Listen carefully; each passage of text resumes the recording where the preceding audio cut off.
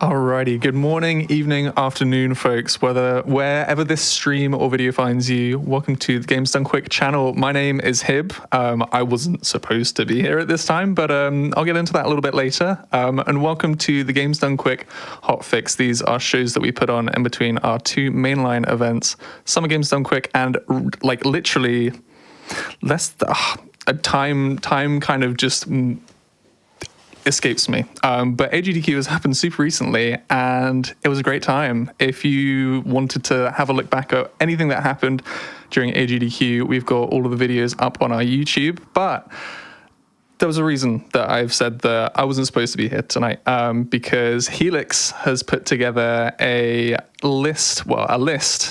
Games Committee put together a list of backup runs for Awesome Games Done Quick, because, we've got to have things ready in the wings just in case anything were to happen to the main schedule. And we have a wonderful collection of talent who were ready to, to be on call when it came to 5 a.m. in Pittsburgh, in a hotel in Pittsburgh. But instead, we have got them here tonight. So as you've probably seen to the side, and whilst we were waiting, we've got a wonderful schedule, and we are going to be throwing it over to TUNIC. But yeah, Helix couldn't make it for the start of this. Will be joining us later in a run of her own, but best wishes to her, because she's feeling a little bit under the weather at the moment. But we are going to be, we're going to be doing TUNIC. I'm joined by Silent and Rad. It is over to you, folks.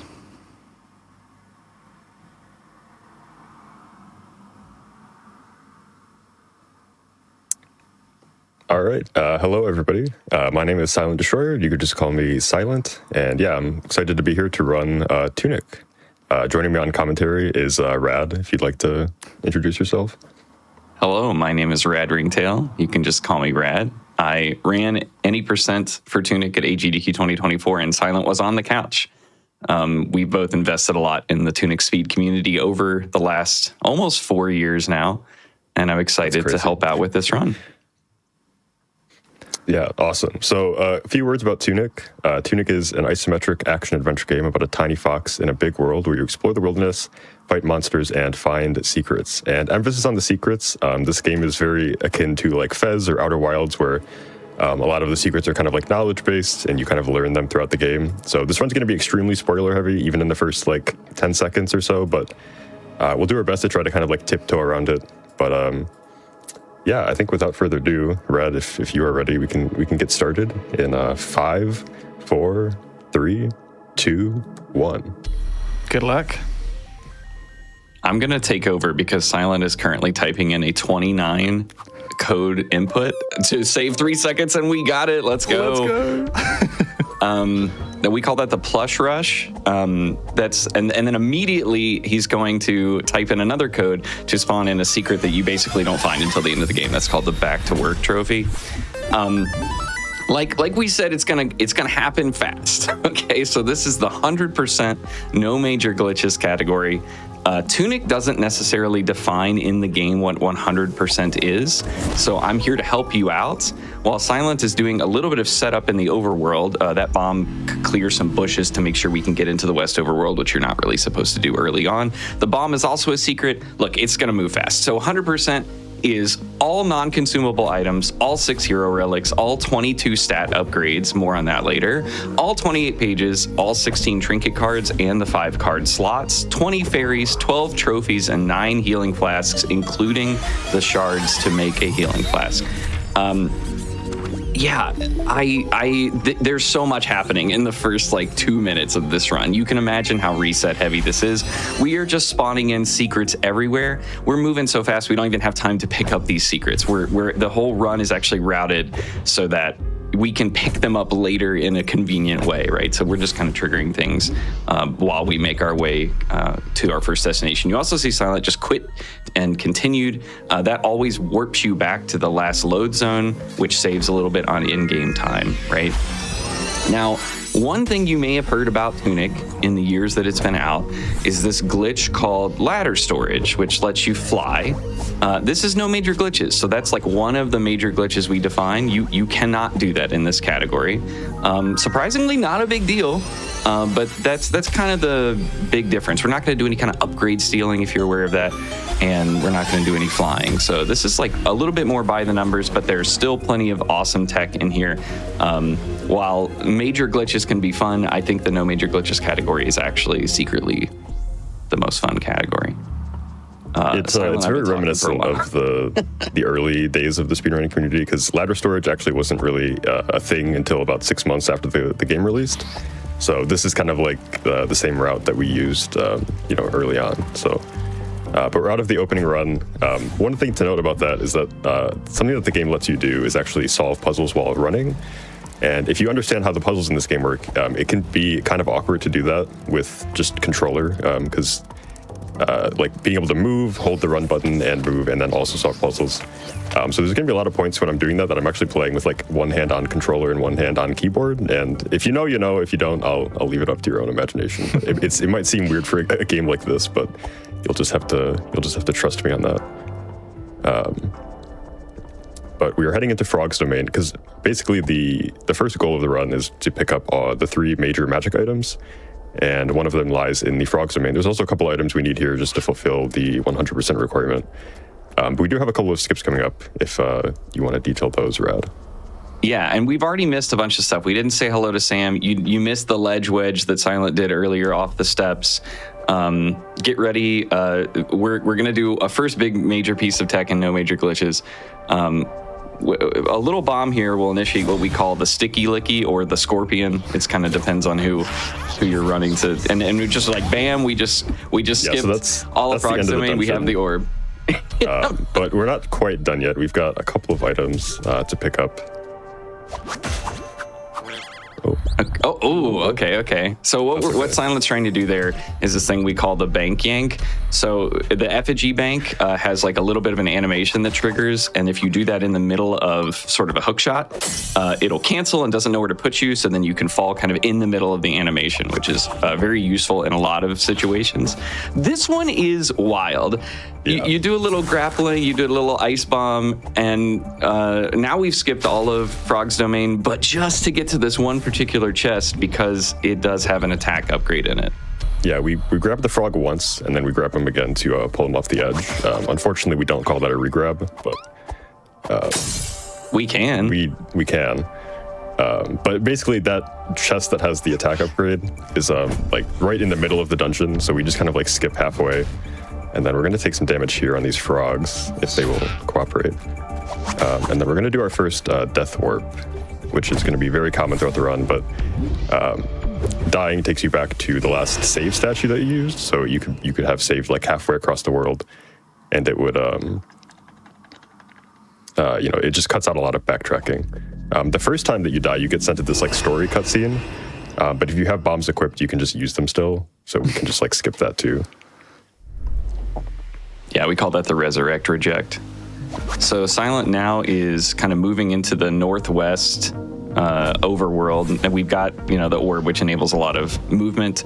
We're going to be picking up some items. I mean, we're basically just trying to move through the game as quickly as possible to get some of like the core speed tech required items before we go get the ultimate item, which we'll save for a little later.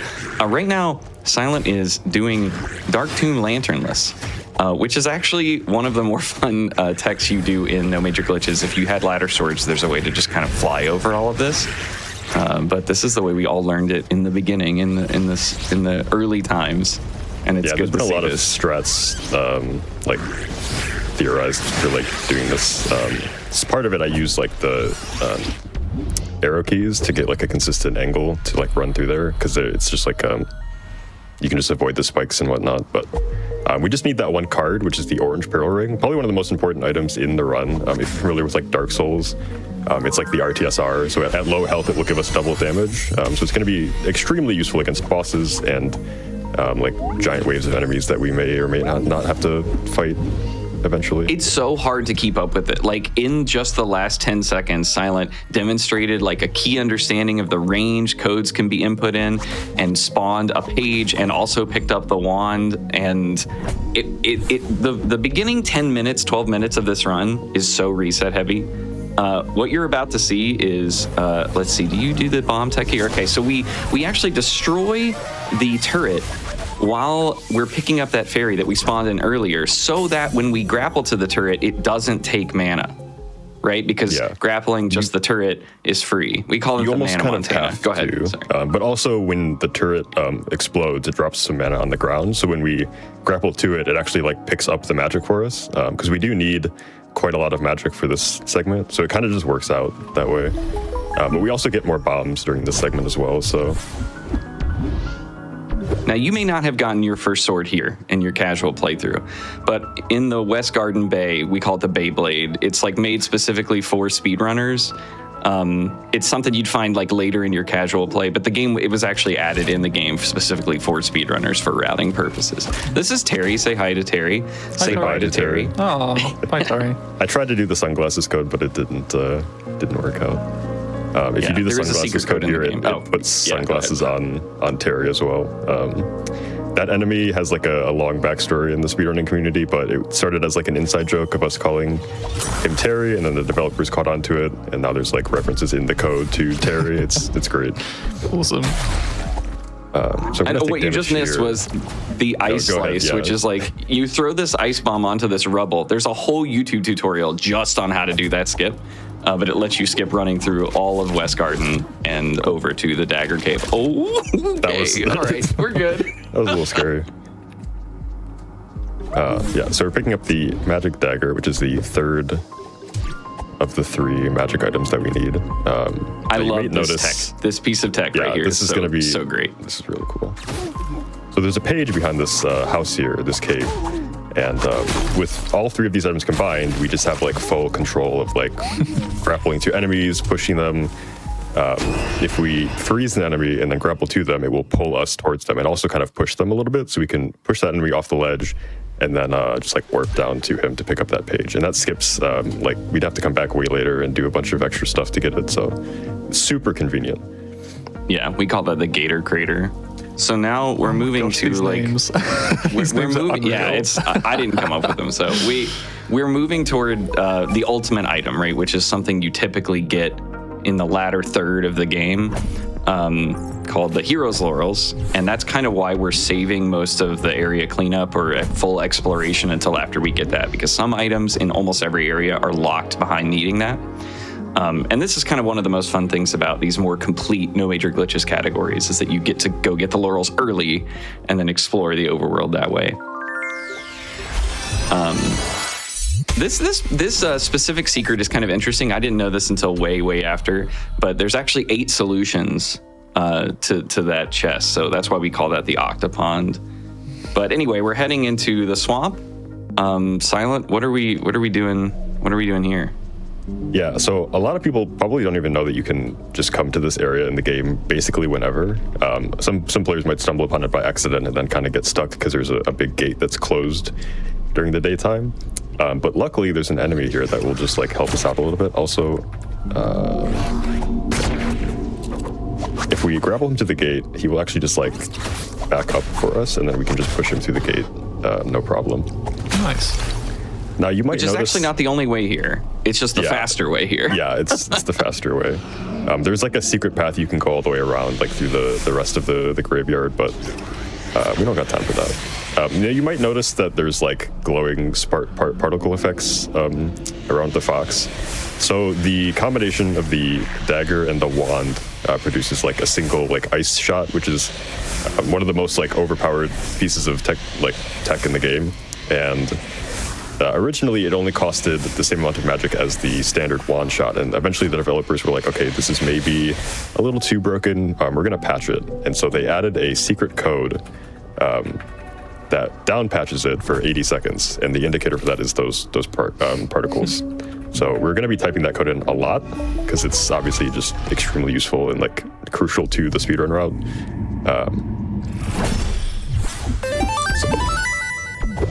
There's not much to say about this secret that we just got other than we are very blessed that the door opens from the outside using that code, because that's not in any way how you would normally. Oh, this is great. This is called the chapel grapple.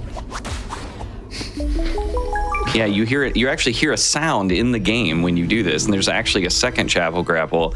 Both of these skips were known by the developers, and there's actually like you found a secret tone that plays when you accomplish either one. There is a third area in the game where that also happens, but unfortunately, like, is not used in any of the speedruns. They got 2 out of 3. Yeah, that's good. So this is the gauntlet, and this is about 3.5 minutes of an auto scroller. All the enemies, well, you choose the order of the waves you want, but all of the waves, the enemies spawn in the same place at the same cadence.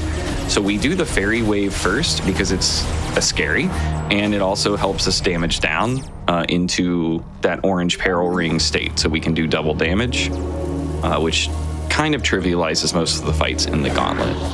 Silent, do you want me to talk about anything specifically in this 3.5 minutes? Not particularly. I mean, we do the fairy wave first, like Red said, because I want to damage down to use the orange pearl ring, which is like the double damage item. It basically makes the rest of the gauntlet like pretty easy. Like all the enemies will just die in 2 hits. But the fairy wave can be like a little scary, but it should just be like smooth sailing from here. Okay, I have one thing we can discuss, which is there was a pretty major change we made like a year or so into the speedrun community for 100%. Oh, yes. So like I said, the game doesn't define what 100% is, so we kind of had to come up with that. And originally, we required the usage of all of the upgrade materials. And one of the reasons we did that is because there was a glitch at the time called upgrade stealing, so it made it fairly trivial, like once you had one of the upgrades, to just kind of get all of them and move on.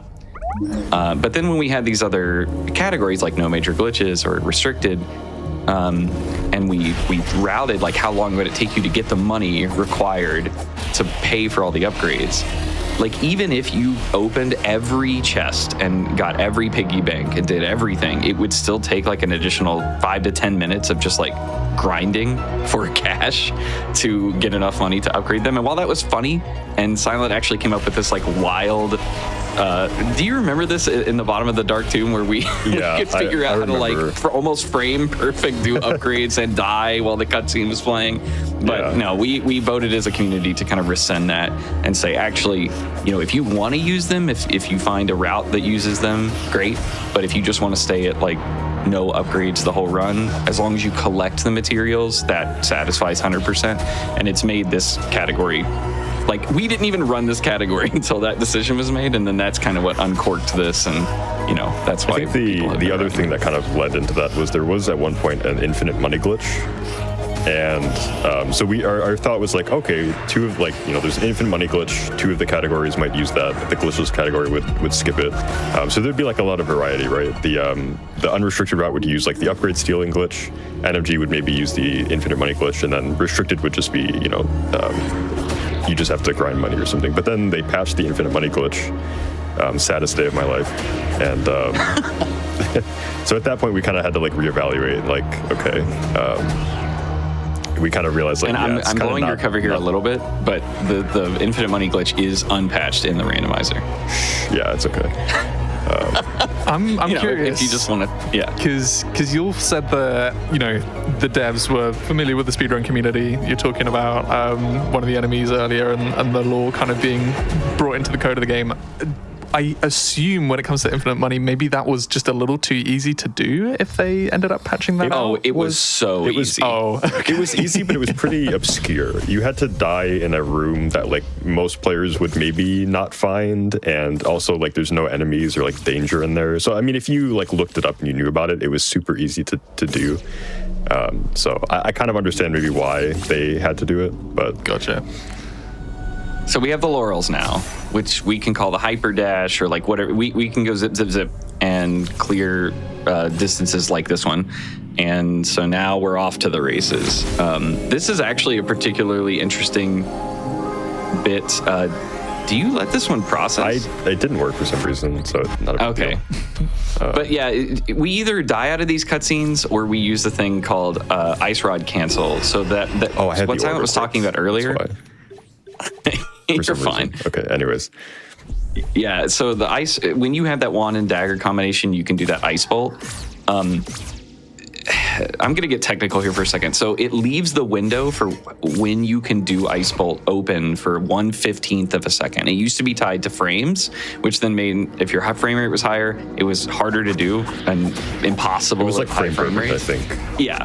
So they changed it to be 1/15 of a second, which means that like there's a small window where you could start using the wand and it has to start playing the animation for the wand. But then if you use the dagger, it like stops and does the ice bolt animation instead. And as part of that code, it cancels all active animations, which coincidentally means that we can use ice bolts to break out of tons of animations, even like opening chests or collecting relics. So you'll see that used quite a bit. Yeah.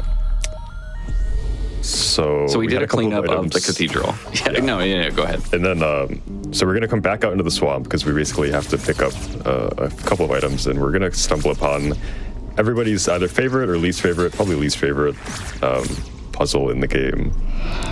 Puzzle. Just puzzle in quotation marks. I mean, it's, you got to, I don't know, think about it maybe. It's boneheaded if you ask me. Yeah. This is scary because Silent is at 1 HP, right? Yeah, and that's to do more damage. The RTSR or Orange Barrel Ring out here because there's a lot of enemies that we have to take care of. The scary one is that there's a ghost enemy somewhere who's going to come charging in, so I'm just going to like wait. Okay. I have died many times to that one because I forget about him, and then he's like, "Hello." There's definitely a pretty high death risk, especially when you're learning, like in this scene. But even if you die, now that we have the laurels, though, it's like even if we die, you can get back to anywhere. We can move so and quickly. You saved in Cathedral, like, so it's not too bad. I actually want them to die over there because if they fall in the water, it can be a little tricky. It's RNG time.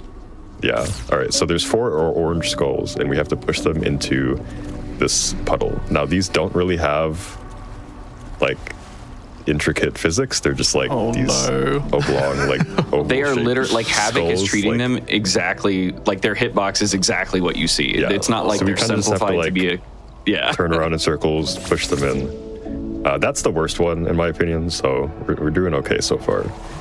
But like, this is at least because we only have to do this in 100%. But this can be one of the biggest like variances of time in like any segment is whether you can get these skulls to cooperate. And I know like if folks have played like the randomizer, this is everybody's probably least favorite check because it just takes a while, especially if you don't have you like get the trick shot. Equipment. Trick shot. I think so. Yeah. Yes. There's a little bit of a setup for that last skull. You can just push it up against the wall and then push it off, and it tends to go in. Slam dunk, nice.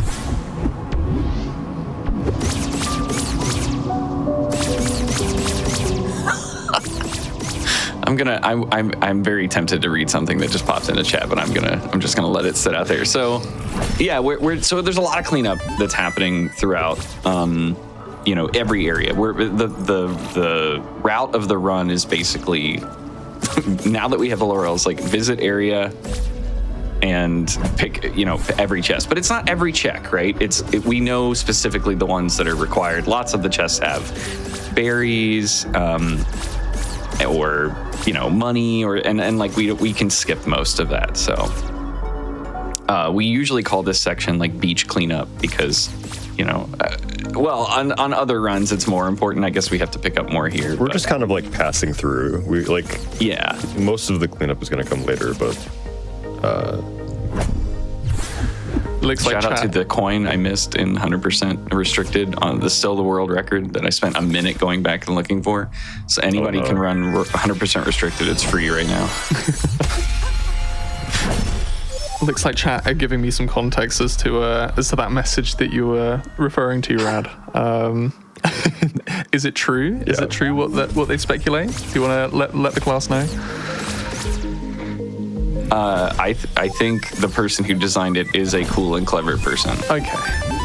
Yeah, I'll go with that. I'll take a risk.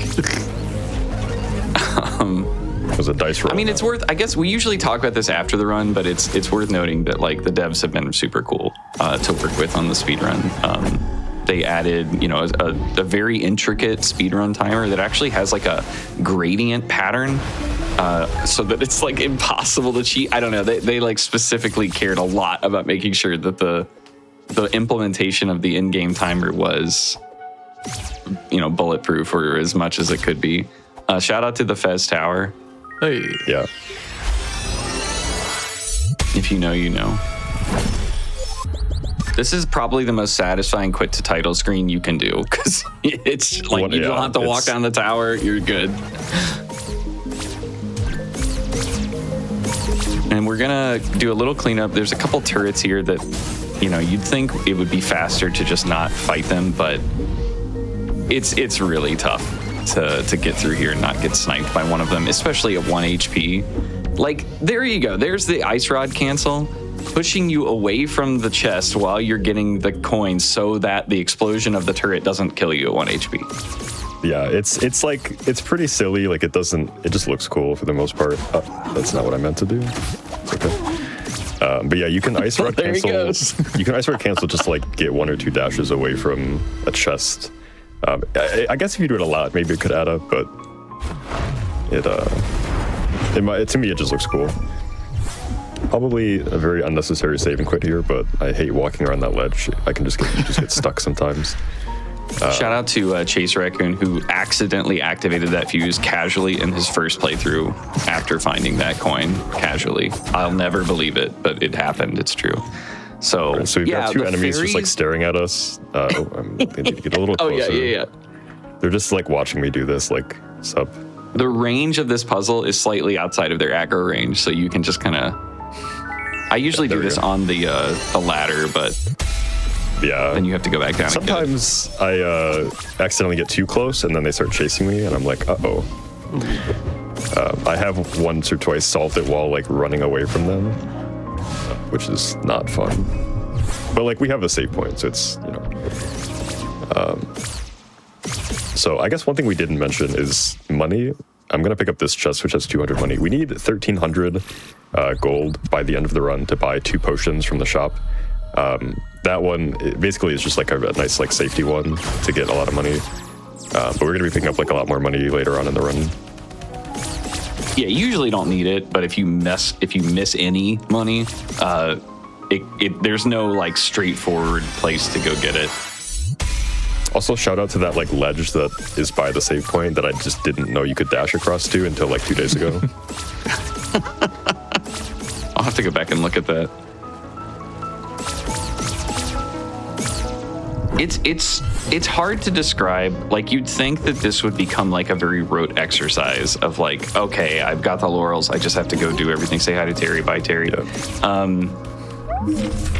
But it's so satisfying. Like, the movement through here, if you can get past that like first 15 minutes, is just, it feels so good. And it also like trains you. The randomizer can train you for this too. Like, it's such a compelling exercise. Now, I would be remiss if I didn't point out that Silent is turning in some coins right now. That is required, right? Because we need to get all of the trinket card slots before the end of the run. But if we do a couple right now, that gives us a couple more slots to play with, right? So that we can equip other cards throughout the run that save just like a little bit of time. So we have to do it anyway. We might as well do it now. The other card that I equipped is faster stamina increase. And so because we're dashing around a lot, it uses stamina. It's just like very nice to have. So this is the skip that I meant to do earlier. When you pick up the hero relic, you can ice rod cancel to go back to the warp, and then you can just like time it so that you can warp out when the cutscene ends. Saves just like a couple seconds. There's like 6 of them, so if you do it all, it just, it adds up a little bit. So this is where we get to go backwards, and we're going to go backwards to collect the items in Dark Tomb, and we're going to go backwards through Under the Well. We're going to do this without the lantern still. Yeah, we still don't have the lantern. It's a little bit out of the way to pick up right now. But we have Okay. Yeah, one of them is in this like dark corner, and sometimes there it is. I can laser see it. traps. Yeah. That's actually the easy chest. The hard one is coming up. All right. I've got like a little bit of a setup for this. Hopefully. Nice. Okay, nice. So yeah, we're done with Dark Tomb now. We don't need to. Now we'll do Under the Well. Don't need to ever go back there. So now that we're done with that, we are going to come back out here. We're going to pick up the lantern. So out of the way. It's so much faster to do that in the dark. And then we're going to activate this fuse. Gotta wait for it to fall. You have to be really careful. Yeah, if you leave before it falls. Yeah. I've left that room so many times without waiting or like forgetting, and then still faster than getting enough money to buy one of the coins. I don't know if the coins ever actually show up. I think one of them shows up in the shop in this run. I think one of them is like nighttime gated or something. Yeah. Which we don't ever see nighttime in this run, because basically everything can be done during the day. So like we don't even get to the final boss until the very end, which if you've played this game might be kind of surprising. But so you can see that Silent has the magic dandruff proc right now, which literally is just making it so that doing an ice rod cancel to leave opening a chest to save like a half second is cheaper. And also some of these enemies I like freeze just so I don't have to like fight them, so I can open the chest. Okay.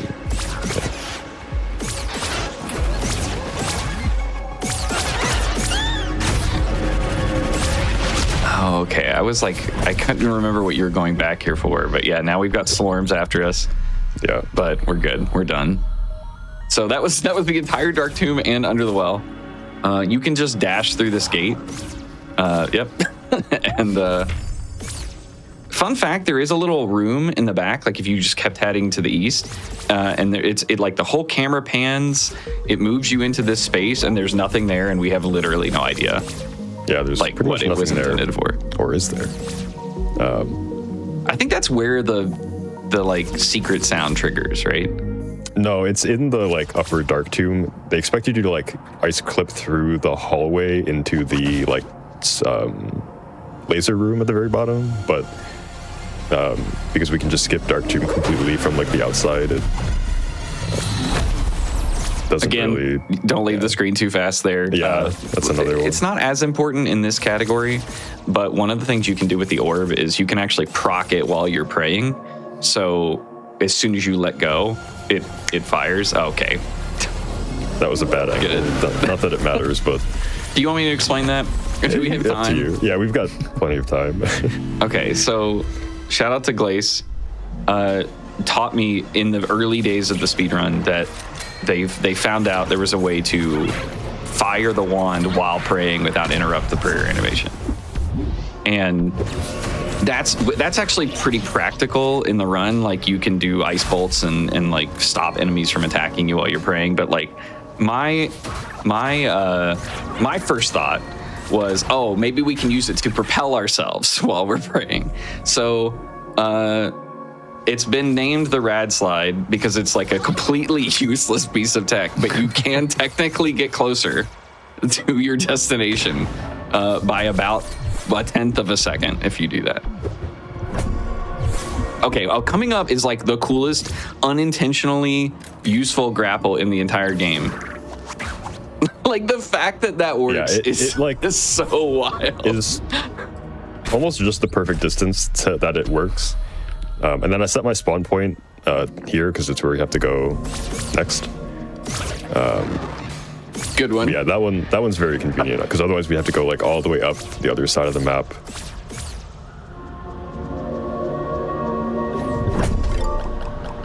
Yeah. Actually, that is like an important piece of routing in this game. Is just knowing like, especially in the larger wide open areas like the quarry, like where do you save time by just being able to quit out and continue to spawn back at the opening of the door. And in that case, that saves us from having to climb down the ladder and all that stuff. So we are timing. There's like a point at which the game registers when you have acquired this relic. And it's right when these little like magic dots come together and your UI shows back up. So we try to time it so that you don't load out of the scene until that happens. It's when the HUD comes back. Yeah. I don't honestly know like the exact perfect timing. I just kind of like wing it. Yeah. But I mean, it's really risky to get it perfectly close. So what Silent just did was there's a puzzle you have to solve. The range for the puzzle technically extends to where that rope is. So you can trigger it so that when you get to the top, you can just collect it. Okay, I'm not going to make any jokes or anything. I'm just going to let Silent concentrate. Silent is currently typing in a 100 input code. Oh my gosh. If anybody says, do you memorize it? No. You couldn't pay me any amount of money. Like, I don't think I could physically do that. Have I thought about doing it before? Yes. Would it be baller? Yes. I don't think anybody in the community has even come close. We are definitely reading this off of notes. And even then, it's like every other attempt, I mess it up. So it's, I won't say anything more about it. If you're in unrestricted, you can actually ladder storage off that little ladder at the bottom of the screen and kind of either clip through the door or go around the door. So unfortunately, in No Major Glitches and restricted, you are required to type it in. And there you go. Hey. Well, now try not too bad, but it's just because like trying to do it very quickly is very prone to like mistakes. So it feels good when it works, but yeah, I don't always expect it. Well, congratulations, Silent. I have a question for you. What do you call a fox in the snow? Cozy. I don't know. You're good job. That was a test. We provided you the answer earlier through subversive means, but good job. Good job. So this is an excellent clip. This is like, okay, just kidding. You're not doing that yet. I forgot about lower Corey. Yeah, I forgot to equip the mask, so I'm at 1 HP still. There is a card that puts you at 1 HP. We use it for like death warping and stuff, and I do not want that equipped during this part because it's a little scary.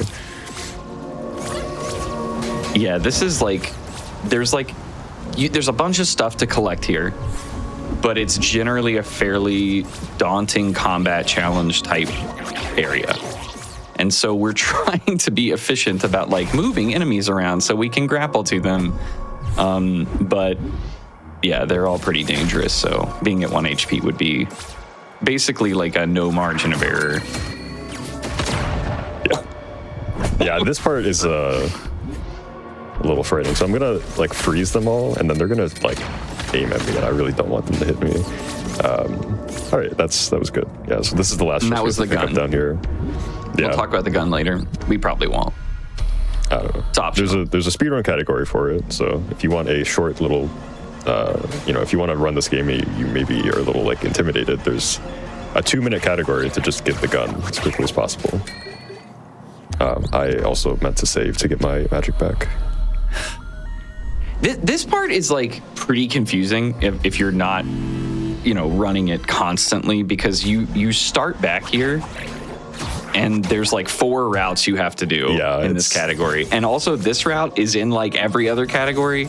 So at some point it starts to blend together. We have 5 main categories and they each have the 3 rule sets: restricted, unrestricted, and no major glitches. So, and I think we've both run all of them at this point, or most of them. Yeah. I think I'm still missing a couple, but... this is tech that looks superintended. We call it "see you later" elevator, and then you can even dash like before you get up. So this area of the game is typically pretty scary. It is like the most reset heavy of most of the shorter speedrun categories, but because we have the laurels, it is hilariously trivial. Like there is almost nothing to worry about in the entire area. So it's so relaxing as an 80% player. You can skip the mini boss there by just like cutting the corner around the tower. That's one of in other categories, like you have to find a way to get past that. that mini boss. And then once we even get later on, there's like 2 more of them. So but having the laurels here just like makes it super, super comfy. But you still have to do this. And while he picks up the lure, I'll explain. So in IGN Reacts to Speedrunner thing, audio engineer Kevin Regami of Power Up Audio dropped a hint that there might be something here. And then we figured out this clip, which we call Power Up Cardio. And it's like you kind of just wedge off the corner and you hit a load zone and it skips like a minute auto scroller elevator and a bunch of lore that we don't want to spoil in the speedrun. So that's excellent. Awesome. Not how they intended it to work, but yeah, there's like 3 different ways you can do that. The one that the developers knew about was you could, if you died and fell off the ledge, you would still hit the load zone and appear on the other side, even though you were technically dead. And there was like a short window you could Alt F4 the game, and it would spawn you down there like back alive. Wow. But we don't allow like closing the game during the speedrun, so we had to like come up with some other strats. One of the New Game Plus runs, there's like a crazy strat where you actually like use the mini boss to like grapple him off the ledge and then pull yourself down with him. It's like super crazy, but yeah, I would say less crazy and more like I don't run that category anymore. Yeah, it's like super. It's one of those things that you only get in like New Game Plus because you can start with like max stats and all the items and stuff. Oh, this is the scavenger boss. If anybody had trouble with this boss, don't worry, we got you covered. When the boss can't be grappled out, when you grapple, it kind of pushes an enemy forward a little bit and then pulls you to them. The devs were like, we're smart. We know people are going to try to push this boss off the edge. Well, we'll just disable that. Well, if you freeze the boss and then refreeze them as they are thawing, like breaking out of that frozen animation, then that protection doesn't apply anymore. It did take us we did not discover this until years into the speedrun, but it's super trivial. It's 100% consistent and it works in almost every category. So pretty fun. Silent, I have a question. Yeah. While you're warping and all this stuff, what is the Fox's favorite pasta? I don't know. Gnocchi. You know why? Why? Because we skipped. Because the same reason you can't get in the old house, Gnocchi. Yeah. God, you failed that one. Yeah, I definitely did. You switched it up on me. Gotta keep you on your toes. So this Rudling is playing chess, and we are cheating, and he's kind of bummed out about it. He's just like, wait, what just happened? Yeah, but we're good. We got that fairy. This one is fun. So, you want to damage down here. Okay. The blobs are a perfect opportunity. Yeah. You also need to. No. Yeah. Okay. Yep. I messed up the code once, which gave it me less time to do it next time, but also take damage. Anyways, that's again where that ice rod cancel saved your life. Like if you had stayed there, I think it would have been fine, but I didn't want to take any risks. So you can just dash through the wall there. Yeah, you can just once you have laurels here, you can just move about. Yeah, we get laurels first, and then we go through the entire rest of the game where you're not expected to have the laurels. So a lot of stuff just becomes a little bit trivial. But that's the fun of speedrunning. Oh. The number of people I've seen do this room casually and try literally everything in the world other than hit them with the sword is fantastic. So yeah, that's one of the secret trophies. That's a nod to, what is the game called? Is it Spring Falls? Did I just make that up? I think Spring Falls, I don't know, actually know what No, that one is Spring Falls other is the flower. Yeah, this is Dust Force, right? I have no clue. Actually, I don't know. Okay, well, good. I know what most of them are experts here, to. folks. Some of them are. How many hours in this game? Too many. So these trophies are technically mostly references to collaborators, other games they've made and such. And okay, I think you were right, Rad. Yeah, I think that is a reference to Dust Force, which is another game that the composer of Tunic also composed the soundtrack for. Nice. I'm going on faith that any of that is accurate, so. I think that makes sense because there's like some interesting info about like the music in that room, right? Like it only plays in that room, and it was like I think a track that they had made before working on Tunic or something. I think so. Yeah, it definitely. There has been music for Tunic out, like for half a decade before Tunic came out. So, get ready. Here's the boop zoop. Done. Good. You can just, for some reason, the nav mesh just extends up a floor, so you can climb on that rubble and just warp to the top. Now we're gonna do. What is this one called? Beneath the Eastern Vault. It's on the screen, conveniently. Backwards. Weirdly, one of the most like dense areas in terms of things we have to pick up. There's 5 chests in here, and we need 4 of them. And for it being such like a small area, it's like I'm gonna be a little careful with these spiders. Sometimes you get caught on like the corners there. 1 HP. We set up remember those blobs in the overworld? We set up the 1 HP for like the very end of this segment.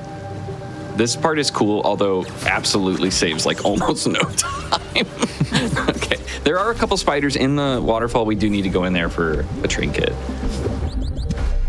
Yeah. And then we can just quit out and warp back to the fortress. It's fantastic. I'm gonna use this berry. I don't know if I have enough magic, but we picked up the 3 berries at the start of the run, and we have like a couple of extras. We don't really need them for much else, so just use them wherever I need to. But we do that ice clip very specifically set up. You can use the fire wand to push the enemy back to the wall, and then freeze him, and then grapple through the door.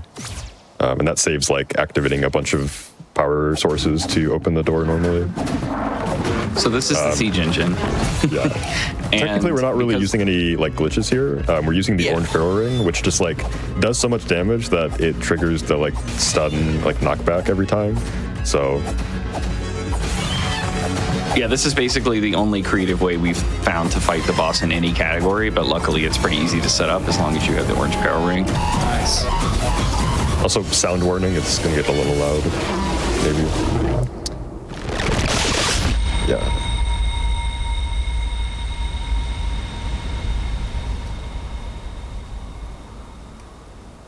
We have a pretty creative name for that tech, by the way. Any guesses? I know it's going to be good because all of these names have been unreal. Yeah. Well, it was come up with by a runner that doesn't run anymore. So out of respect, I won't mention them. But it's called the Siege Engine Stun Lock. Nice.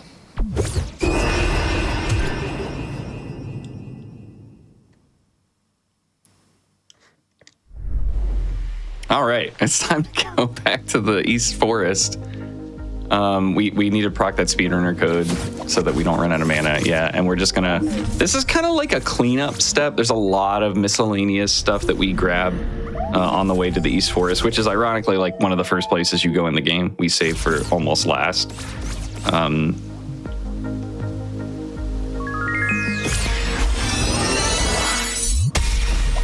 There's a very important trophy we're gonna pick up in this room.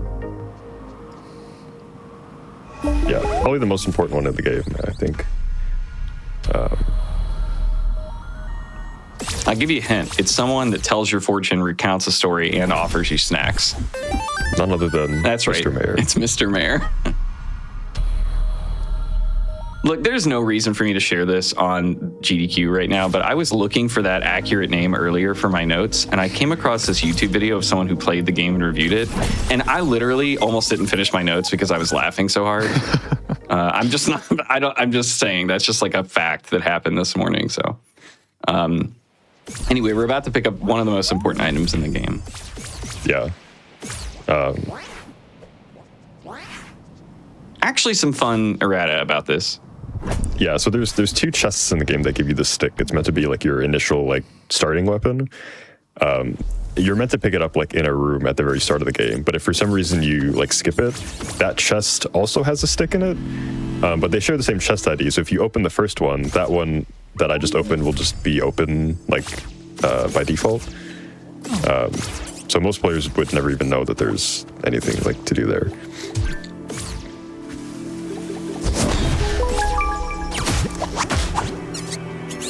Oh, that's new. What, what the... Oh, come on. Okay. I didn't know you grappled from inside. That's such a needlessly complicated. Yeah, I don't really know why I did that. It's because I ran to the save point first. I would normally do that like immediately upon entering this area. Oh, I was gonna say I thought you did the corkscrew up, first. Sometimes I do. Okay. Sometimes Hold I on. don't. What are we get? What's this boss's name? Goo. It's Goo. You can just dash to the gate, and sometimes the boss's like health bar doesn't have time to fully load in, so it's always like a guessing game of like how many letters will we get. We did that last time we ran this, and the whole name came up, and it was like, well, joke's over, I think folks. Sometimes you can get stuck on the gate, but it's funny when it works. All right. Great blob job. That's definitely not meant to be done from upstairs like that, but it just happens to work from a ledge you can get on with the hero's laurels that you're not really meant to be on at all. It's fantastic. You can also actually throw an ice bomb from that perch if you're targeting the blob, and it bounces just right to be able to accomplish that as well. So you don't even have to know the ice vault to do that. I'm gonna try and race the spider here because he's still alive. Maybe I could do this before he comes over here. It's literally not even close. Like, where even is the spider? Oh, okay. I hope he comes over to wait for you, because then you can dunk him. Well, I kind of switched the order of that. I used to like grapple across and then go back, but it kind of makes more sense to do the fairy code first. So this is where you'd normally go get your sword at the beginning of the game. Oh, what are you going to do here? Okay, new tech. There's another to do shred the you can skate there. Yeah. You can clip through the like corner of the gate if you dash between like a bush and the wall, but it's kind of inconsistent. And in this category, we have like enough magic to just clip through the gate. So now Silent is going to do a death warp here, which is so silly because we literally are going to warp back like one screen, but it absolutely is faster.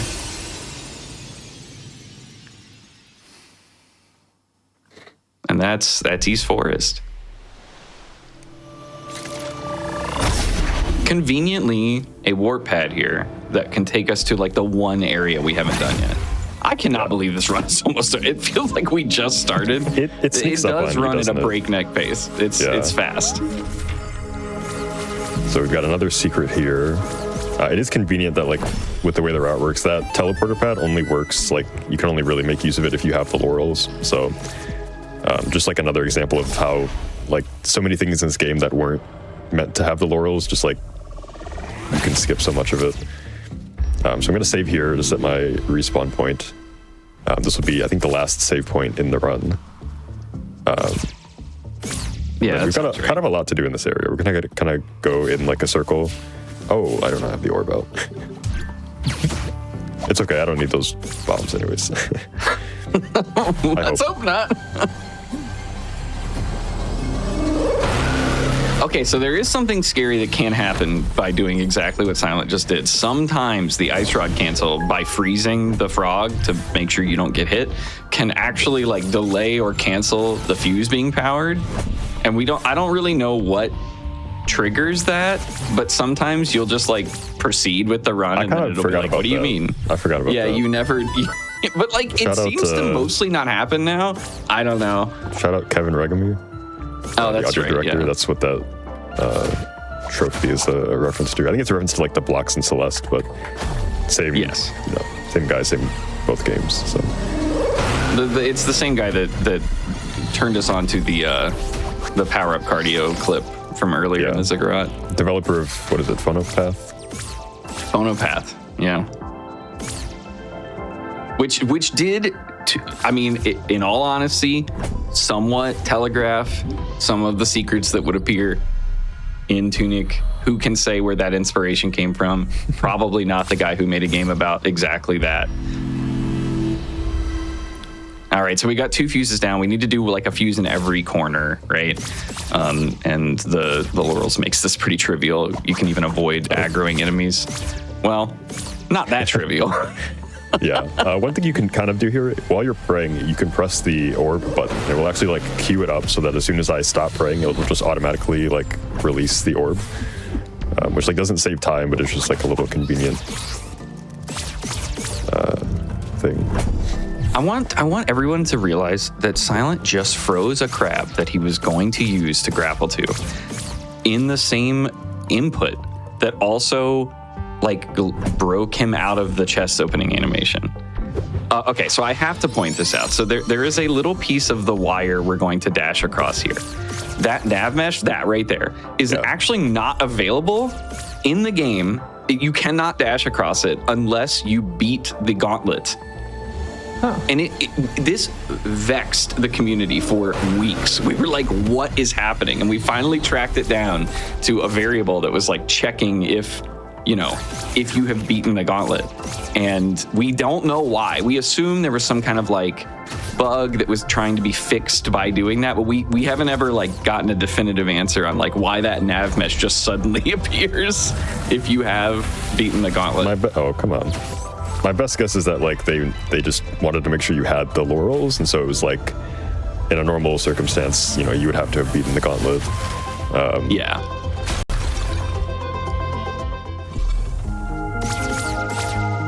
Well, I think it was mostly like we mostly discovered this because of the randomizer. Why can I dash across this? Like people realized that they could dash across it sometimes in like the rando, and sometimes they couldn't. And we didn't really understand fully why. So which carpet quadrant are you? Lower left is the one that I always use. I'm usually upper right. Yeah, it's okay to be wrong. I feel like we should have memorized that one by now because it's so hard to read. But like, I actually have the one on my notes just so I can like don't have to like look at the don't have to squint my eyes at the in-game like texture. So final relic here. Did we ever explain like what these are for? Do we need to? Not really. It's kind of a spoiler. Yeah. It just makes you whole again. It's kind of true. There's a mechanic in the core game where like you collect a bunch of stuff, then you lose it all, kind of like Metroid style. And you got to get it all back, and so we're just getting it before we lose it. Oh, we're seeing some love for the lower left. We've got lower left crew in the chat. Okay. We've got some upper rights as well. Okay, a little bit of a balance. Is there a superior way of doing it, or is it literally just like it's just literally not? It's all the same amount. There's of, 4 correct answers, so that's awesome. So you may be familiar with the trick called Basket Mom, which we do in Unrestricted, but we're not allowed to do that here. So instead, we're going to use the lure and a trick we call Seduce Abuse, where like the lure is going to activate the librarian once we climb below a death plane that spawns. Oh, you got this. That is the one attack that can kill you. And so the librarian will try to follow you down the ladder, hit the death plane, and it's like instant kill. Yeah, you really don't want to get hit by the orbs because it technically doesn't, it'll kill you if you're at low HP, but it will knock you off the ladder, and there's no way to get back on the ladder without saving and quitting. And if he dies when you do that, you cannot pick up the money that he drops, which is like critical to being able to buy the potions that I'm going to buy right now. Because that money is a great timely because all the money we've been collecting the entire run is just to have enough to buy the final 2 potions in the shop. You need 1,300. He drops like 250, and then there's like almost 300 in the chests in the room before him. So like we do have to pick up some still throughout the rest of the run, but.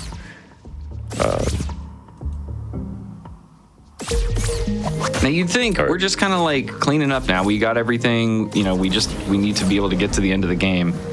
There's actually still, like, it's kind of still intense from this point on. You still got to do a bunch of cleanup in the overworld. This is a chest we spawned in literally in the first minute and a half of the run that we just now pick up. It all comes together, like right at the very end. Everything that we did at the start is like, we don't really come back through these areas until the very end. So, Crealia, this is the room you can do the infinite money glitch in. If you die in that room, your ghost never. You can just spawn 20 coins from the ghost. Oh, I got this bomb wall at the very start too. That happens sometimes. The firecracker you throw to clear the bushes sometimes opens the door. Yeah. All right, so we got 9 more coins to turn in. I'm gonna pull the guy into the water, and then. Yeah, we're literally just turning in like 9 coins in a row here. This is just there's no faster way to do it. Yeah. If you want to save like a smidge of in-game time, you can save and quit after you like every threshold, but it's so silly. Honestly, I don't even know if that's faster. I did it like once because it was funny.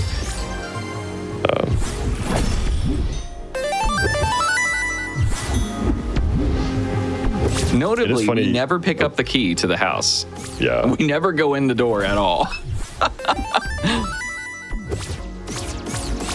You can open that chest like before the card slot pops up, but it plays the like, you found a treasure, but it just shows the like normal item. Yeah. You're gonna see a really cool piece of tech here. Hopefully. To clip in to get the shield. It's kind of hard to explain, but it's like if you lock the camera strafe right around, okay, or just, I don't even know what you just did, but like whatever. You can just dash through the gate. That gate, unlike the other gates that we dash through, is normally extremely difficult to dash through. You just have to be like halfway, like on the side of the wall and halfway like in the doorway, and you just kind of like clip through the seam.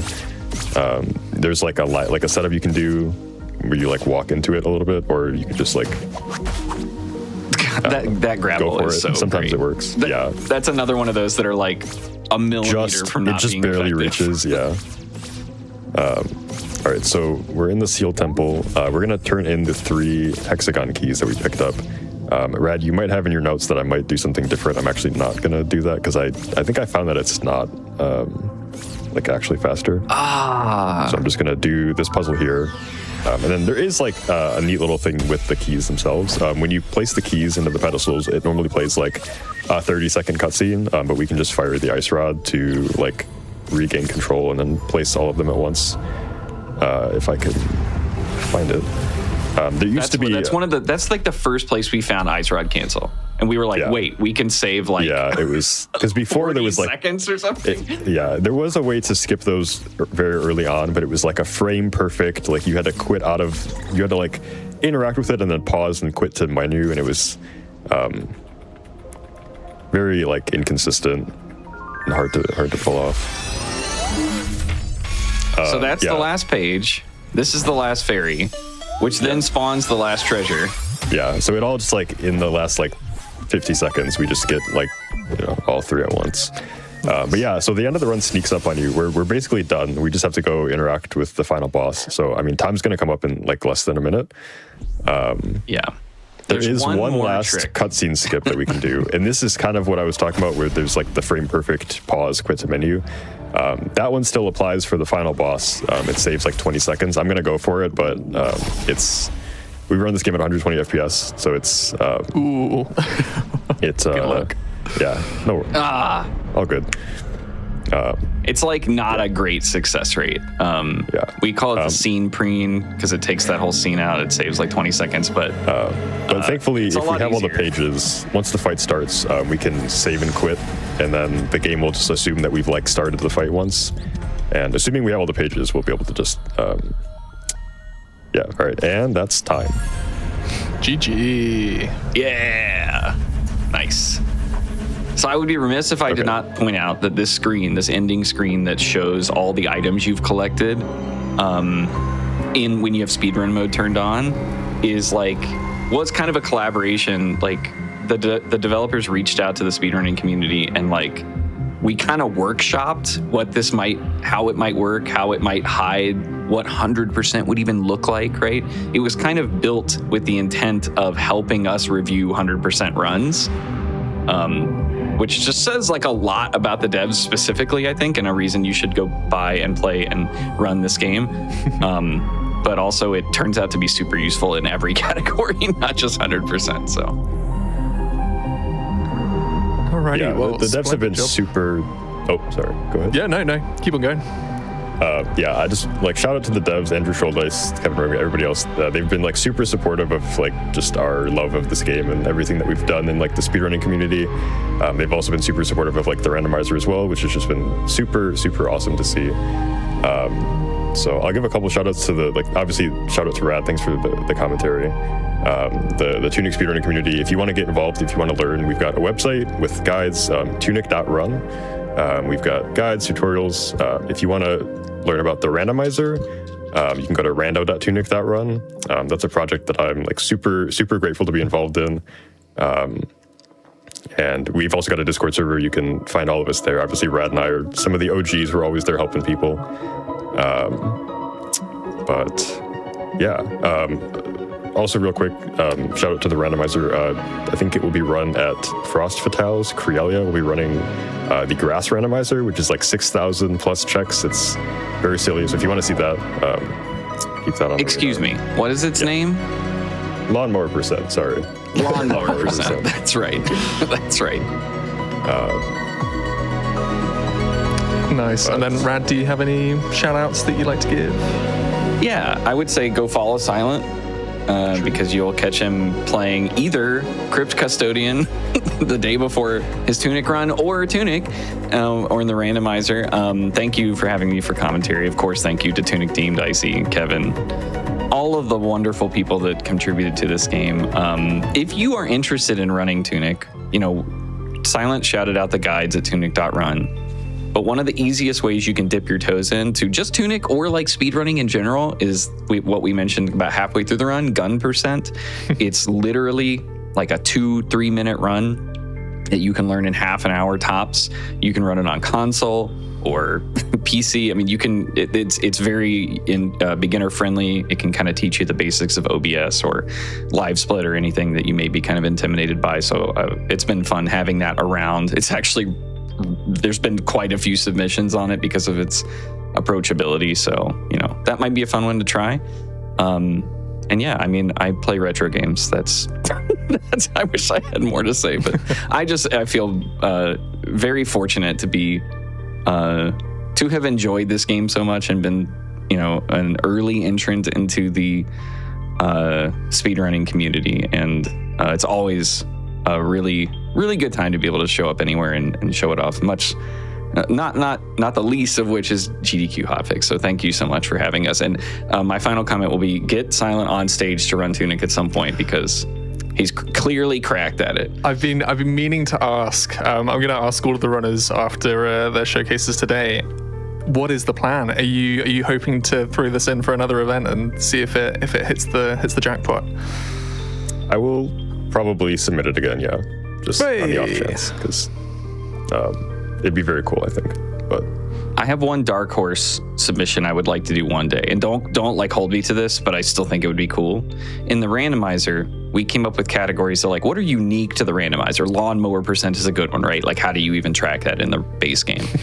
But there's a super cool category in the randomizer called all checks, which is even more than 100%. It's literally did you check every single chest, every boss, everything, right? And running that and mixing in all the possible speedrun tech to also route on the fly, I think would be super cool. But to be determined. We haven't really optimized it yet. Yeah. Couldn't agree more. But I think that is all that we had. Obviously, shout out to Helix for putting this together, who's couldn't be here. But thank you, Hib, for taking over. No worries. Yeah, thanks for having us. No worries. Well, splendid job, both of you. Thank you so much for showing off Tunic. Hopefully, we'll get you on the main stage again at some point. But folks, before we go into our break, setting up for Supraland by Delphi, just want to take a moment to say thank you to everyone who supports Games Done Quick with subscriptions, gift subs, and bits cheered. Your contributions help keep our shows running. So if you're enjoying the stream, consider subscribing for some exclusive emotes, some ad-free viewing, and access to chat during replays. You You can also support the stream by sharing the Games Done Quick channel with your friends. And hey, things are better with friends. So we're going to be going over, as we get set up, we're going to be seeing some of Supraland. Now, the great thing about this for me is that I didn't put the show together. So apart from the few people that I've checked, some of these runs, I have no clue what to expect. So I hope you're all going to be in for a nice surprise along with me as we get set up for Delphi's showcase. So see you in a sec.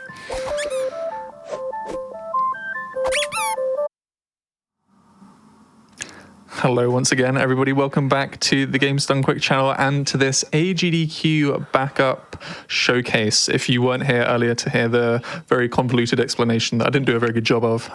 Games Committee, of course, when putting together the AGDQ 2026 schedule, very good schedule by the way, they needed to have some backup games just in case any of the schedule caught on fire. And I don't know how much we ended up seeing in the end. I was just watching from afar, but we have got the wonderful runners that were ready in the wings to show off their games if they got the call up. And we've already had a wonderful showcase of TUNIC, and we are about to throw over to, I have been corrected, Delphi, who's going to be showing us Supraland.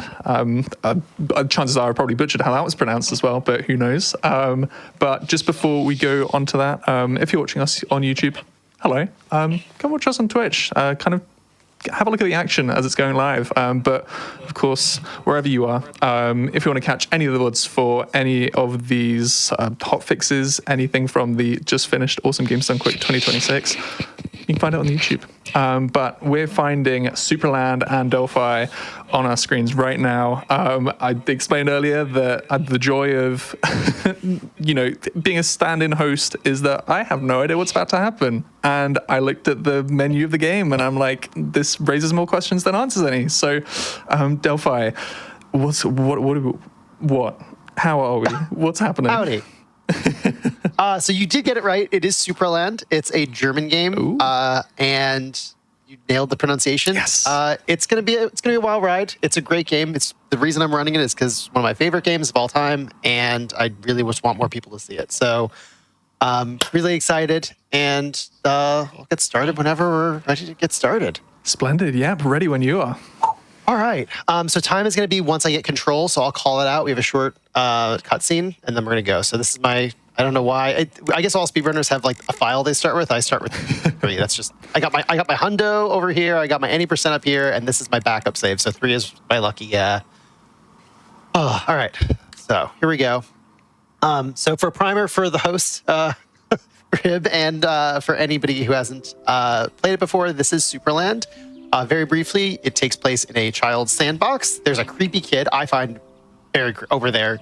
Don't look at his face; it's just alarming. Okay. And you are a child. You are a toy, and you are playing. And oh God, he terrifies me. I see it. A 3D Metroidvania. There's a lot of exploration, puzzle solving, some combat, and starting in 3, 2, 1, go. A lot of puzzle solving, a light story, and it's just a really good time. And this is the first game of a series. So I am the Prince of Redville. Ooh, new strat right there, jumping over that. I just cribbed that from another category. Nice. just this morning. So yeah, this is a game that this is the any % glitchless category. So it's kind of self-explanatory. Beat the game and know things that are glitches. That does not mean we're not going to have anything interesting happening. There's some really cool skips that we're going to get to as we get along. As you might have seen on the screen, it's made by Super Games, and it's made by David Munich. This was largely a solo dev effort. He now has a studio that's working on their latest game, Super World, but this was like 90, he describes as 90% a solo dev effort, including all the level design. Yeah, and you can tell, it really shows, it's very coherent. So we're just going to run in here. We're just getting the story kind of kicked off. I'm finding out why we don't have water. And as everyone knows, the normal source for not having water is if somebody hits a pipe that's already broken with a hammer over and over again. There's some blue dudes there. That's the... I just saw someone post glitchless, with incredulity in the Twitch chat. Yeah, I mean, like, depends on what you call a glitch, but that's definitely an apt and we're going to get to that. There's nothing too funky. You just climb up this cliff for absolutely no reason at all. There's nothing too funky until a bit later in the run, but then we do some major skips, and I'm very excited to talk about that. Right here, we don't do a puzzle. So the very beginning of this game is pretty much, we have to get a bunch of upgrades. Yeah, I've been working on that. Bunch of upgrades, and you get these barrels to unlock the upgrades, and you also, rudely enough, have to collect coins in order to swag? No swag. Oh, almost. You collect coins in order to buy those upgrades. So that right there is a paint machine. It's a very common and very important puzzle mechanic in this game. At least I got the throw. There, I needed a white crystal. I'm going to do my best. I'll explain puzzles like where it seems relevant, but I'm not going to over-explain it because, you know, it's a puzzle game. So if anyone wants to go play it, I don't want to ruin it for them. The coin routing is very tight, largely. So I'll take this as a moment to shout out.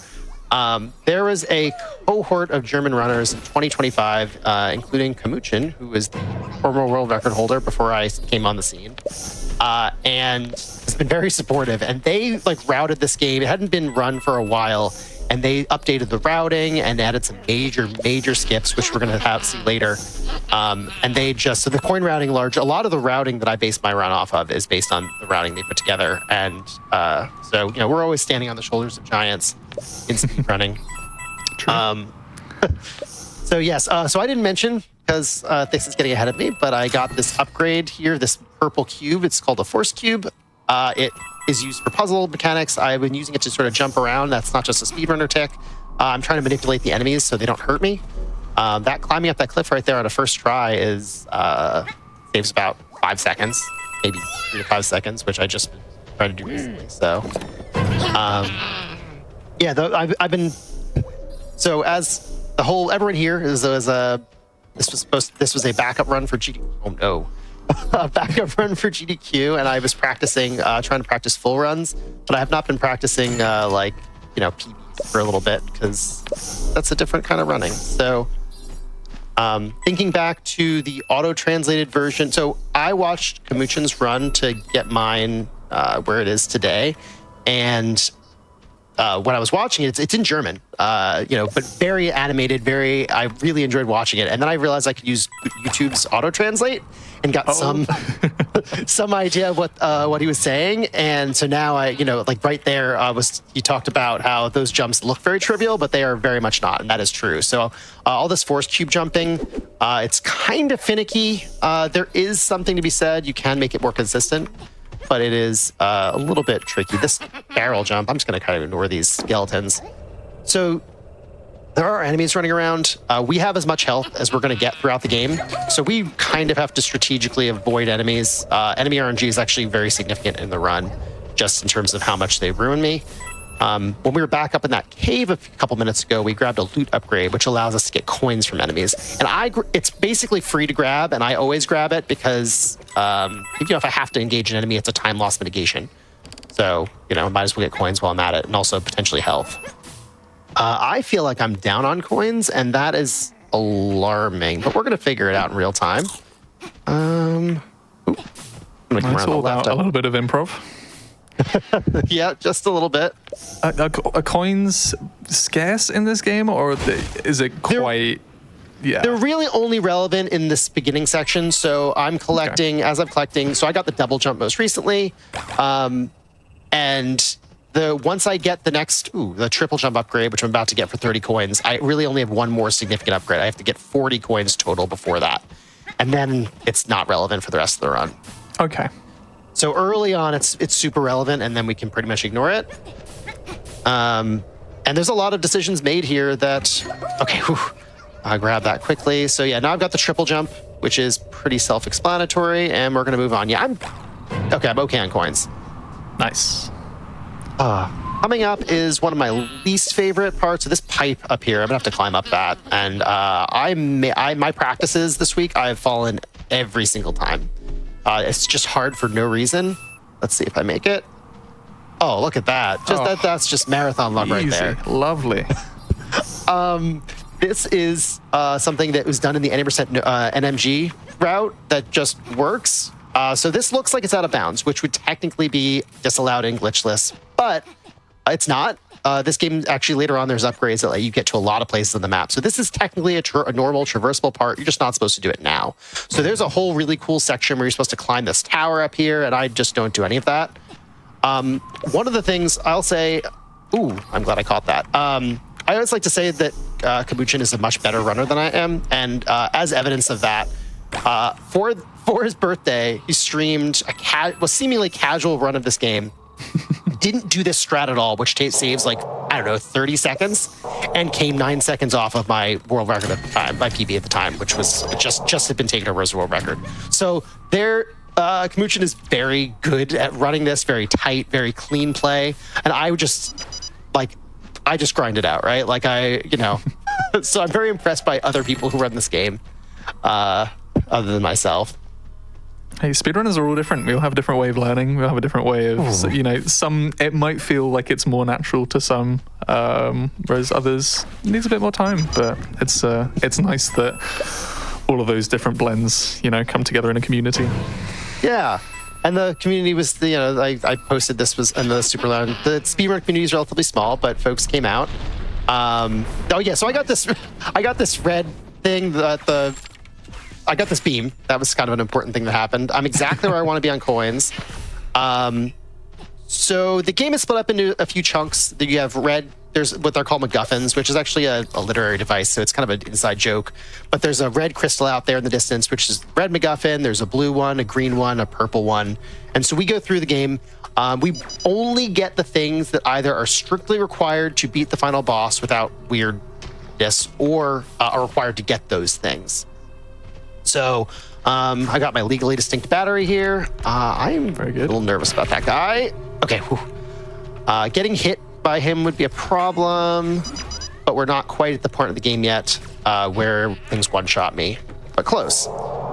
So we're going to come through here. Oh, so that guy almost made it in here, and that would be annoying. There's our little blue pirate friend from earlier. So if I do this right, it's going to look really, really good. And I do this right about 1 out of every 15 times. Okay, we've already messed it up once, twice. Okay. That's all right. Wow. The section's very finicky. It's totally fine. I think I've had some PB runs that just completely mess this up. So we are moving forward. So we got our red. The next section we're moving into, we're going towards the blue MacGuffin, and that's going to allow us some interesting traversal options. We are at 33 coins. That means I need 7 in the next couple of minutes. And I know that 4 of them are free, and in this position, there's a group of 3 coins that I'll get. So I know exactly what coins I'm getting coming up.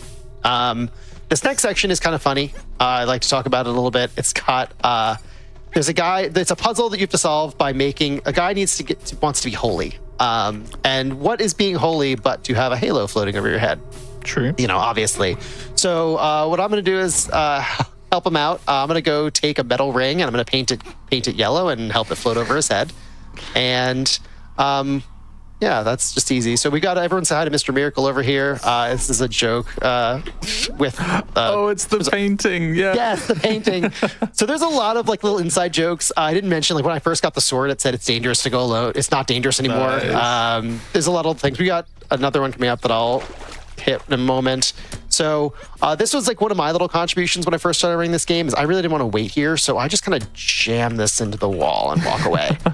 Sometimes it doesn't work if you go. I think that might be a little too far right. We'll see. Okay, but that worked. Cool. Nice. So that allows me to go do this early. And then we're going to jump over here. So down here below me is a character who's supposed to look like Doc Brown from Back to the Future, which, now that I'm saying that, is a very dated movie for 2026. But there's, in fact, that's one reference in the game currently, and a second one used to be here that I will mention when it comes up, because they've got taken out. And I wasn't sure of my memory until recently. I went and watched a 6-year-old video on YouTube of someone did a Let's Play, and it is, in fact, a reference that I thought it was. So Gosh, has it been? I feel like it's been now 10 years past the point where Back to the Future were predicting, the future. And it feels very dated in that way. Oh my gosh, you're right. 2015, right? Yeah. Oh my goodness. Yeah. So that's Scary. And I also missed a coin somewhere, but I got backups all days. So I'm actually going to do some. This key card is going to come on a magical journey with me. This is not.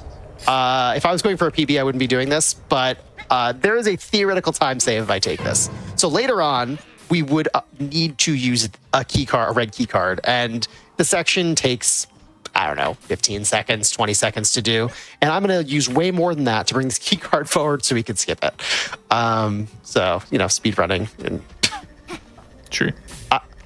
when Wind Atomic took my world record, they have a different route through the section, and I timed it out, and I'm pretty sure that jumping straight that way is, in fact, faster. Not to give him any more tips for trying to take it back. So I'm going to come up here, kind of line this up.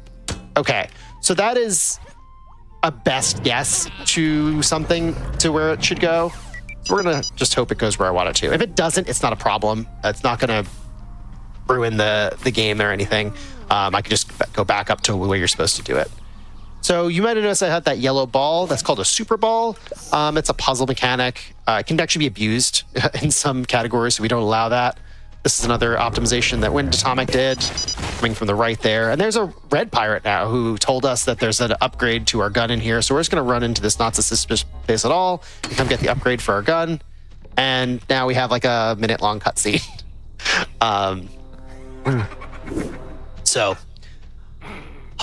It was secretly a blue guy. Yeah, it's secretly the blue guy. He trapped you. There's some, I won't spoil it now. The story is very elaborate, but he will continue to come up. Okay. Yeah, Reds won't need any water. So the character that you're about to see that comes out of this room is just a generic white robe, but in the original release, it was actually a outfit that was exactly Marty McFly from Back to the Future 2. Very, very deep cut, and I think that's why it was removed. But I'm just like sad because I was probably one of the 5 people on the planet who got it immediately because I really enjoyed that. So this upgrade that we just got is a secondary fire for the gun. And if we combine that, so the normal gun does 15 damage, that laser does 4. And if you shoot the laser with that, it does 100 damage splash. I need to remember I'm looking for the key card that I threw over here. And if I don't see it within the next 5 seconds or so, I'm going to move on. That's a bummer if I don't see it. I've actually not had it not work out for a bit, but that's okay. So I don't see the key card. So we're just going to do it as intended. So we lost a little time on maneuvering it here, but that's totally fine. So here we go. And wait, was that it right there? Oh my goodness. How did it get over there? Okay, I don't even. So that's what I mean. Like it hits a poly, like it hits anything. It just goes where it wants flies, to. Yeah. So that's why it's not really consistent. If I eventually find a way to make it consistent, I think it is definitely a potential time save. So all of this section as I'm navigating is judgment calls on when to fight and when to dodge. I'm gonna throw down a force cube here to sort of block a little bit. Nice. I hope to take no deaths in this run, and I make no such guarantees. It is also theoretically possible to do this run without getting, so that cutscene, you might have noticed that cutscene was long to get that upgrade. You can theoretically skip it, I've heard, and I cannot imagine getting through these sections efficiently. I hate this thing so much. Getting through these sections efficiently without that, because there's a lot of enemies that are just kind of unavoidable, and dodging is not an option. You are not Neo. So we're going to grab some health for safety. One of the things we haven't seen yet is that those health are on cacti. And so if you actually hit the cacti, you will lose a chunk of that health you just gained. Oh, that was pretty clean. Okay. Good. Oh, no. Oh, ooh. Okay. Sometimes it runs away, goes on a magical journey. So we came around here to get this key, and we got to go inside this building and solve some puzzles. We're going to the Blue MacGuffin up there. A lot of the sections of this game are built around verticality, and interestingly, they keep finding ways to make verticality challenging. So at the beginning, it was just climbing up, and then you had the force cube, and then here there'll be new ways to sort of gatekeep you. So I'll also note that I had not noted where the key card is. So I did toss it over here, so I didn't have to shepherd it during combat, but I don't see it. We're going to give it another few seconds. It'd be such a shame to lose it now. That's like the easiest throw. And you can see very much why it's not exactly saving time, because, you know, it's hard to manipulate it. It's the hide and seek, yeah. Oh no, that wasn't it. Okay, so we lost the key card at like the worst possible spot, and that's okay. I would have been very excited. I would have tossed it right up there and saved some time. This is the first section of the game that I genuinely feel like the puzzles get a little bit tricky. Even when I came back to it casually before I started speedrunning it, I had to spend some time here and figure out what was going on. So this is, you know, I'm not gonna talk it through. It's very trivial from a speedrun perspective. It's very fast, but there's a lot of elements in this room, and the puzzles are really good in this game. And there's kind of organic things that they bring in real world knowledge. Later on, you have to burn things with fire, and so. Nice. Ooh, taking a deep breath. Very sad about my key card, but we're just gonna move on. It will be missed. Yes. Okay, there's a lot of enemies here. I hit this twice. It's very important I don't forget that. And then we move forward. So, what else was I thinking about? So we're about to get the blue MacGuffin. I'll take oh my goodness. Take a brief moment to shout out. A bunch of my family's watching this right now. They have no idea what's going on. My mom, my dad, my sister, all in separate locations. My three nephews, Will, Jackson, and Theo, they're watching this, and I really appreciate the support. You know, like, I'm sure I'll have some questions afterwards. My dad's played video games before, but everyone else, I mean, they've played video games, all of them, but the speedrunning is still a little bit of a new concept. So here we go. So this is the new red key card. We're just going to pretend we had that the whole time.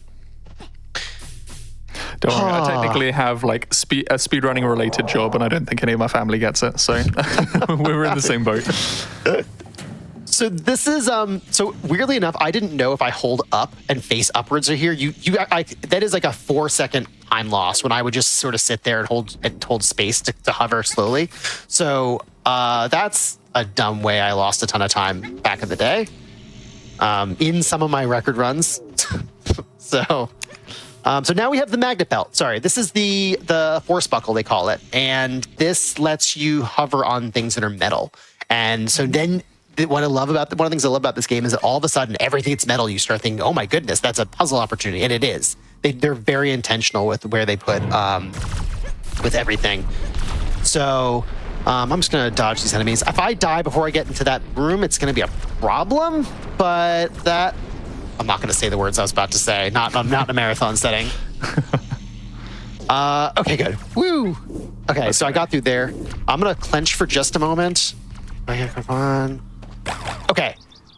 So that section, funnily enough, when Kamuchin had the world record for this, had to fight a bunch of enemies there and sort of make his way out, and it was really complicated.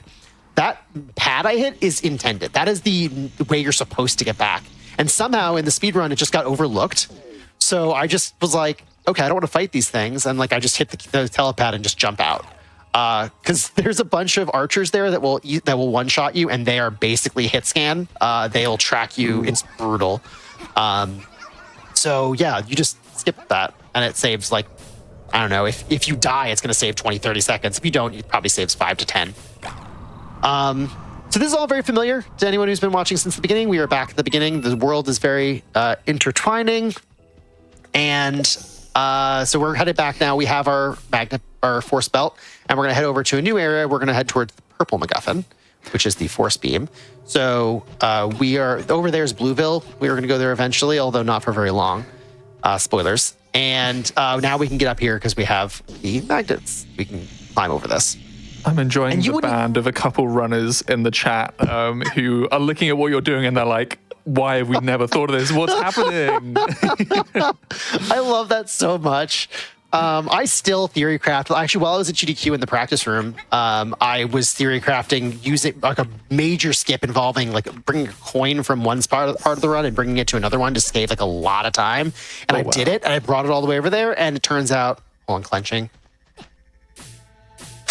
Okay, that's harder than it looks. And turns out I brought the key all the way over there, and the key just doesn't work in that lock. So this is a boss fight that we're not doing. It actually submitted it as an incentive for GDQ just in case. Like, I don't know, I'll go fight the boss because it's a little bit tricky, and it's especially with the fact that you have no health upgrades, no damage upgrades, nothing. Ooh, yeah. But we just don't have to do it at all, which is nice. Breathe. So I guess we're getting to the point in the run where we're coming up on the major skips. We're gonna hit this ball to come down. Oh no, it was already there. That's right. So let me set this up. So we are going to be skipping 2 major sections of the game, and that I'll cover as we go. But it all starts with, once we use this ball to do something we're supposed to do here, we actually bring it forward. And this is where my understanding it was collaborative effort from the German runners that they put this together. So we take a ball from this section.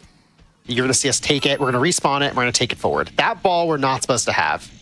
And then we use that to take an anvil from the following section that we're not supposed to have.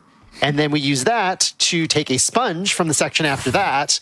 And then we use that sponge for shenanigans, which was probably the reaction from folks earlier, like glitchless. Yeah, right.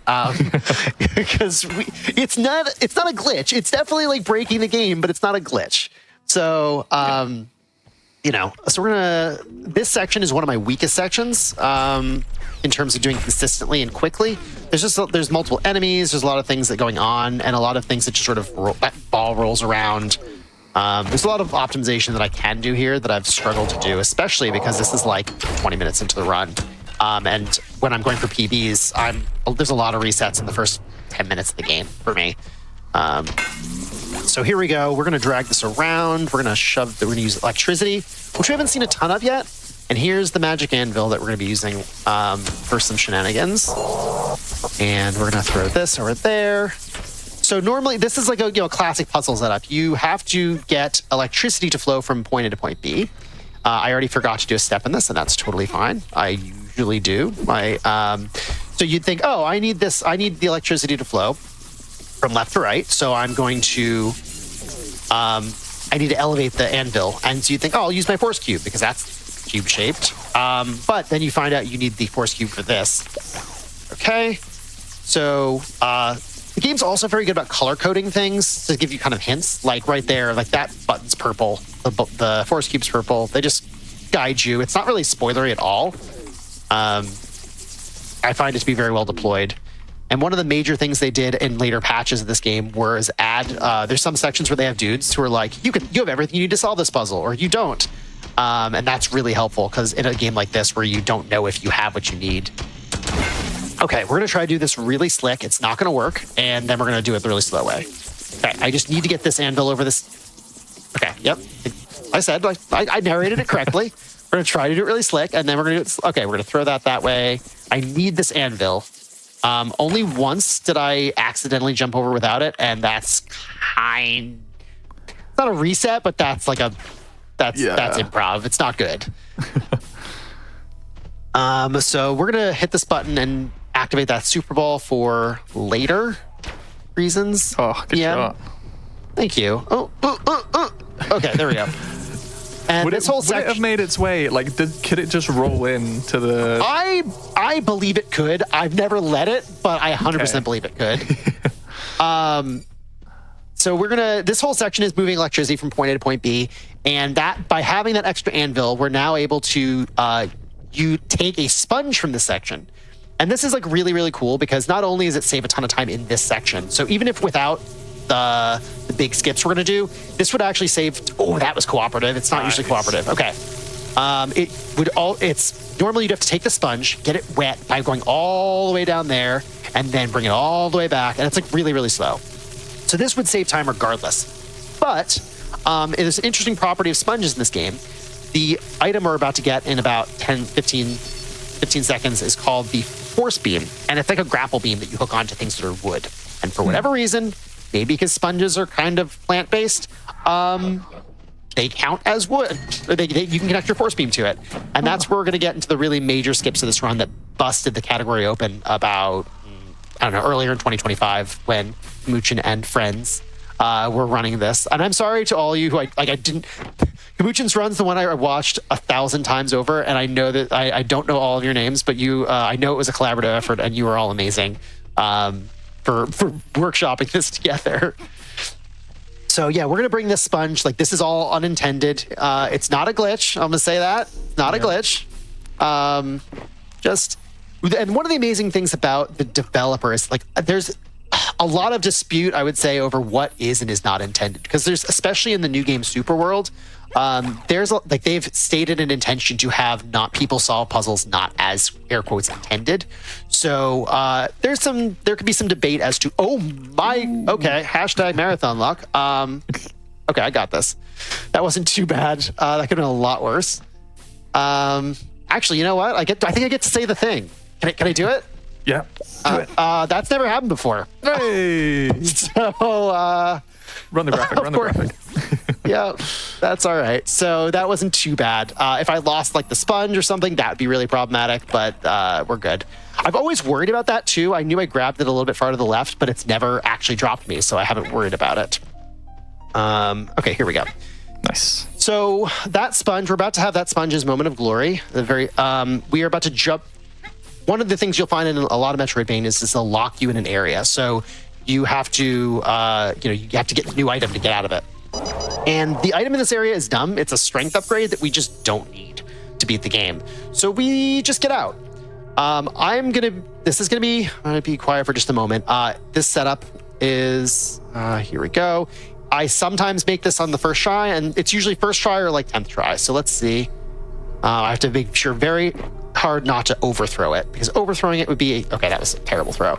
It's better to underthrow it than overthrow it, because overthrowing it is very slow. Okay, that looks actually like it might be, oh wow. Okay. So there isn't like a very clear setup. Like aside from where you're standing, the where you have to, like how high you have to throw it when you jump. If you throw it at your apex of jump at max velocity, you will easily overthrow it. So I'm gonna reset this really, really quick. It's not cooperating, and that's okay. Okay, grab this. So we throw this up here. Okay, it's funny, for a long time, and I'm glad I didn't say anything. For a long time, I had gotten it pretty consistently in one throw, and now, of course, I'm... Okay. Exciting sponge times. Ooh. It looks like it doesn't even want to go. Like, it looks like I'm not even kind of close, which is so bizarre, because usually the risk is overthrowing it. Okay, we're going to get it. Let's move forward a little bit. What is a speedrun without a little bit of suspense? Exactly, yeah. Okay. The build-up. We need the build-up. Oh my gosh! Oh, and it gets flung at an angle as well. Oh, okay. That's a little bit scary. It's a little bit scary. This might be okay. And if not, I'm going to have to back this up. And so this is why, by the way, my, when I back was running this, I was like, okay, but like 53 minutes was like a very conservative estimate. Oh, come on. Oh, it may or may not work. Because they have to be able to see each other. The 2 points. Okay, hold on. Okay, I'm going to back up a little bit more, and then I'm going to have to maybe pull it down, and that's okay. My estimate is plenty generous for this contingency.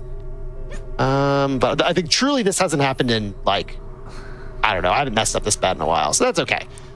We get excitement for everyone at home. I'm going to move this and restart it over here. So this is actually, I'm really glad, because a lot of times when I do this, it's just, I get it on first try and it's not, there's no excitement. It's like, oh yeah, that just looks like someone, it's really trivial. It's really not. The throw is, okay, there we go. That looks pretty good. Okay, excellent. You'll also notice that like the angle's very, very steep. You're allowed to climb it. So that's relevant. Also, it's a shame, I hope only that if this run ends up in a future GDQ, that I choke that bad, because my plan was to donate like $100 for first throw, and then like, I don't know, 10 or $20 for each throw. So that would have been like a couple $100 for charity, easy. Okay, so now we got out. So that was Carrot Town skip. Carrot Town is not my favorite part of the game. I didn't like it casually that much either. as much as I love this game. And we're going to respawn the sponge for more shenanigans. So we're going to do something very similar coming up, although the throws are, we're not going to have to throw it, so it'll be a little bit easier. So we won't have to go through that nightmare again. So we're going to bring this sponge back. We're going to go to Blueville. And Blueville is one of those really cool sections that I actually really love these in games casually, where you get all your items taken away and you have to like get them back. All right, we're going to actually try to deal with this guy because Wow. ruined my day. Didn't stand a chance. No. Yeah, it's, one of the, so I actually am partially on the side running Supraland 6 Inches Under, which is another game in the series. And I've been starting that, and the combat in that game is much more involved. In a good way, like from a gameplay perspective, in a bad way from a speedrun perspective. Okay. Like you can't ignore it. I'm having to route in a bunch of extra upgrades just to make combat palatable. But back to this game. So we're going to go through Blueville. Well, sorry, we're not going to go through Blueville. We're going to go into Blueville very briefly. This is the only sponge throw. Okay. Is that going to work? Yeah, it's fine. So we're going to drop this up here. So I have to be very careful. This is what I have a backup save for. And I'm not going to say the words I'm about to say until I get past it. I think we all know what I was about to say. And I'm not going to say it. Okay. Especially after those sponge throws. Okay, I think we're good. Okay. So I was going to say I haven't messed this up in since I've started speedrunning this for real. But there's a trigger that normally when you're trying to jump somewhere in a game, you're trying to jump, you time your jumps pretty late to maximize distance. It's really important you jump early to maximize height, because if you don't, you'll hit the trigger and then there's no saving quitting to menu, there's no saving it. So you have to have a backup save for that. So I'm going to set this up just to get out. So the cool part of the section, so the reason we even come here at all, you might think, oh, you get your items stolen and then why would you even bother coming here? It's because there is one upgrade that you can buy at the very beginning. This one that allows you to connect your force beam to not just wood, but also gold, which we'll need to get into the next section. I have theory crafted a bit of bringing a second sponge over here and trying to use it and skipping all this, and I have not found a way to make it faster or more efficient, so we're not doing any of that yet. And I think I do this just to be safe, because you can also hit this trigger on the way out, and if you do, you'll get sucked in, and as if I messed that whole section up. We're gonna hope there's no archers over here, and I think there are not, so that's good. Nice. You'll also see how the grapple beam is can be used for fast movement. It's kind of nice. You can pull yourself towards stuff. This one, I used to do this we're going to try this the fancy way, and then I'm probably going to mess it up. But I learned this one from Kamuchin's run as well. We're going to do this, and we're going to try to hit it down and then jump back on it. Oh, ooh, yes. Ooh. Very nice. So there's like a 20% chance I'm going to take a death here. There's not much I can do about it. These enemies that are spawning that I'm largely ignoring can just ruin your day. Have ruined on-pace runs for me before. So we're going to just try to get away from this as quickly as possible. Oh, okay. that was not for the camera. That was legitimately scary. Okay, so here we go. Now we have our Super Ball from before, which, wow, I had to back this up in my most recent practice because I had lost the Super Ball. So I had a moment where I was about to do the backup strat. So we need to paint those. So this is actually shout outs to Wind Atomic, the current world record holder, for this right here, to just avoid that. That is so much faster than having to shoot the ball over that barrier and then come through. So there's a guy over here. He will let me into his house and give me an upgrade if I bring him 2 pieces of gold. And in the world of Supraland, if you just paint something yellow, it's basically gold. Oh, yeah. So play a little soccer ball there. It's even badly like that actually is a big time save. Nice. Okay, and then we come down for the upgrade. So this allows us to connect the force beam to the force cube, which opens up a lot of possibilities. We're not gonna, we're getting towards the end of the run. It doesn't get used a ton, but this game is designed around completionists. So Hundo P is there's a lot. Like when you finish the game and you get past the credits, the objective is be an obsessive completionist. So there's a lot of places you can go in this game. We're coming up to the next part where I might die because once again there's archers and there's just nothing you could do if they try to snipe you. So I hit that lever back there for safety. I used to try to do like a menuing to reset my spawn point, and then I realized it doesn't do anything. So we just ignore that. Okay, that archer up there on the top is... Ooh. Oh no, okay, I'm gonna call a death likely at this moment. Ooh. Unless... Oh wow. I didn't hear the sound that tells me all the enemies are dead, but... Oh wait, I hear somebody. Ooh. You know what, we're just gonna pretend he doesn't exist. Yeah. I can't see him on there. Yep. And so we're going to come down here. I need to remember not to jump all the way down. There's enemies here that are going to spawn in a moment. You can theoretically skip them, and you should absolutely not skip them. So this guy tells me, hey, so I need electricity right now to get through this puzzle section, and that guy is willing to give it to me, but he needs me to clean up his house for him. Apparently someone's been giving him counterfeit gold, so he needs me to throw away all the counterfeit gold he's got. Shocker. Yes. Who would do such a thing? Some monster, really. So this is actually pretty easy. I know which one. They're always in the same spots. So for the speedrun purposes, that's great. I won't spoil how you're supposed to find out. But oh my goodness, Ooh. What?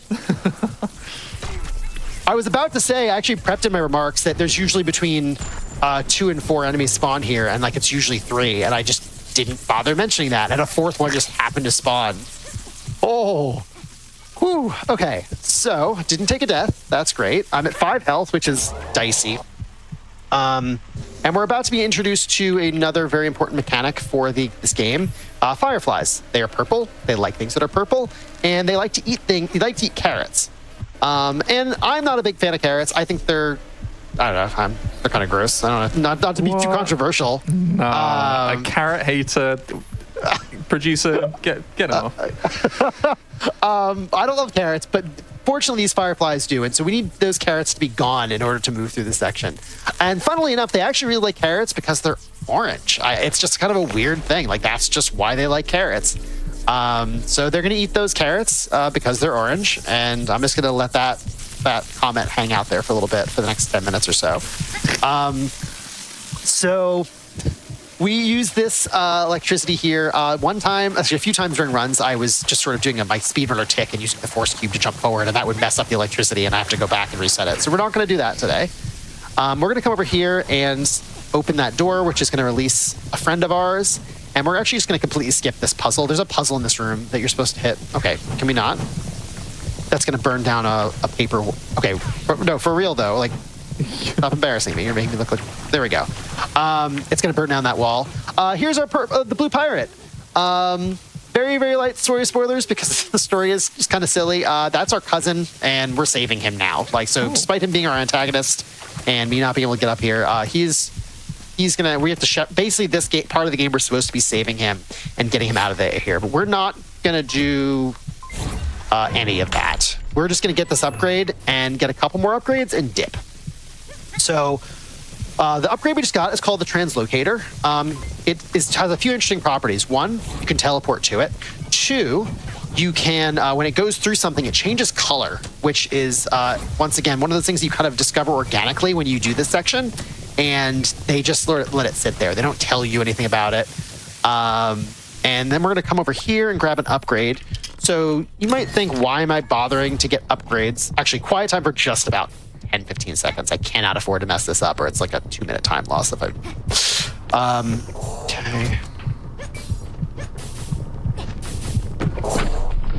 Okay, we're coming here, and I'm going to just quickly do this to reset my spawn. Okay, so there's a bunch of enemies that spawn in there, and if they kill you, you go back to where you got this upgrade, and you then have to fight all of them because they won't despawn. So it's like a very significant time loss. So I just take it safe and even in PB runs, I take it safe and do a spawn reset there. I know I shouldn't in PB runs, but I do. Okay, and there's archers in here, but there's not anymore. So this puzzle is actually really interesting. I don't know how to solve it casually anymore. But you're supposed to like burn down some piece of paper over there, and we can use this. We have to bring over some fireflies. I discovered this independently, and I don't know how or why, but if you run through that as it's burning, it turns the fireflies on fire, and that's not the intended strat. Kamuchin actually messaged me a few weeks ago and said, hey, did you know this? And I was like, actually, yes. I've been doing this for a bit, but it took me a while. I remember I was doing runs, and I did not know why it was happening. I just rolled with it. Oh, okay. Whew. The heart, I'm definitely going to take a death on the final boss. Like I'm at 5 health. There's no way he's not going to hit me, but that's okay. I mean, you kept on saying that you'll probably be dying in like different parts of the run, but you've managed to stay alive somehow. I don't know if this is intended, but so the reason we get those upgrades for this is because it's the okay. I'm just going to reset this for a moment. The reason we get the upgrades for this, they are a cooldown upgrade and a sort of a distance upgrade, a force shot upgrade. And so by getting these, we can go high, you gain a little bit of height each time, which lets us get up here. And it's hard to believe that that was not intended, given how like direct that is, because now we are walking directly to the final boss. So we are skipping like a lot of gameplay here. And I'll like point out again, this is intended. Like all this area is traversable by design. This game has secrets everywhere. Probably at the end of that rainbow. I don't know. Like, I've hunted this game, but it's been a while. So now we're about to come to the final boss. Big, huge story spoilers. So the reason we don't have water is because there's this literally called farting meat bag in the middle of the river, and so we have to eliminate it in some way. And one of the things, here we go. Okay, I knew it was gonna happen. There we go. You just kind of like move and jump and pray. That is very unfortunate. So I'm pretty sure that the spawn, like the respawn, is when you go inside that building that I was just about to go inside of. And so that's okay. Like, we know where we are, and we get all the cool boss music while we reset, which is fine. I need when I learned I got my health back. Like I won't die to one shot again. And actually, I learned recently that when I saw the speedrun from other people, you can do the shot 4 times, but if you jump on the force cube, you can do it in 3, which does save an insignificant amount of time. But we're speedrunners, right? So we do that. Yeah. Okay, so there's the farting meat bag. He sniped me once, but we're gonna hopefully not have that happen again. Having my only death be right there is not too bad. And what I love about this game is that like it's funny that he's far. Oh wow, that did 19 damage. Okay, so we might die again. But we're gonna get. Oh, I'm just gonna run inside this building really quick. Good idea. Yeah, there we go. Okay. So what I love about it is that as you're gonna find out in a minute, I'm not gonna walk us through this entire puzzle just because like I don't want to spoil it for anybody. But the farting is actually a puzzle, like it's a puzzle mechanic. It's relevant. So it's not just for jokes. It's actually relevant to how we solve this. So we're gonna grab the sponge. This one's wet. So that's, okay. Thank you. That could have gone worse. And actually his RNG, this boss has RNG in terms of like when and where he turns. When I've seen Kamuchin's runs, he tends to like shoot it to manipulate it, and I just wait it out. I get lucky sometimes. I get unlucky other times. I guess he didn't have a very gassy lunch. There he goes. So we're gonna come over here. I'm gonna hope he's gonna shoot again. I'm just gonna hide proactively so I don't take another death. And we connect this. And the time's coming up in about 15, maybe 20 seconds. I'll call it. So now he's orange. And so, what do we remember about things that are orange in this game? Well, we found some fireflies that we opened up the store for right here. So time's gonna go when it fades to black. I'll count it down shortly. And it's gonna be, so the fireflies are gonna eat our big orange friend. And that's it. The game's, and there's a big pile of poop there. So 2, 1, go. Okay, so that's time. GG. That was a blast. Ooh. Oh my goodness. So yeah, there's some light story stuff that happens here, and then like in the Supraland community's opinion, the world's best credit song that's ever existed. Thank you.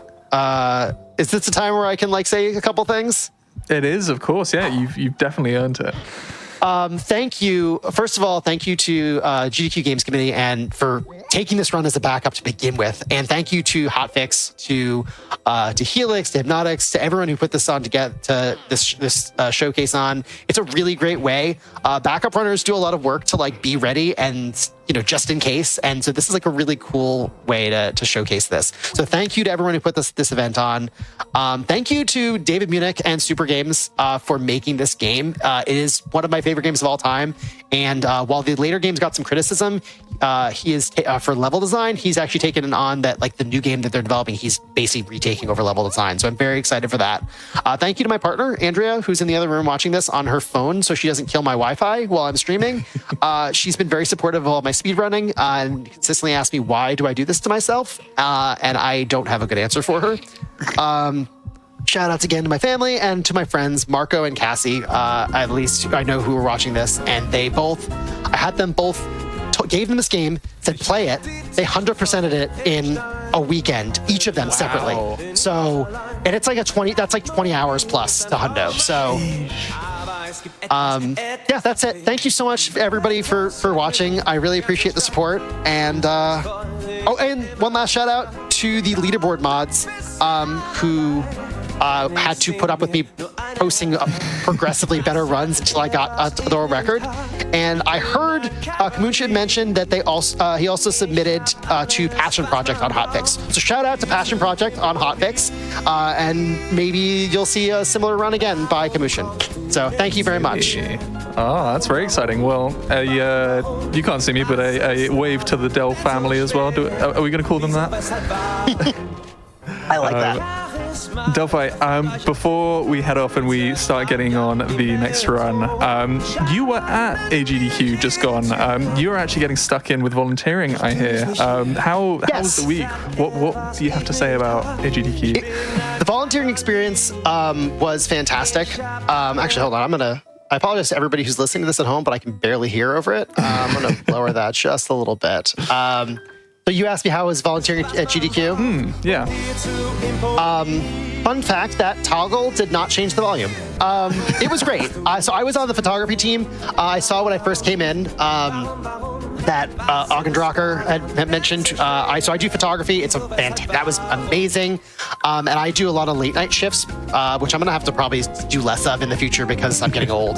But it's a lot of fun. It's a blast. I've done cleaning crew. I've done photography. I hope to continue to do photography out there. But all the volunteers, it's just a great, energetic experience. And so if you've never attended a mainline event, you should absolutely try to at some point.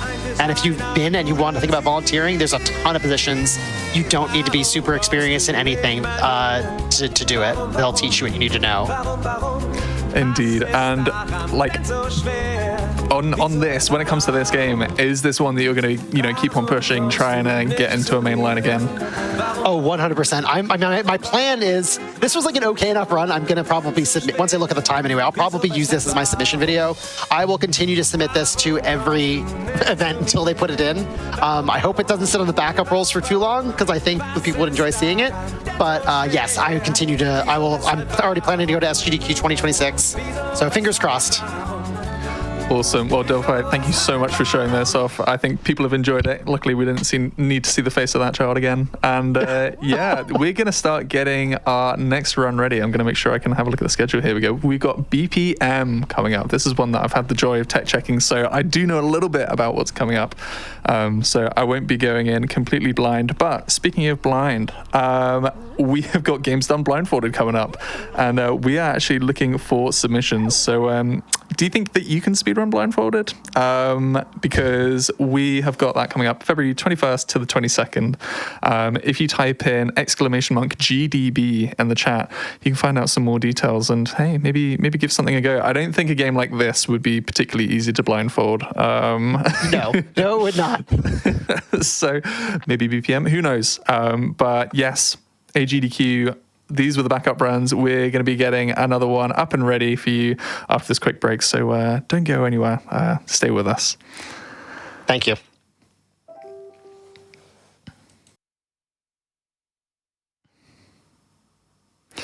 Hello, everybody. Welcome back to the Games Done Quick channel and to the Games Done Quick Hotfix. We are being treated to some of the runs that you didn't see on the main stage, only because they were just a fraction away. These are the backup runs that we had for Awesome Games Done Quick 2026. We've already had 2 wonderful showcases. We are truly in the thick of our schedule.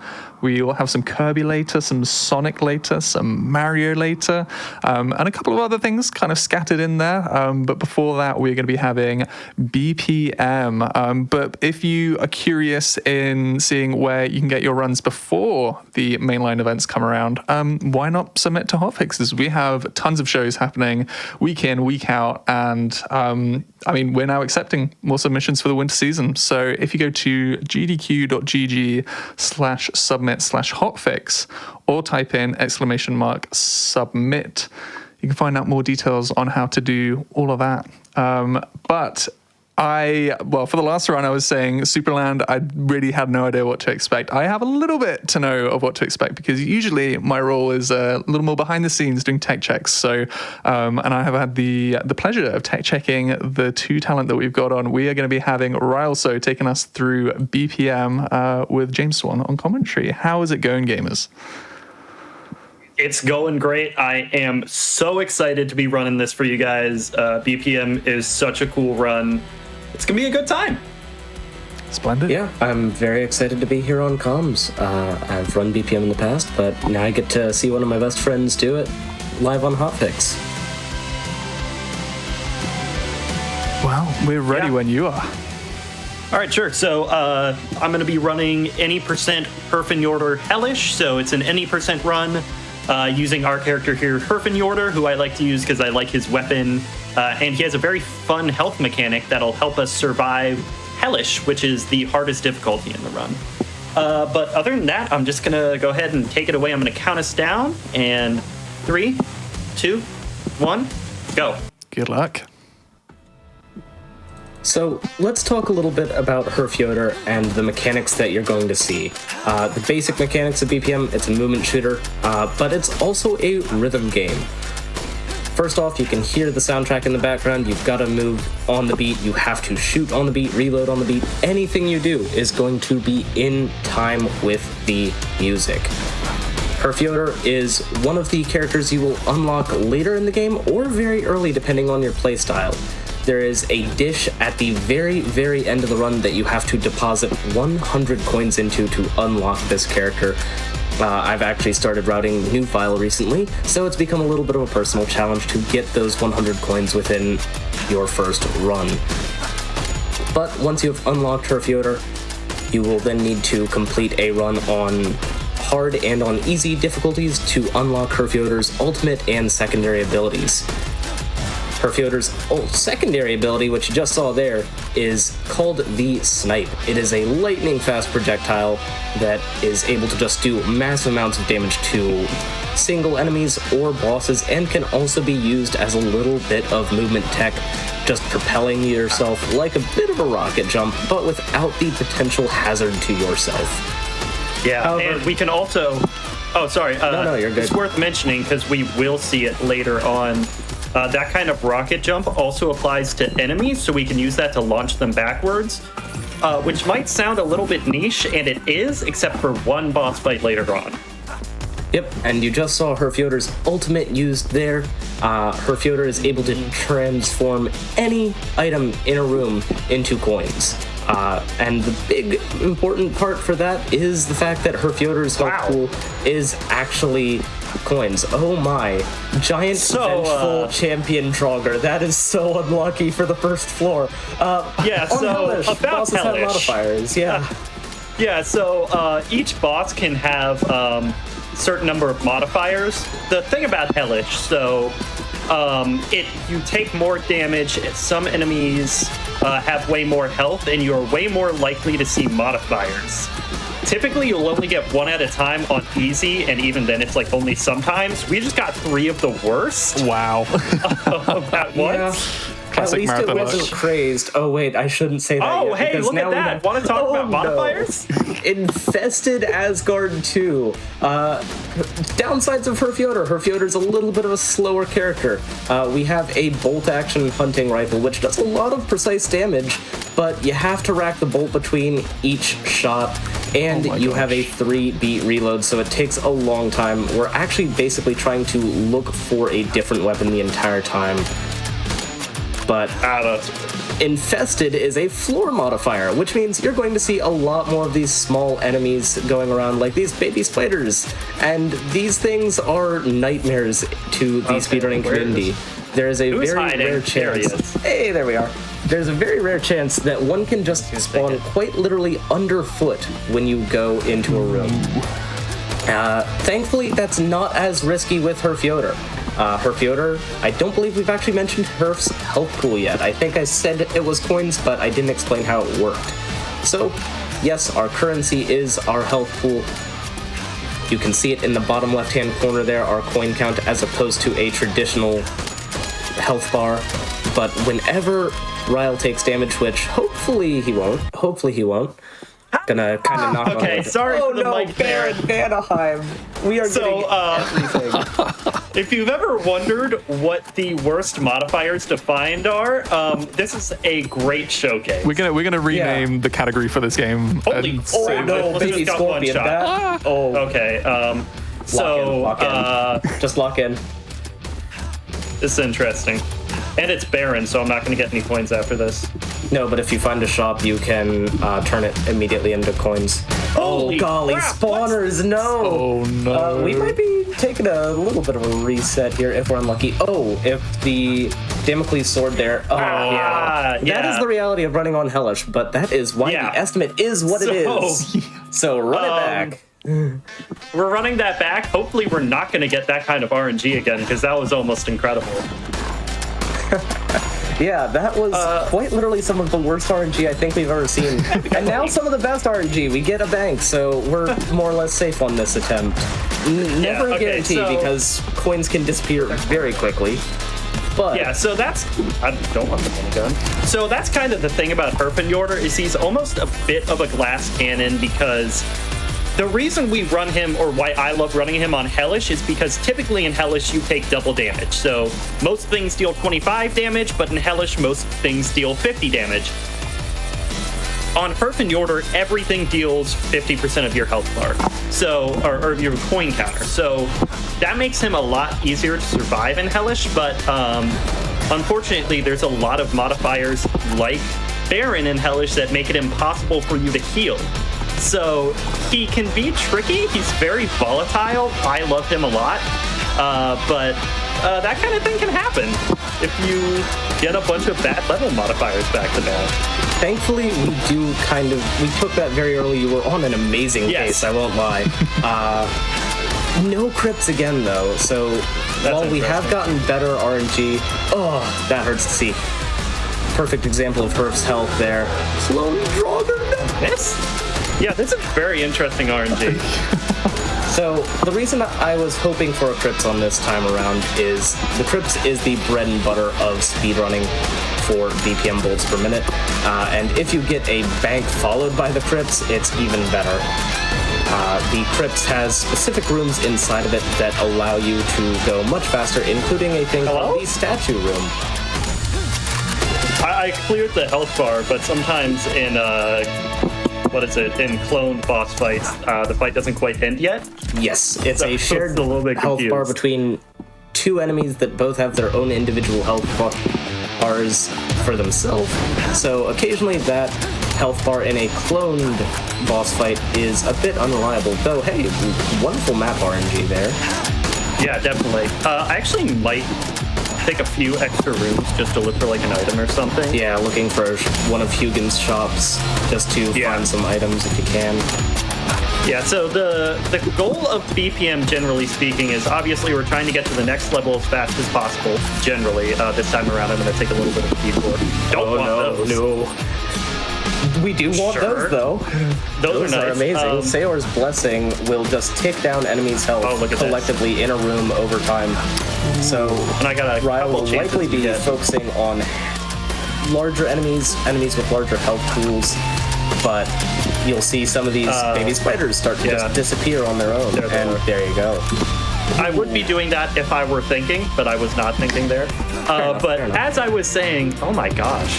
Yeah, but you do have the reroll room there that you could possibly use to find stats. But generally speaking, the way things go in BPM is we are looking to move to the next room as fast as possible. And, okay, that's nice. Yeah, that works. Ammo. Cuts down on reload time. Is this a weapon chest? Yes, it is. We don't usually see those on floor 2. Range I'll take is... Yeah. Range isn't great, but the damage is pretty good. DPS in worst case scenario, I might just go back and take the bolt action. But as I was saying before I interrupted myself, so the way we progress to each level is we have to find the boss room, kill the boss, and then and then go to the next level, like we just did there. The thing about it is the boss, we never know where it is, and rooms are randomly generated, or maps are. So you see we have like branching paths, so sometimes... Okay, James, I'll let you explain it. Sometimes you have branching paths, and it's near impossible to predict where the boss room is going to be. Obviously, we're always looking for the most optimized path. We can follow some of the knowledge that we have, but it's never a guarantee to follow the same logic every time. This is not a deterministic logic game. Also, shoutouts to the one person in chat that says pet the cute heck demon thing. I'm sure that they were referring to none other than Hugin. Sadly, you cannot pet Hugin or Munin or any of the other animals in this game, but I have good news. We have already received confirmation from the devs of BPM bullets per minute that you will be able to pet Hugin in the next game. Let's go. Yes, they have heard our cries and they have responded. We will be able to pet the animals next game. See, feedback is useful. Yeah. Most important kind of feedback. Speaking of feedback, shoutouts to the dev team of this game, All Interactive. Josh Sullivan, the lead dev on the game, has been active with the community since day one and is still active to this day. Currently, they're preparing for BPM Bit Crushed, the more or less spiritual sequel to BPM Bullets per Minute that's coming out later this year. So, massive props to All Interactive and the massive team there. Nice. Not to mention... Yep, go for it, Ryle. Oh yeah, I was gonna say, you're seeing this run for the first time here. Any comments, questions? How are you thinking so far? I'm amazed that you're keeping up with everything that's happening, and I keep on looking at because it's the health at the bottom left, right? Yes, health is at the bottom left. Now. Yeah, I've been that displays my coins, which is my. I've been looking at that being quite low, like for a minute or two now, and I'm kind of like, but well, yeah, the thing is, it's more than it looks like here. For now, at least. Well, it's down to 6 now, but 6 will divide to 3, 3 will divide to 1, okay. so on and so forth. Yeah, it always rounds down. It rounds down, which is a bit inconvenient, but the fact of the matter is Hellish with her Fyodor is the same as easy or hard on her Fyodor in terms of damage calculations. You are always going to be dealing with those somewhat unfair damage calculations. Ooh, the crosshair got locked between the two. You can see the diamond in the middle of Ryle's screen. That is basically our crosshair. The dot is technically the main crosshair, but the game was designed also to be played on consoles, so there is a little bit of inherent aim assistance. So the crosshair will occasionally drift and get caught between two enemies, which isn't even your own fault as the runner, it is just bad luck. And that's not something that you can like turn off, it's just by default. And It is and it isn't, but the dot moving just does also seem to be something inherent to the game as well. Okay. There is a little bit of that wiggle, and that's mostly because of other items in the game. There is another item called the Deadeye Lens. It's basically auto-aim. It is basically auto-aim. We love building basically quote-unquote hacker builds with it, because there's another item called the Power Shot Glove. I think we passed that earlier. The Power Shot Glove allows you to shoot through walls. So yeah, I think I passed it when I was getting the ammo shield. Do you want to explain before we get to it the quick kill that we're about to do? Oh, yes. Next up is Gulvig. Gulvig, the great run killer, the halfway point of most runs, and the end point for a lot of PB and record attempts. However, with her Fyodor and the snipe, I did mention that we could use the snipe for a little bit of physics. If we hit the right spot on Gulvig, we should be able to just launch Gulvig off the platform and into the pit around this arena. What in Looks the like world a good just launch. happened? That's a good launch. And that's the quick kill. Way to That's go. awesome. We just Okay. dodged an entire boss fight restricted to that platform, surrounded by a pit where Gulvig loves to throw out massive AoE ground covering attacks. Wow. Yeah, so, okay, to be fair, the reason I said what just happened is because she went backwards? Like, Yeah. I knocked her, she went the opposite direction she normally does, and I'm not going to say the thing, because that does just happen sometime. Yeah, physics It's in just games bizarre. are weird. How bizarre. How bizarre. We're on now to our third world, though. Svartalheim? Svartalfheim, yes. I'll let you say it. Yeah, I have learned a little bit of the Norse pronunciation, but it is still a little wonky. This game is loosely inspired by Norse mythology, emphasis on loosely, very loosely. Curious. But Svartalfheim, you're descending through the world tree, and you are going to defeat Nidhogg at the end of this run. And this is a very dangerous point to be in Svartalfheim, because there are a lot of enemies that like to throw spreads of projectiles at you. And just Well, like that. Ooh, yeah. Luckily, there was so- a coin right there for me to pick up. Yeah, that is the dynamic of her Fyodor. You're always on edge because you never know if you're going to suddenly get blasted or if you're going to have a chance to pick up a coin that has fallen in time before another projectile might hit you. It is so much fun. And projectiles move 50% faster on Hellish than they do on hard or easy. They move 50% slower on practice difficulty, which only goes through the 4th floor. But you know that lava that you're seeing on the floor around here? That will also take away 50% of our health bar. Yep, and I almost just fell into it because I tried to dash off beat. As you know, BPM, you got to do everything. Dashing counts as a spell technically, so that also needs to be on beat. And I almost showcased that by falling into the lava because I dashed at the wrong time. I am pretty low. That would not have been great.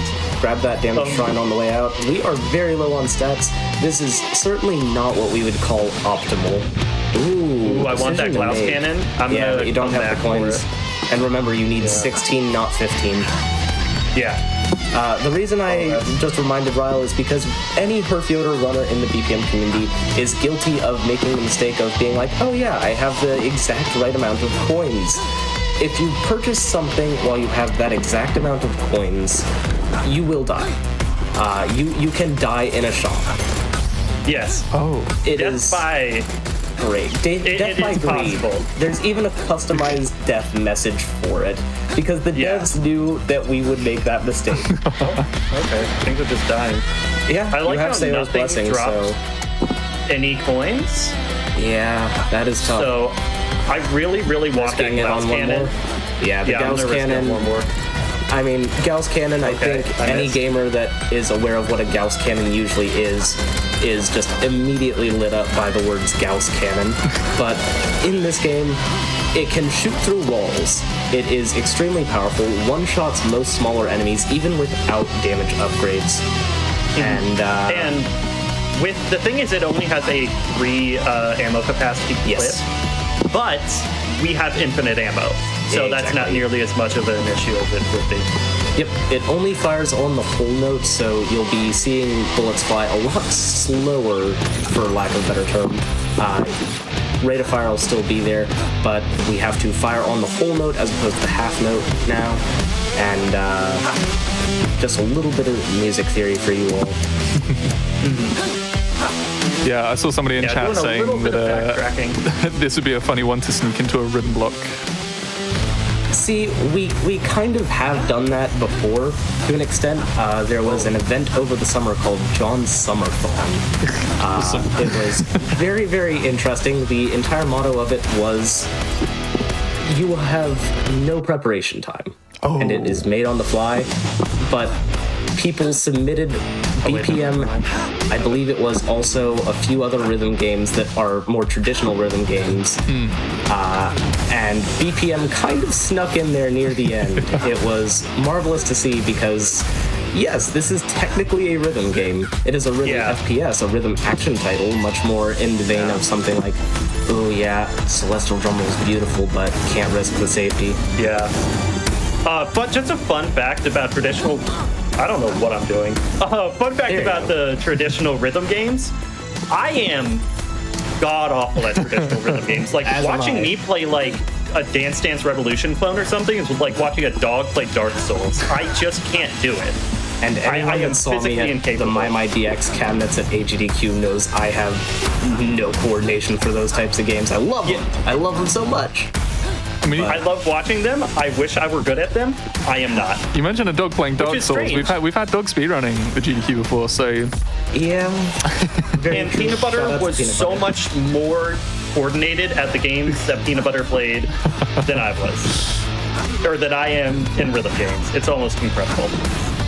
Ooh, a lot of flaming skulls around here. The dangerous part of the flaming dragon skulls, those kind of glowing floating skulls that you're seeing fly around, they don't drop any coins when damaged, and their explosion radius on death can still hurt you. So we've got to be careful there. A lot of flies going around, but we're also being careful of those.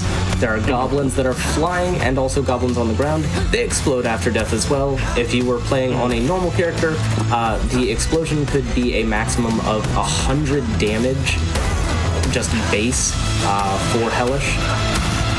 And if you get unlucky and accidentally take a double hit from a standard explosion plus a death explosion, then you can see possibly even 400 damage and run over from one of those goblins. Thankfully, with her Fyodor, we do not have to worry about that, because that will only take away half of our coin pool, and we are locked in right now. Giant Mistkelp is nothing to us.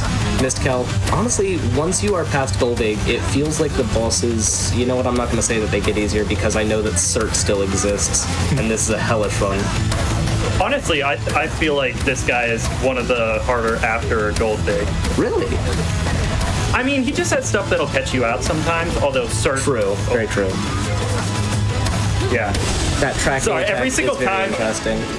Yeah, sorry. Every single time I go to talk, I start going off beat, and I'm like, oh, well, nope, gotta lock back in again. And that's why you have me.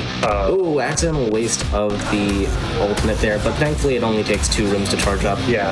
The devs knew exactly how difficult her Fyodor was going to be, so they made her Fyodor's kit very viable. Oh no, not an enemy we ever like to encounter. This is the mini-boss that normally, keyword normally, only spawns on Helheim 1.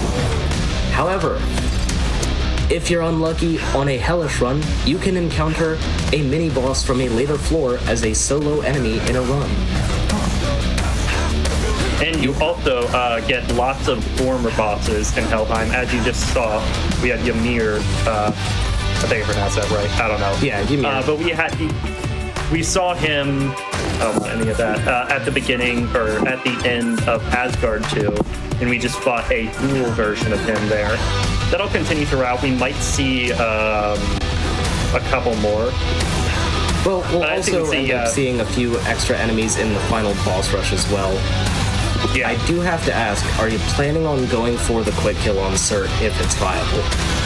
Because I know it's not necessarily viable with Crazed or with Cloned. Yeah, as long as it's neither of those things, I will be going for it. Just remember, if it's flaming, be careful not to do the contact method.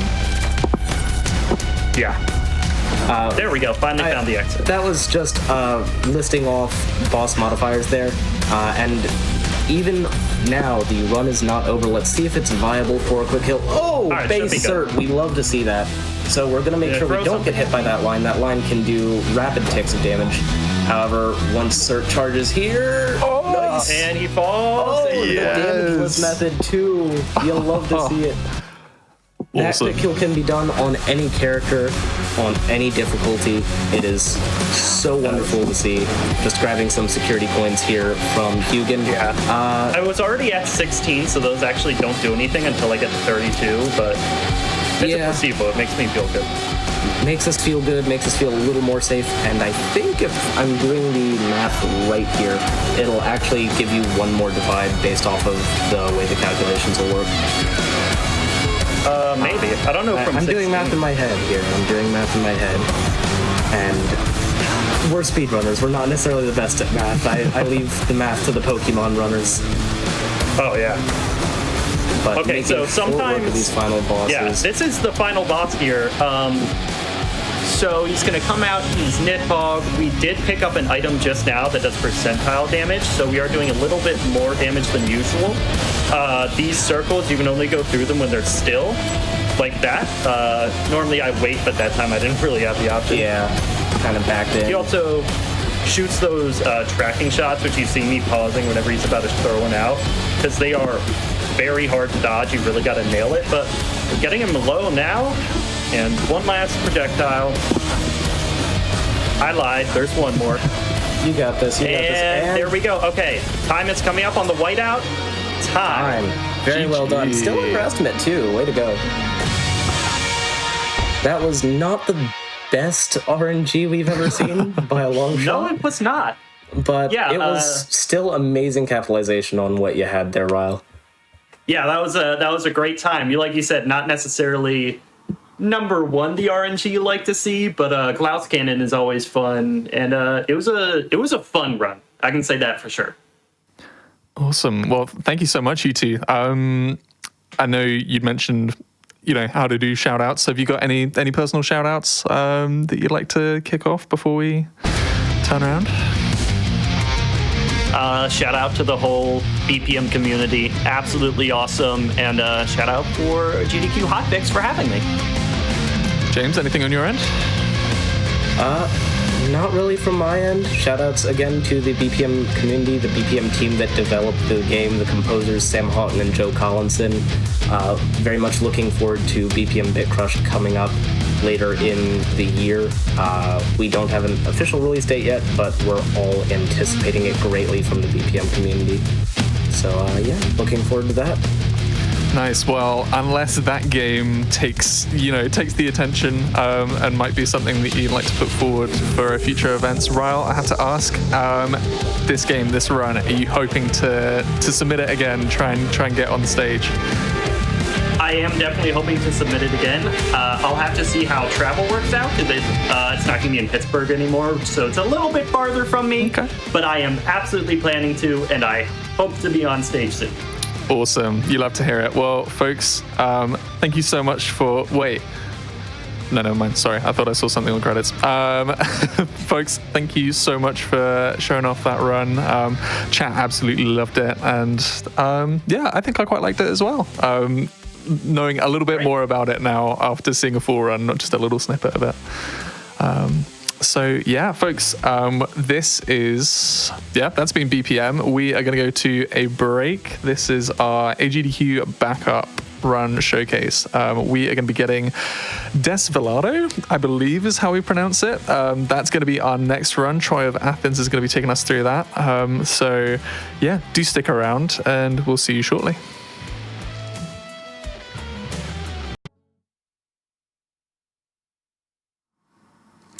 Welcome back, everybody. Thank you for staying with us during that break. My name's Hib. I am subbing in for hosting. Helix is going to be joining us after this run, so don't worry. The original host will be back, and we are going to be showing you some, we're going to be hosting. The real gamers are going to be showing you some of the games that we had on our Awesome Games Done Quick 2026 backup list.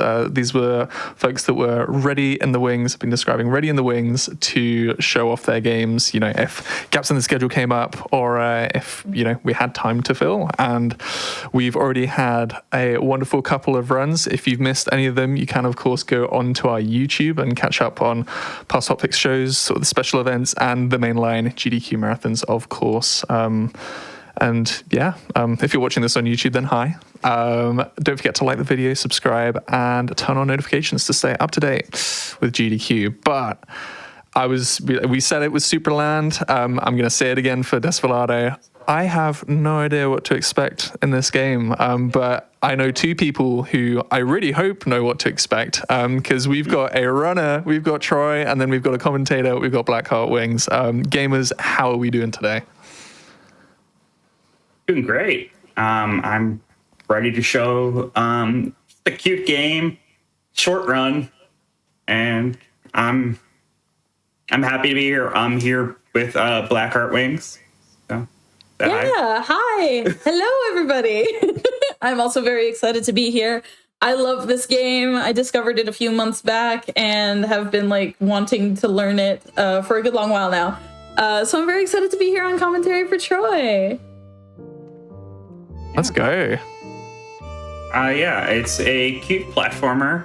And I feel like the intro cutscene explains it pretty well, so I'm just going to do countdown and then let the intro cutscene explain the game's premise a little bit, and then say what it is. Nice. Let's do it. Okay. Alrighty. So countdown, starting in 3, 2, 1, go.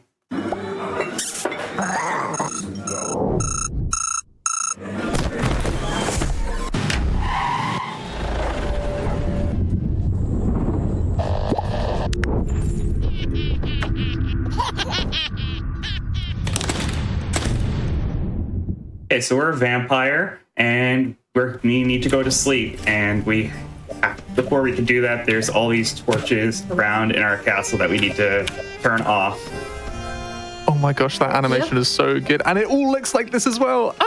This is so good. Isn't it so good? I love it so much. So this is Vampy. He's a vampire. The ghosts have turned on all the lights in his castle, and so we are turning them off so he can go the heck to sleep. In every room, we have to touch one of these torches in order to turn them off.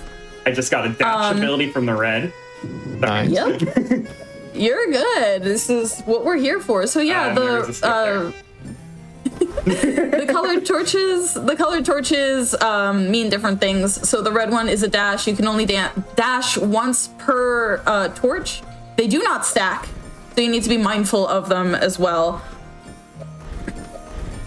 Yeah, I'm just going through all the rooms. It's kind of puzzle-like. Like this screen here, I'm not supposed to extinguish that one first because I need the torch for later. It's an adorable little puzzle platformer. Yeah. It is adorable, but also horrid nighttime routine. Imagine having to do this before going to bed every time. Oh gosh. Exhausting, truly. Although having a house like this would be pretty cool. Yeah, it's a great house. Very spacious. You'll get to see a lot of different sections of this house because it will get harder. And there's some weird spots. So we're almost done with this first area. Now we get introduced to these ghosts, which will be going around throughout the level, turning back on the torches as they pass by them. So we have to get through cycles that are going on. In typical puzzle platformer fashion, but aren't they cute? They're so adorable, and they don't hurt you. You can walk right through them, and it'll be fine. And we've gotten a piece of the map, and we continue. And I got the skip as well, so I can select the next part of the map before the text box comes up there, which just allows me to go in without having to progress the dialogue. And so I got, that was bad. So I got it, and now I can just go in, and I was just going through the text boxes while I was in the next area. Nice. It's all very good. It's cycle-based gameplay, as you can see with these mischievous ghosts lighting everything as we go. Sometimes it's easier to just reset the level and reset the cycle, because it's faster that way. Yeah. Doing this in a slightly unintended route. Not entirely obvious as he plays the screen. You're doing great. It's very impressive. just like how some of these screens are designed as well. There are little bonus areas like that one on the left there. There is your like skeleton butler that you can collect pieces of so that you have him later on. Just collecting his bones, rebuilding his body. It's essentially 100%, the 100% category. His name is Bonnie. We love him very much. That's awesome.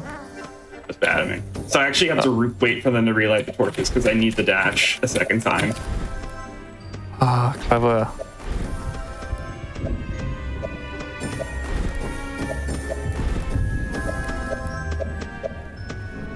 And that's the end of the second area.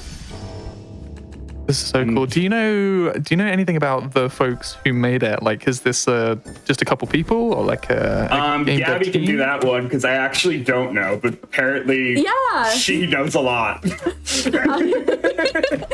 So this was made by Team Vampy.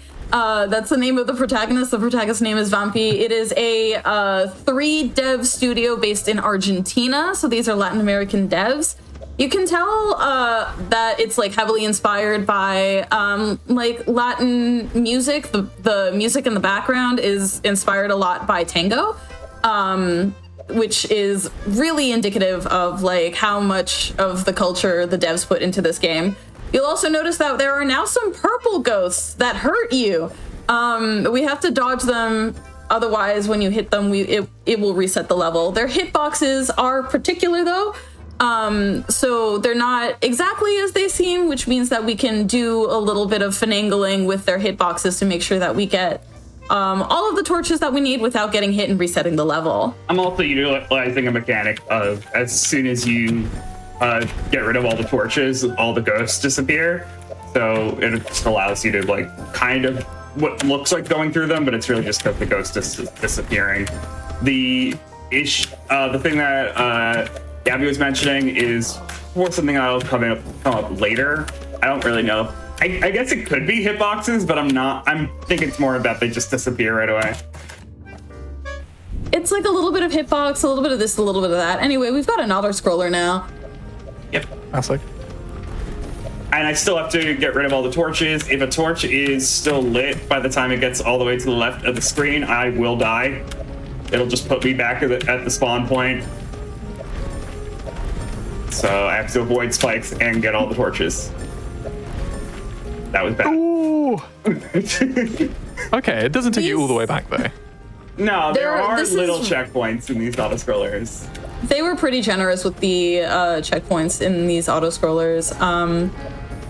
But yeah, no, we had, the devs had a lot of fun with this. Some of the puzzles get really, really gnarly later. But the first part is good fun. There are a total of 4 auto-scrollers. This is the first one. There is one for the end of each section. So there's one for the castle, one for the sewer. Sorry, I think there's 3. And there's one for the lava. There's 3, yeah. And I always forget that the 4th one is like also, well, we'll get there. Yeah. The 3rd one rather it's fine. So this one has a new mechanic of just these keys that are turning on and off platforms when I pass by them.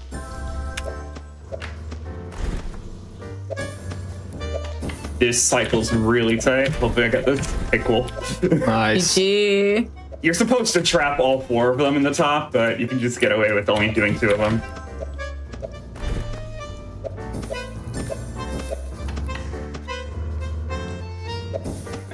Another thing that the walls do will affect the cycles of the ghosts, so it will like stop. And this is most evident here. I have to wait. Yeah, we gotta wait, but you'll see how that wall has pushed the purple ghosts, so now they're moving asymmetrically, which will help us move throughout the rest of the level. This is a fun one where I actually found a trick recently. Forgot to do it. I found it so recently that I forgot that I could do it. So I don't even have to turn on the platforms on that screen. Nice.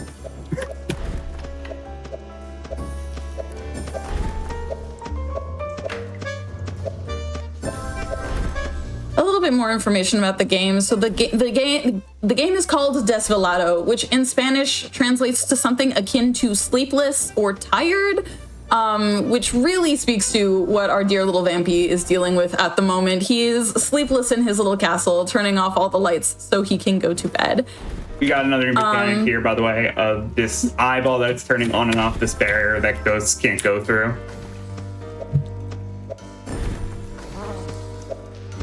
It's really helpful for trapping the ghosts behind torches, around torches. You can manipulate them so they can move in the way that you want them to. There we go. It's just for the cycle that I'm doing that. Nice. Okay.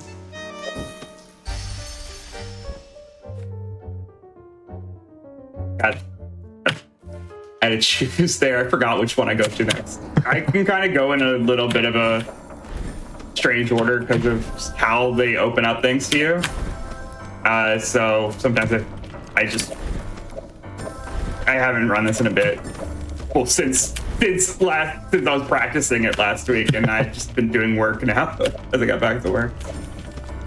That's right. You're remembering a lot of it. Like, this is a super impressive run. But yeah, there are 3 areas. We've already gone through all of the castles, so now all that's left are the sewers and the lava levels. It's not a video game if you don't have a lava level, am I right? True. We've got just platforms that are disintegrating and will respawn event after a little bit, so we can do things like that. Oof.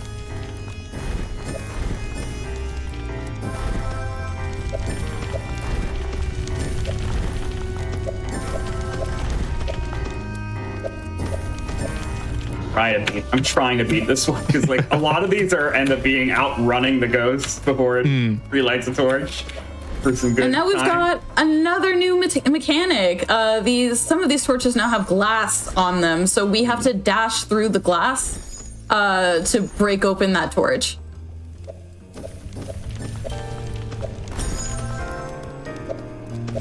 Look there. That platform just doesn't want to respawn.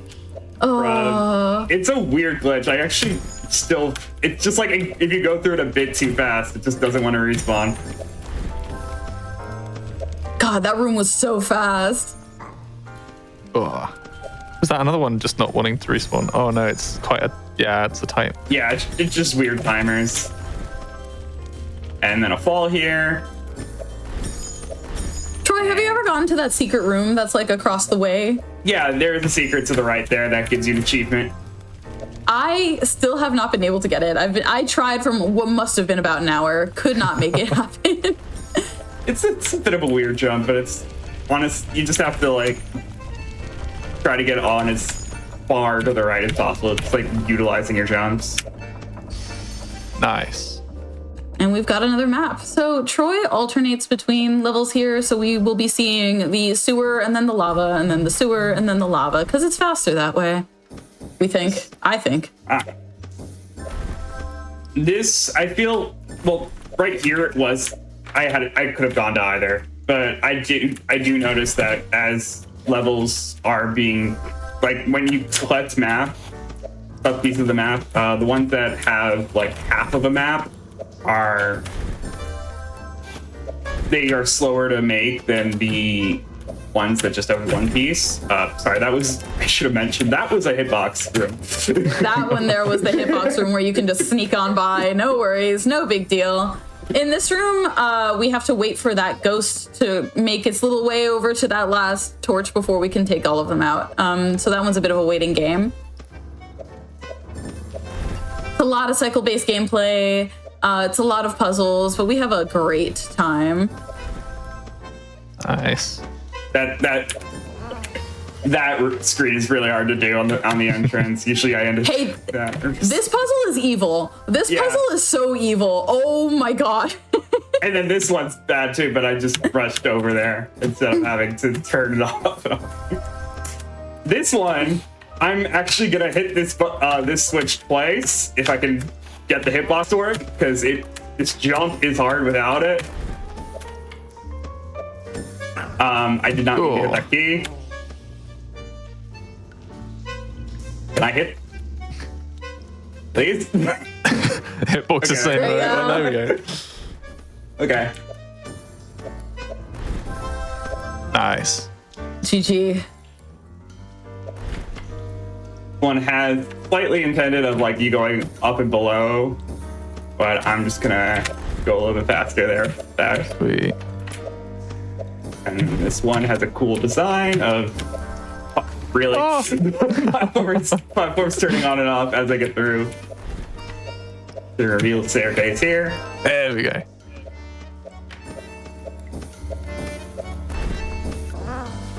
This level seems relatively straightforward, but the number of times that I got stuck on this level is a little bit too embarrassing. Nice. Now we have big ghosts. They don't do anything different. They're just larger. That is big. Yeah.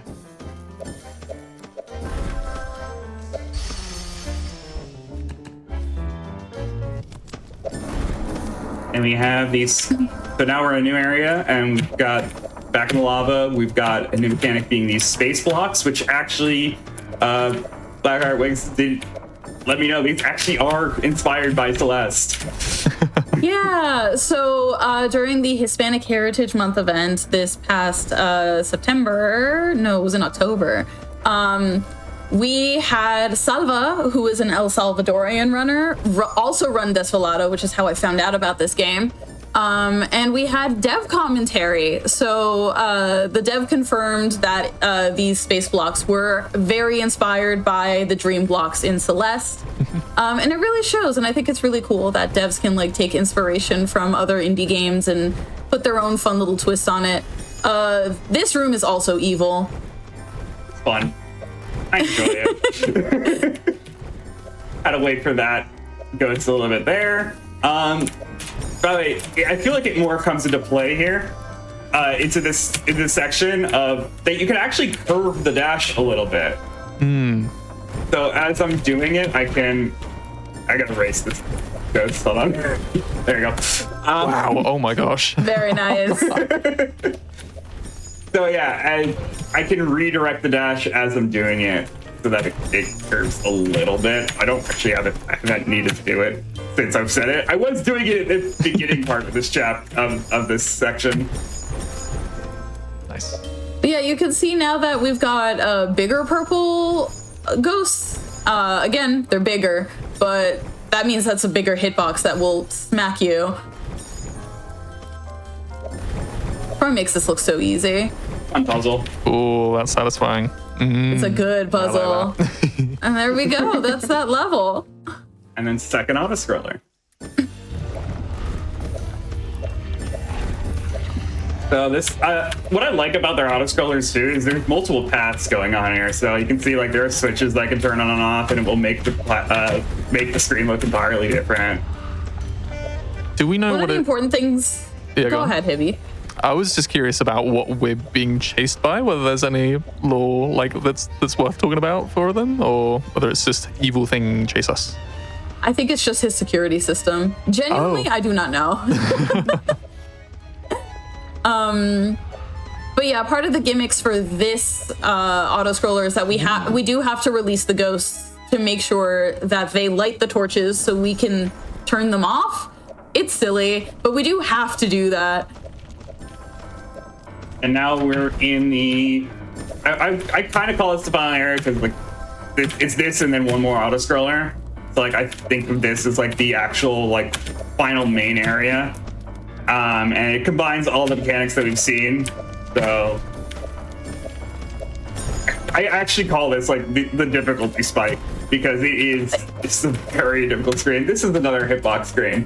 Got to get really close. There you go. Wow. Otherwise, that screen takes forever. So that actually is faster. I wonder how intentional the hitboxes were there. Whether they're like, well, go on, we'll throw a bone. I'll do it again here. That's just the route that I found. I don't know. Like, there might be a faster one, but it's just the one that works for me. I do genuinely think that is the faster route. This screen. If I can get this on the first try, I'll be happy. I have to left space block, I'm gonna try to get under without getting rid of that torch like that. Very because I needed nice. that dash again.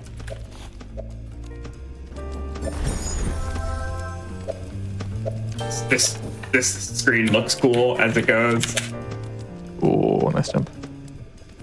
It's a lot of navigating just to make sure that we get that dash so we can break the glass in the middle. And then this screen, when I might actually have to do it. Yeah. There we go. I don't, yeah, Nice. it turns all the platforms on at the end there, but you can get away with not having to do it if you just do it correctly. If you do it in a fun way like that. And now into the final auto-scroller, which, if I die here, this ruins estimates. Is it not as friendly on checkpoints, this one? No. Yeah, they're real. They got really rude. It has a couple, but it's still not a lot. Yeah. My first time, I think, playing through Desvelado, I must have attempted this room somewhere between 30 and 40 times. Great game, though. Yep, there you go. An example of the checkpoints. Yeah, that one wasn't great. Okay. And gotta wait for ghosts to relight torches. And then that's it. I can actually jump over this torch, by the way. Oh, That's so silly. after all that. Yeah. There's Bonnie. Hey, Bonnie. And that's time. Sorry. That was time. GG. And now you can go to sleep. These cutscenes, man. It's just so cute. There we go. Bedtime. Oh, finally get a good night's sleep. God bless. Yeah. Oh, So, such a fun game. There actually was two torches. There was a torch on the beginning that I skipped that skipped the dialogue boxes. That was what when Gabby was talking a little bit that I said. And so yeah, there are a couple torches that you could leave on and be fine. But you try to get most of them. Thank you. nice. And then this is these are the credits. This is the team. This is it. This is the team. Wow. Oh, that's so good. Well, gamers, thank you so much. Troy, have you got any shout outs, any plaudits you want to give? I mean, just follow me on Troy Athens on everything as it's spelled below. Buy indie games. So support indie developers. They make some fantastic games. True. Black Heart Wings, anything? Yeah. Play Desvelado. Buy Desvelado. I 100%ed this game in like 3.5 hours. Yeah, it's a short so game. doable. It's very short. It's very fun. You can do it. I believe in you. Run this game. Maybe could be fun. I will be back on Hotfix tomorrow. So catch me there as well. I will be on the couch for Bill Nye Stop the Rock.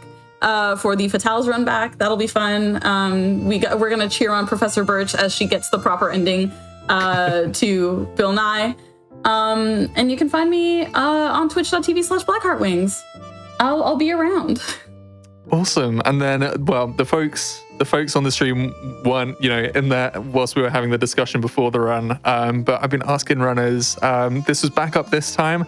Do you think that this is a run that you'd submit for future events, Troy? What does the game look like for you going ahead? I would say it's a maybe on this one. It's definitely a very good game and should be shown. But I also have other games that I'm looking to get into a schedule as well. So it's not the only game I'll submit. I'll put it that way. Okay. So it depends. It will depend. Alrighty. Well. Oh yeah. Also, maybe there will be more runners later. Ooh, that would be good. That'd be good. Well, folks, I thought that was adorable. I think you should definitely check this game out. And a big thank you to Troy and to Gabby for taking us through that. And yeah, we are. I don't quite know. We're just over the halfway mark of the AGDQ backups that we're showing on Hotfix tonight. We have got one hell of a schedule for the rest of the night. We've got Sheepy, we've got Kirby, we've got a Marble Blast Ultra Run, Sonic Generations, All Night Nippon, Super Mario Bros. I don't really know an awful lot about that, and Super Mario World. So do stick around. I will not be your host for the rest of that. Helix is going to be stepping back in. She's feeling better, and she's got a voice for us. So big shout outs to her. She'll be back on the hosting, and I'll be dipping back out into the tech check and roll. So I might see you on that side of it. But if not, have a lovely rest of your morning, day, evening, wherever we are. And do stick around, yes, because the next run is going to be Sheepy, a short adventure with Perk. So do stick around. We'll see you later.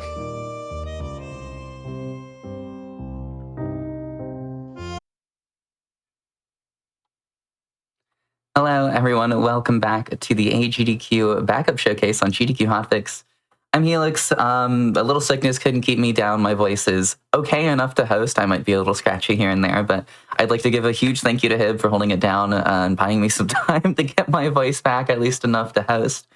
Thank you all for tuning into this. If you're just joining us, every event, the Games Committee selects some backup runs, in the event of something happens, we're ahead by too much or a run has to drop, then we can throw in one of these backup runs. And that means that a lot of these runs that are designated for backup don't get to be shown off at all.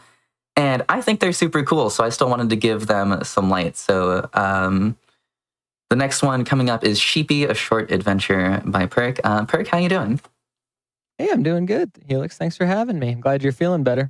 Thank you. Me too.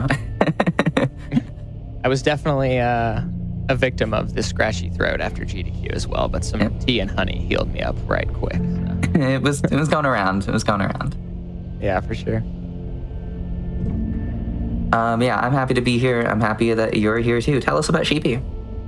Yeah, I'm happy to be here. This is Sheepy, a short adventure. It's a cute little 2D platformer. Takes about 2 hours to beat casually, and the speedrun's about 20 minutes.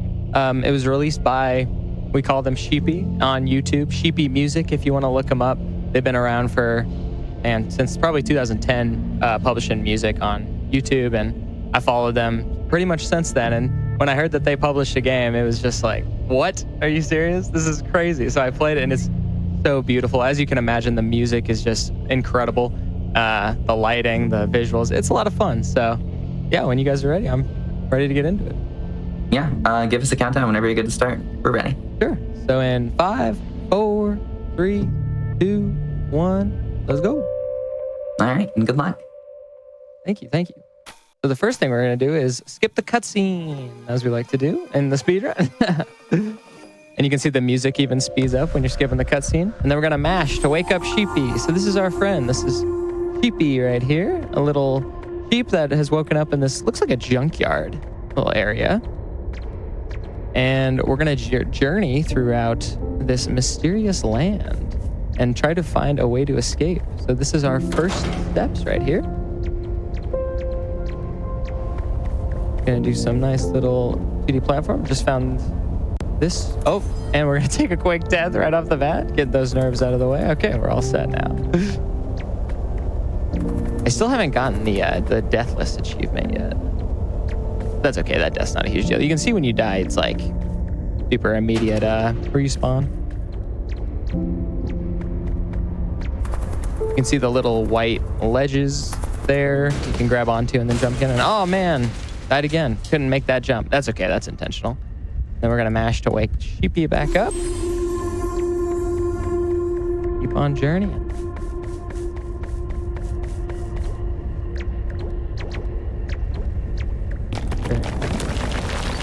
We're just gonna journey deeper and deeper into this interesting area right here. We're gonna go for a nice little skip here, jump down here, and then jump down here. That skips a bunch of the game. We're gonna say hi to Jeff. Hi, Jeff. We're gonna skip you. We don't care what you have to say for now.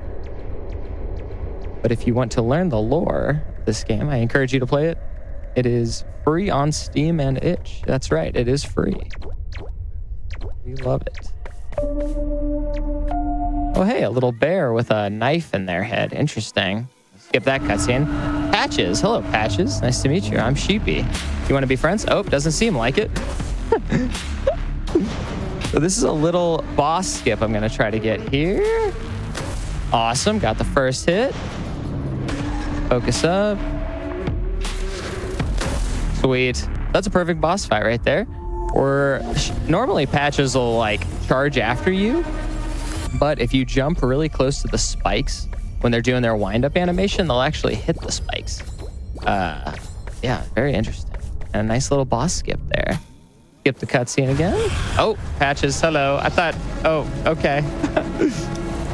We're gonna run away from you.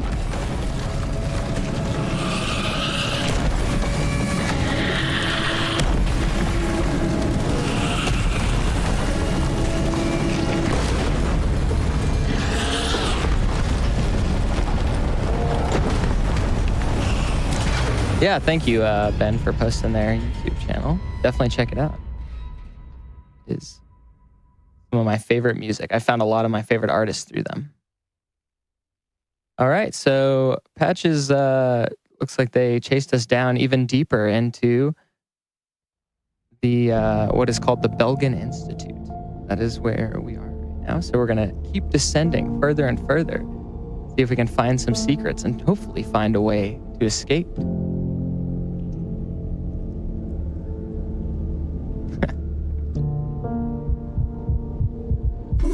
You have to know how to mash in this game. Sheepy really likes to fall asleep, and you have to mash to wake him up. Nice little skip there. You actually want to backtrack. The game will make you think that you want to go to the right, but you actually want to go to the left. Then nice little jump there too. That was a good jump to not fall into the fire pit. So this is a really interesting jump. You have to like trigger that little office area with the light. If you just jump down and don't go to the right, you'll hit a death trigger. And this is chapter 2. This is called Descent. So we're just gonna keep going further and further down into the Belgian Institute. Gotta pull these levers here to activate the elevator so we can continue to descend.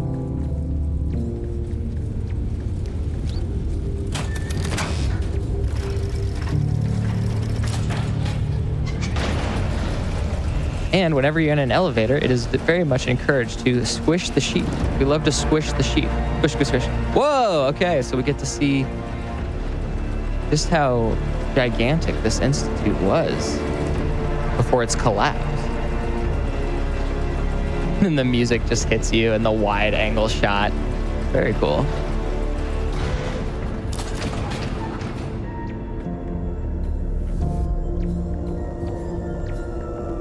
Little black hole there will give us a little extra jump. Oh, good. We missed that. Missed that crusher there. That's good. That means we were on a good pace and a good cycle. To the Belgian Institute, Tower 24. Gotta keep squishing. Your employee orientation. A little bit of lore there. Yeah, get a job, Sheepy. Come on. Your employee orientation will begin soon.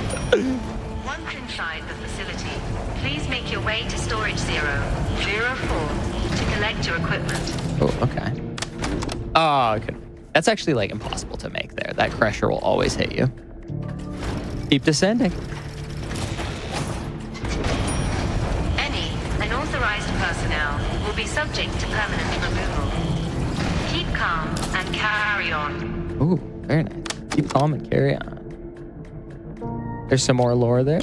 Sorry, don't care. All right, that's chapter 2 done. Very nice. So this next chapter, this game was recently patched. It actually was released on Switch 2 months ago. And so they patched the game. They had a couple updates. The biggest update for the speedrun was there was a cycle in this chapter. It was really hard to hit, but when you got it, it saved a lot of time. But now there really isn't a cycle that you can hit, so it's a little more forgiving, which is nice. Yep. This little jump here. Nice, we didn't grab onto the ledge there. That saves a little bit of time. Ooh, we get to see some bunnies. Hello. Yeah, I'm gonna go for this little jump here. So that's something new, is that when the platforms move, that was something new in the patch. They'll actually carry your momentum, kind of like Celeste. So it helps you skip couple platforms, or that platform there.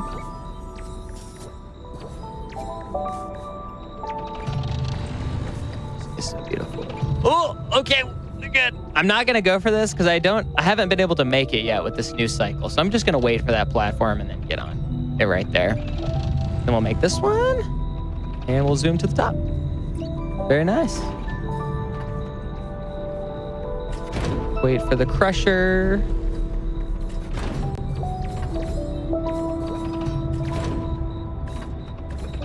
You just can't make that jump barely without waiting for it to move up a little bit. And there's actually a hole right there that we have to jump over. If you're playing casually, there's a little tip for you because I fell in that the first time back. Oh, no way back, it looks like. Okay, we'll keep pressing on to chapter 4.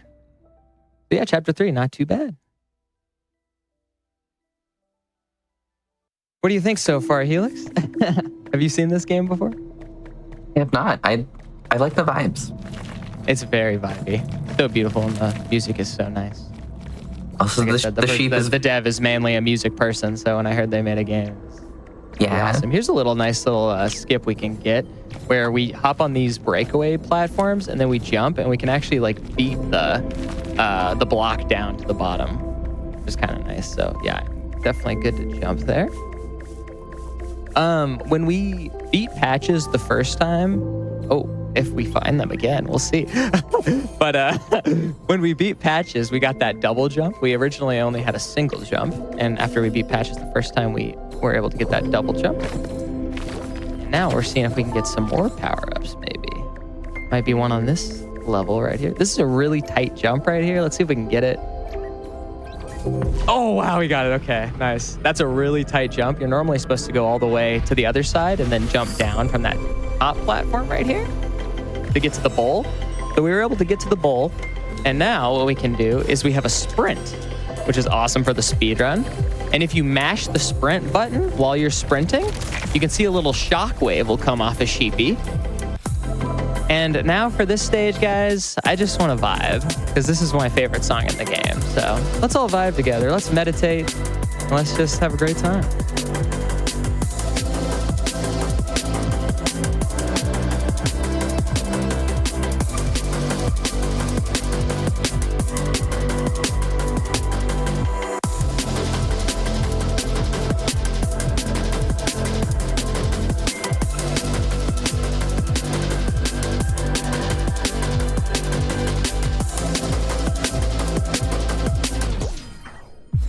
That's okay. That's okay.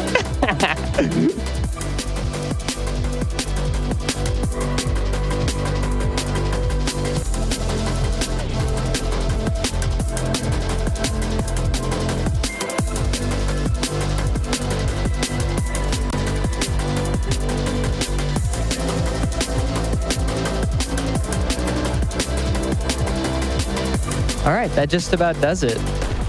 That's my favorite song in the game. I love it. And we gotta look out for these. This is a really tight jump. Oh, that's okay. Oh, nice. It's really hard to make, but all right, that is chapter 4. Very nice. Had a little bit of just one flub. That's okay. That's okay. Hit the ledge there. There's a couple tough jumps in there. I was like trying to focus, but I was also just jamming to the beats, you know? Chad definitely understood the assignment. Yeah, exactly. Thank you, Chad. Yes, thank you for all the jamming. That's all right. That's pretty good. Get those 2 levers now that we have that sprint. And we are into chapter 5 right here. We continue to descend. It seems like not doing it. Oh, well, okay. Not be leaving soon. That's not good. I can't PB if I'm not going to be leaving soon. So. I would like to leave as soon as possible, really. Go here. Woo. Use our sprint. Break through these little purple shards. Hey, it's our friend Patches. What's up, Patches? So this is Patches 2. This is a really tough boss fight, so I'm going to focus up.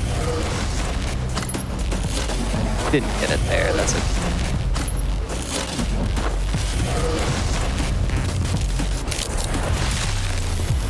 Okay, I'm gonna try to explain what I want to get here. I want to move like 1 pixel to the right. I think I got it there. And what that'll do is that'll force Patches to only jump on that left side, which makes this boss fight a lot easier. Okay, that was good. Hello, Patches. Okay, I think that was that was 1 pixel. Okay, yeah, we're good. We got to hit Patches one more time, and then... Oh, okay, good. That is a tough boss fight right there, and it loses a lot of time if you don't get it. So we got the bowl, we got the double jump, and now we have the ability to fly.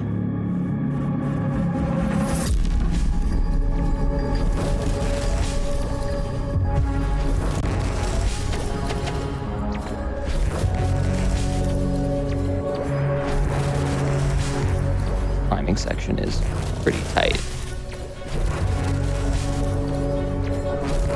Can actually skip that right side there and go straight to the orb. That was weird. I didn't jump there.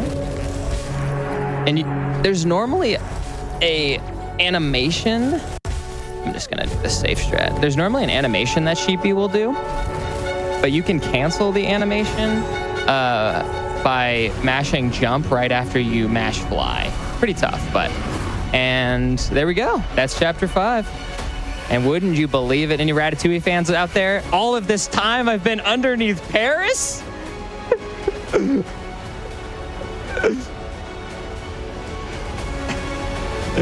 was a decent climbing section. It can definitely go better, but it's really tight. And we didn't die at all, so that's good. All of this time I've been underneath Paris. All right, let's keep this up. I'm getting the animation cancel a lot. Normally, yeah, like I just got it there. Like normally Sheepy does this really long animation when they go into the flying. But I'm getting it pretty much every time, which is pretty sweet. It's a pretty tight window. Okay, I didn't die. Oh, yeah, that's a tough jump. That's okay, that's okay. Okay. Yeah, that jump right there is the toughest one in this climbing section.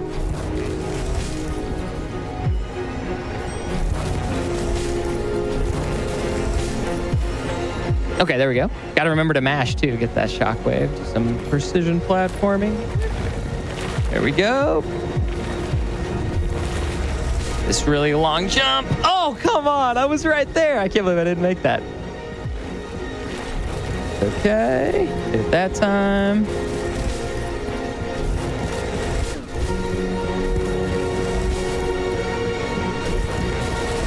At the beginning of the game, we were descending, and now we're ascending. Yeah, pretty good. Got some breakaway blocks right here. Nice.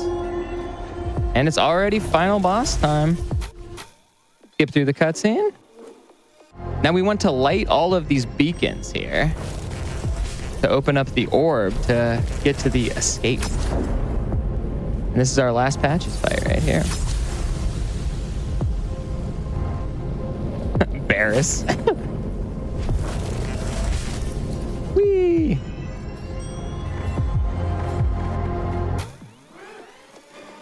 Hello, Patches. Oh, Patches was possessed the entire time, so now we gotta fight the dark energy.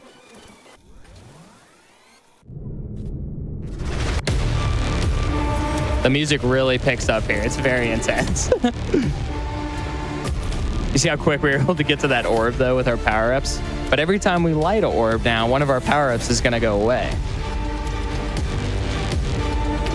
So we just lost our fly ability. But luckily, we still have our sprint. Climb quick, what? Yeah, the orb will attack you if you're not careful.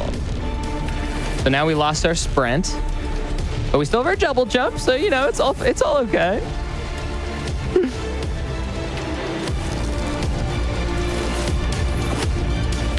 Good, the orb missed us. Doesn't it feel like we're so slow now? So we can actually use the orb to give us a little speed boost there, which is nice. How about another speed boost? Whoa, that was a big speed boost. I wasn't ready for that. Okay, orb, calm down. All right. That was crazy. Hey. Okay, good. Whew. Sometimes on that last, you need the orb to get to the top there. You need to get that speed boost, and sometimes it can be really finicky, so I'm glad we got that on the first try. So we lit all the beacons, and now we need to get to the exit to escape the Belgian Institute.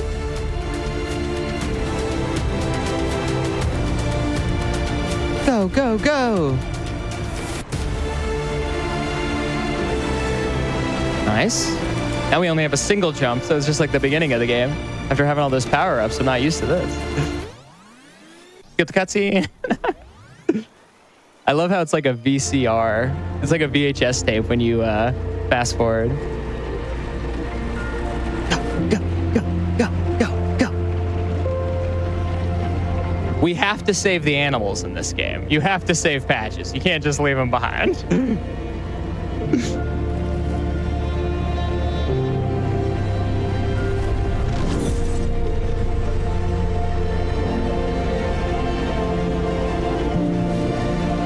Game time is when it fades to black. There it is, time. And that's Sheepy, A Short Adventure. We saved Patches, we saved Sheepy, and we escaped the Belgian Institute. And that's the end? Or is it? Play the game yourself to find out. Maybe there's some secrets hidden out there that you can find and collect and get a better ending than what I was able to get. So there we go. That's Sheepy. GG. Thank you. Very nice game, very fun. Yeah, I want to give a big shout out to, first of all, GDQ Games Committee for picking up this game for backup. That was my first time ever getting accepted to a GDQ, so that was a big honor. I had a lot of fun at the event. And thanks to Helix for having me for the Hotfix show as well. Also, I'd like to shout out NBZ. She's a very good friend of mine that got me into speedrunning this game. She couldn't be here to commentate today, unfortunately. And I wanted to shout out C Average as well. He was going to commentate this run at GDQ or AGDQ if this was able to get picked up. And I want to give a big shout out to GBH, who really pushed this game for the longest time, and Redu as well, who just got world record by, what was it, like 7 seconds recently with the new patch update. They were able to get a new world record. So, and a big shout out to the whole French speedrunning community, honestly. They really have pushed this game. It's very popular in France. So yeah, big merci to you guys. Thanks so much for having me. Had a great time. All right, well, hey, thank you so much for being here. That was a lot of fun. I enjoyed that. It's quite a vibe. Yeah, check Sheepy is very cute. Check out the dev on YouTube. They make great stuff. It's really cool that they were able to make such a cool game and put it out there for free for everyone. Yeah, no kidding. Yeah, again, thank you so much for being here. You also had Dunkadillo on backup. Is that correct? Yeah. Had a Dunkadillo as well. Very cool game. Hope I get to showcase that one day. Yes, that's another one. Definitely go check out Perk to see that and his other runs. Coming up next is Kirby's Dreamland 2. So we're going to take a quick break to set that up. We'll be right back with more AGDQ backup showcase very soon.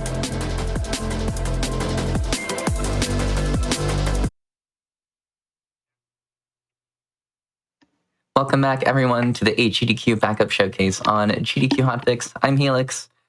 Every event, GDQ Games Committee takes a selection of backup runs to pull into the main schedule in case of something happens, a run can't make it, something like that. And so what happens is, most of the runs obviously do go on as scheduled, and so some of these backup runs don't get to be shown off. I would like to fix that because a lot of these runs are super cool, such as this run coming up right now, Kirby's Dreamland 2, Rick %. I, of course, know that Rick is everyone's favorite character in Kirby Air Riders, but for those who aren't as familiar with this category, Gio, can you explain a bit about what Rick % is? Yeah, basically, I'm Gio, by the way. Hello. Rick % is pretty simple in theory. You complete the game as usual, but in the second stage of the game, you pick up Rick from a bag and you don't drop him until the very end of the game.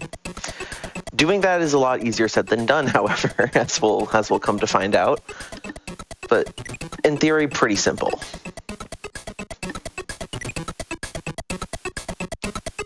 Oh, and I believe you have a commentator on with you as well. Yes. Hello.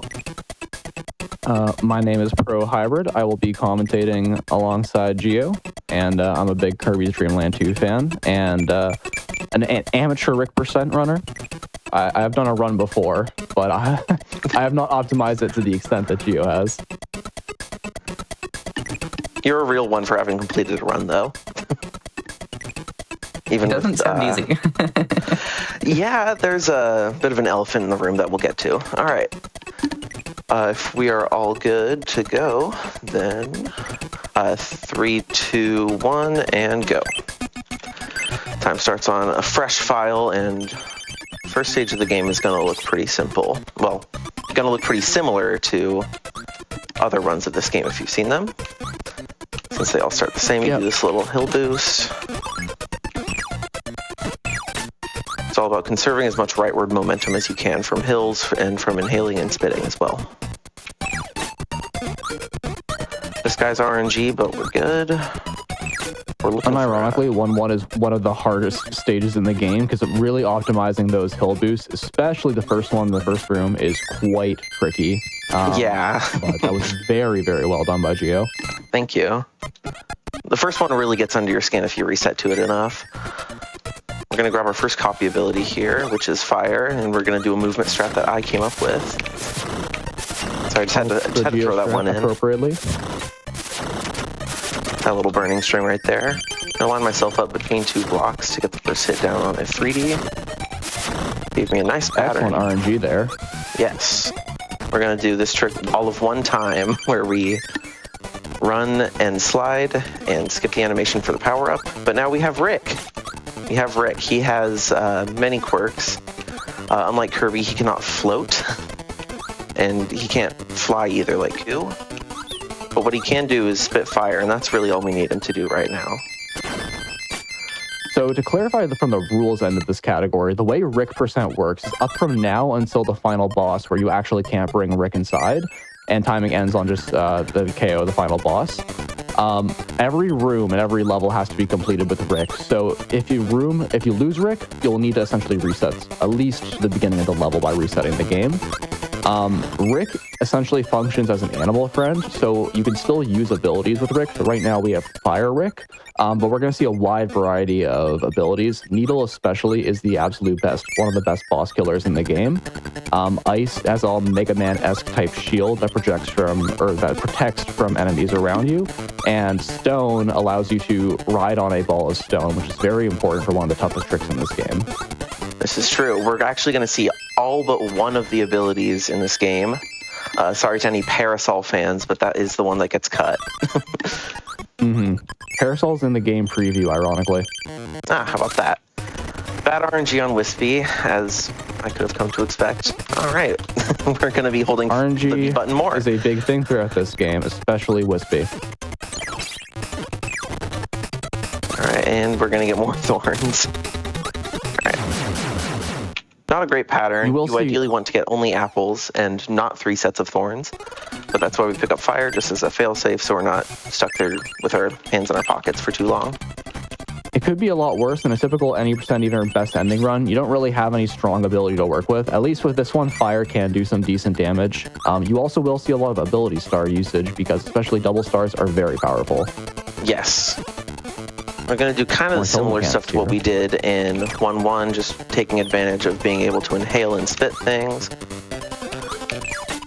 Yeah, World 2 actually, just as a whole, is kind of a sleeper world in any percent, but in terms of movement and how it kind of flows together, like you're not going to be, in any other category, you're not jumping under that Bronto bird just to get past the gap most efficiently. Yeah, World 2 is just a big favorite of mine in terms of the route. So typically for any percent, best ending, 100%, any typical category of Kirby's Dream Land 2, you grab Ku at this point. Ku being very broken, allows you to float over most rooms, combines very well with Cutter for bosses. What really makes this category so difficult is so many of the rooms and areas that are trivial with Ku become completely now, doable, as you can see in this room, but it's a lot of tough jumps, it's a lot of timing through enemies, and it makes a lot of sections that are easy suddenly now an absolute nightmare. Yeah, like you don't have to think about the Waddle Dee coming from behind you in any percent or best ending. But overall, World 2 is still, it's very fun. Just go with the flow, and it's not going to be too much slower than the ideal way of doing things. All right, now in 2-3, we're going to have to deal with these enemies. Bouncy Ty will be a recurring character in this speedrun because he has 2 RNG patterns that you can barely react to.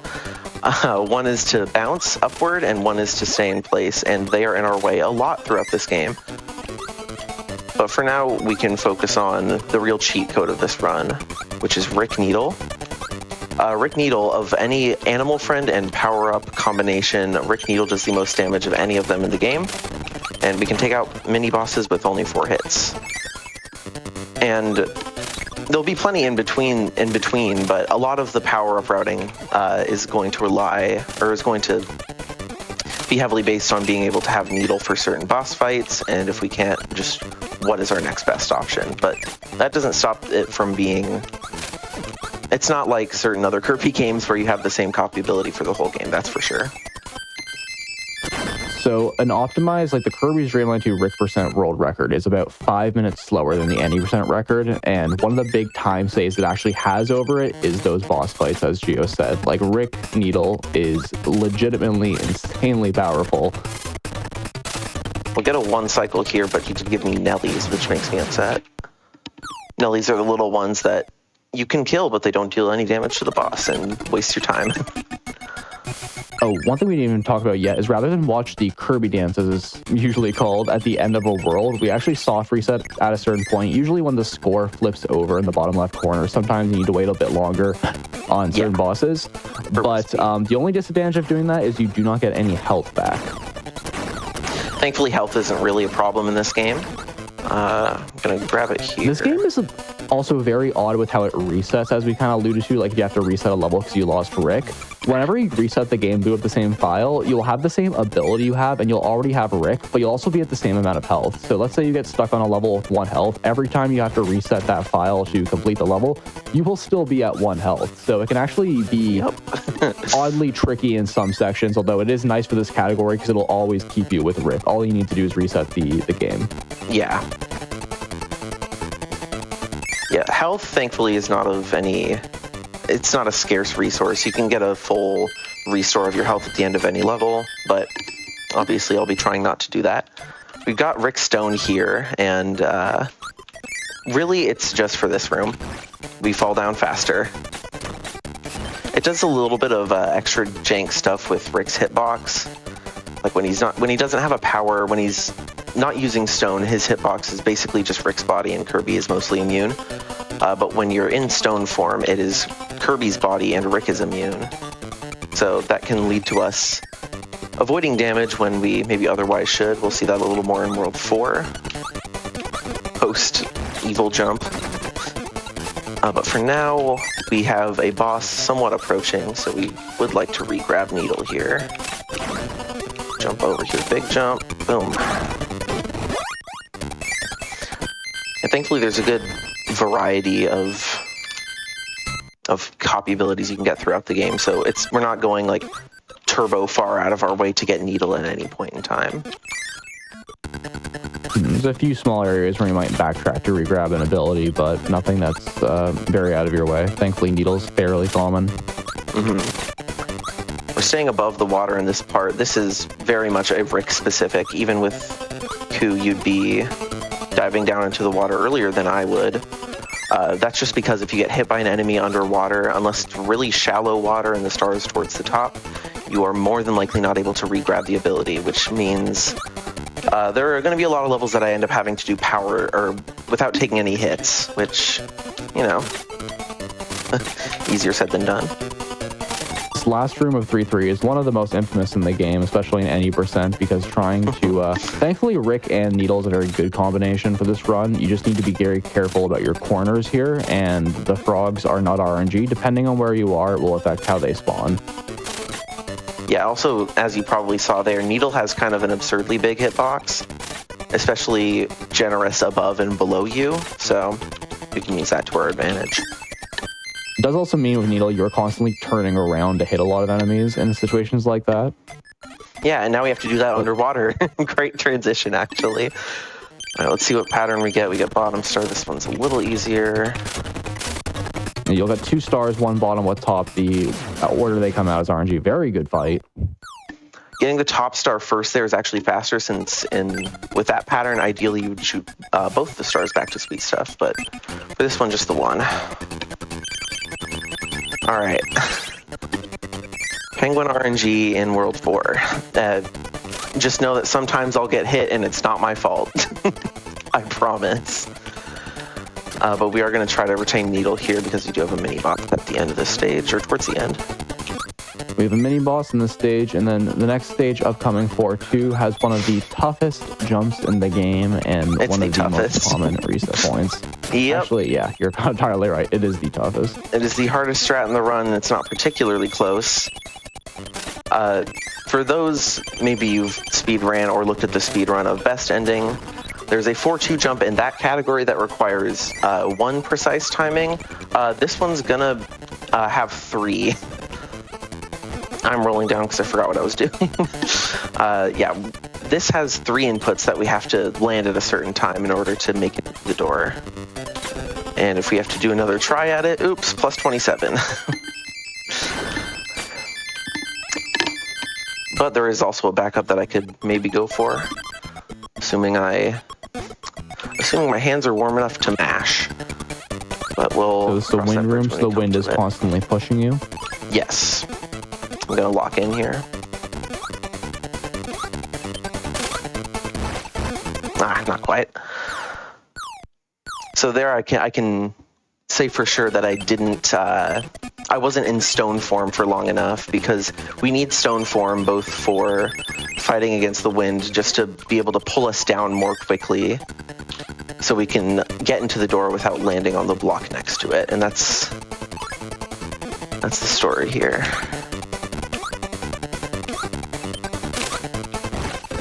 That was a little too early. So the game's intended way of doing this is there's a broom behind you where you have access to Ku, and Ku can fight through the wind on wind rooms, but because of the rules of this category, there is only one way forward. There is no... the intended way, unfortunately, is scrapped. There is no escape.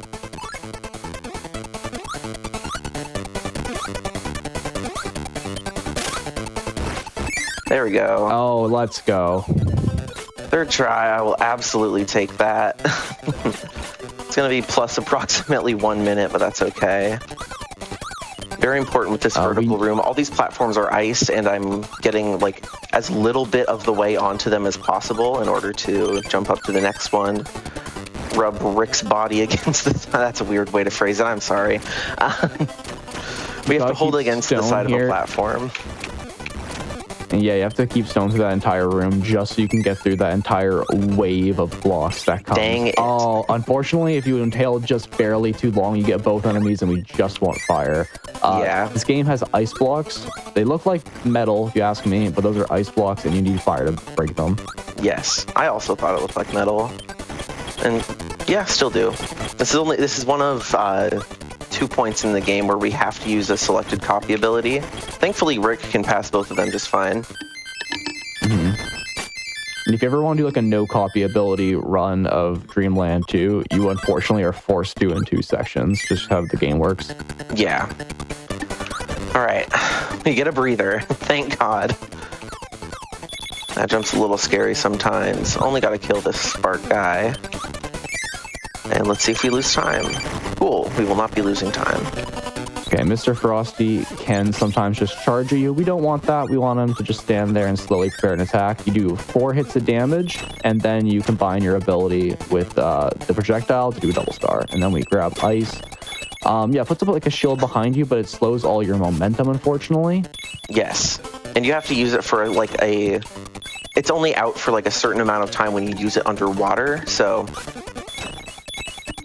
it's just a little annoying, mostly because it kills your momentum, but it has the very big benefit of basically being the only copy ability for Rick that hits above him, and that will be of abundant importance in World 6, where we will return to ice. Those are propeller bombs, by the way. When you touch them, they insta-kill your animal friend, which in our case would mean a soft reset, and ice is the only way of getting rid of them. Yeah, they don't bother you as any regular form of Kirby, but any animal friend, they just auto KO you. Yep. Gonna do another double star here. This one's on a freebie. He has some new moves up his sleeve this time, like this one. Thank you for being fast. I appreciate it. Very helpful after I lost a minute in 4-2, but you know, it could have been worse. It could have been a lot worse, honestly. I was thinking of this earlier today. I need to overwrite the muscle memory that tells me to hold right during like every auto scroller I can, so you can actually see what's going on. These ice, just a lot of things that we need to clear. Rick can't fit into any one tile gaps, so those blocks, for example, we had to move out of our way. You do have to hold right here to get this jump off and get into the door as soon as possible. Just wait till the Scarfy is floating high and just quietly walk in. Yep, that's why I do that jump in advance. That was one I stole from Any Percent, where you do the same thing, but with Kind.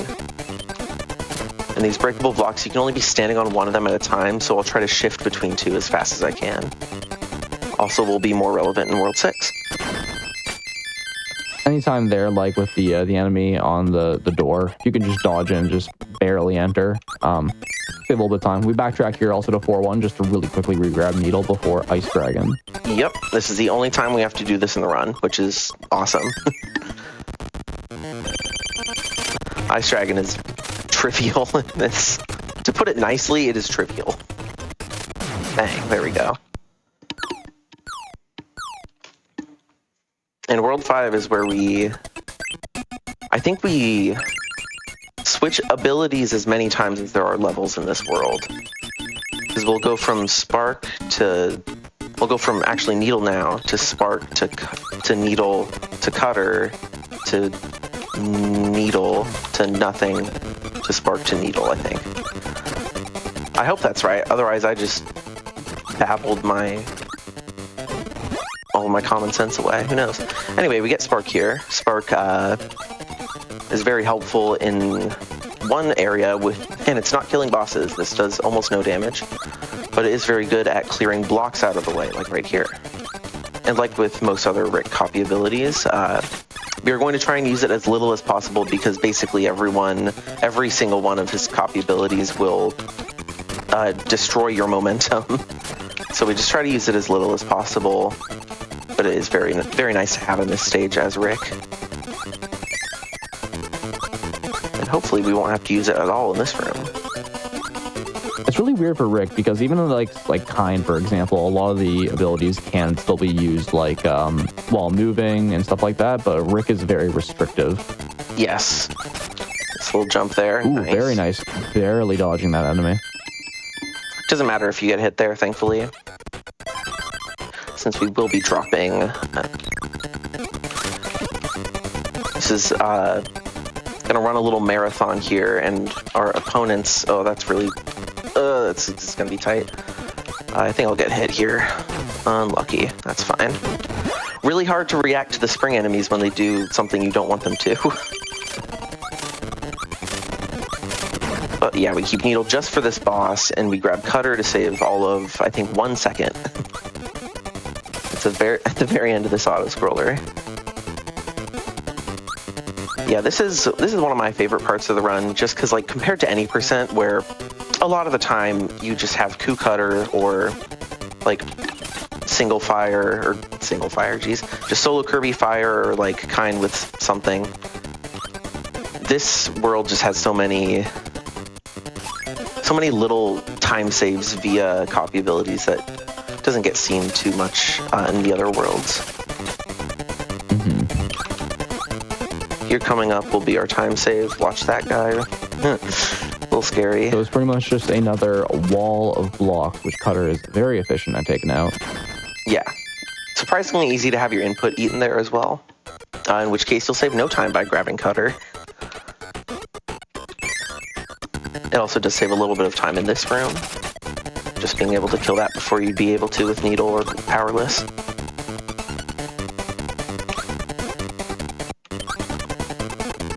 This is a nice little microcosm of all the precision platforming, just like skills checks, just being able to jump under things as they move up, being able to jump in and out of water, like controlling how that goes.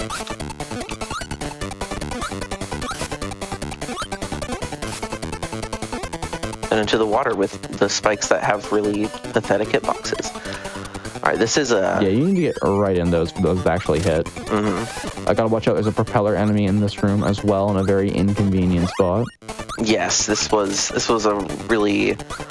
Gotta jump onto that one tile of ledge and then out of the way in time so it doesn't catch up to you. That was a real fun one when I was first starting to develop the route for this. I'm trying to figure out how to get past that guy. World 5 just going smooth sailing so far, which I am more than happy for. Scary jump right here. A lot of enemies in front of you, enemies flying behind you, and another propeller enemy right at the door. Yes. It's the first room of 5-4. We have to do a full jump here to make him go up and out of the way, and it's our friend. It's our friend Captain Stitch. You can only hit him Stitch, when the he is... first of 3 appearances.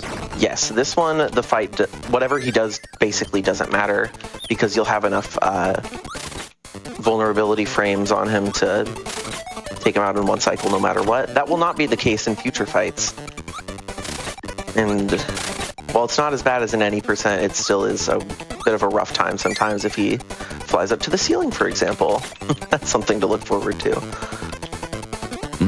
Stitch, especially in that 7-6 fight, can essentially decide to fly from one corner to the next and waste about upwards of a dozen seconds. Yeah, and Rick oftentimes won't be able to get up there very efficiently because he can't float or fly. Kind of just have to outweigh some of these Scarfies because the explosion they leave behind when you KO them is just so massive, and there's nothing really you can do about it. It is also active for a very long amount of time. But it's cool there to use something that isn't often needed for Rick, aside from in like World 7. Being able to use Needle and hit 2 blocks ahead of you instead of 1, which saves a lot of time in that area. Gonna re-grab Spark again. Excuse me. One cool quirk is like you use the ability almost as a showcase when you inhale it, like an animation, and that will still work to break blocks. So you don't actually use Spark there. That came from just inhaling the ability. Yeah, but it doesn't work for all of them. I think it works for Cutter and Spark, but I know it doesn't work for Ice. And it does work for Fire. So maybe Ice is just really bad in this game. It's weird. There's some blocks that are broken by specific abilities, and you can kind of take advantage of that later on. But yeah, it's a weird. It's a Game Boy game, so you'll hear the term like weird quirk or something specific, just because all these little small discrepancies. Got one RNG here. That penguin can breathe ice at you, and it's unfortunate. But yeah, that's one of the longer stretches throughout the game where we won't have any access to health that's like directly in our way. We keep Spark for that specifically, take damage here and grab Needle because we have a boss fight coming up. Mr. Shine and Mr. Bright, one of the most infamous Kirby's Dream Land 2 bosses of all time. Thankfully, Rick Needle will do very well here, but these two are a very frustrating set of bosses. Moon especially is pretty trivial. Sun can hurt me here, and I hope he doesn't. You know, he's just going to jump backwards. That's fine. Gotta make sure to not soft reset too early. I've done that in at least one event. Yeah, I was gonna say, for some reason, like of the two bosses, like Shine and Bright, and then also a little bit Wispy are the two bosses in particular, you kind of need to delay your reset. Not really sure why. For Shine and Bright, it's because it doesn't start like the death scene, like right when you hit its last point of damage. They have to like float up into the sky, and it messes with my timing at least. Mm-hmm. All right, Yeah, 6-1. sure you're not autopiloting. World 6 in general is probably the hardest, actually definitely the hardest world in this game. Thankfully, 6-1 is just kind of a movement check. This is a room that I am yet to optimize better than that. Getting iframes to deal with the cutter enemy. But we're holding it in our mouth to spit at this guy. Now you gotta really be careful with these blocks here. You just float to you just fall to the room, and you gotta hit the very corner of the door and just be holding up. Yeah, I just have to hold up and right there. Oh, that's unlucky. Boom. All right, here's where we have to get ice again. And it's gonna be the game not easy. Intends for you to get ice. It's another one of those kind of just forcing you to use a certain ability. Thankfully, it does prove to be very helpful, at least compared to other abilities, in the upcoming few levels, which is why we're gonna have to keep it for 3 levels. But yeah, it's just like, even in rooms like this, you'd like do like a wrong move, and like even just getting hit by the Brontober, like your ice copy ability just like falls into a pit and you can't get it back. It's not a big deal for this level, but having to go back and get it is time loss all the same. Another wind room. I'm gonna have to jump over this guy and both of these two. A little optimization. The Gordos again are not RNG. Their spawning position is consistent of kind of like how you entered the screen. So you just need to be consistent. You kind of need to pick a way to navigate them with your jumps, but it's not like random. Yeah, I do that third jump so that the last set of Gordos goes up, and I don't have to do a second jump where I'm running up against a wall, and it's just a little bit faster that way. This is a level that I will have to do without getting hit, ideally. Bit of a risky strat there to not ice that frog, or either of these two. Get both of these in one, hit them to the right. All right. Difficulty's not quite over yet. In the game here, but the window. This is not a room where Rick is intended to be your animal friend. If you can believe it. No, it's not. This is typically done with Coup or with really precise Kirby movement and a combination of fire. But yeah, Rick is not super ideal of navigating this room. You kind of just need to slowly, one layer by layer, break your way in. You have to break the blocks and then barely slot your way in. But yeah, right after that third block gets broken, you have to hold in. And ice is the fastest way of doing this room because it hits above you.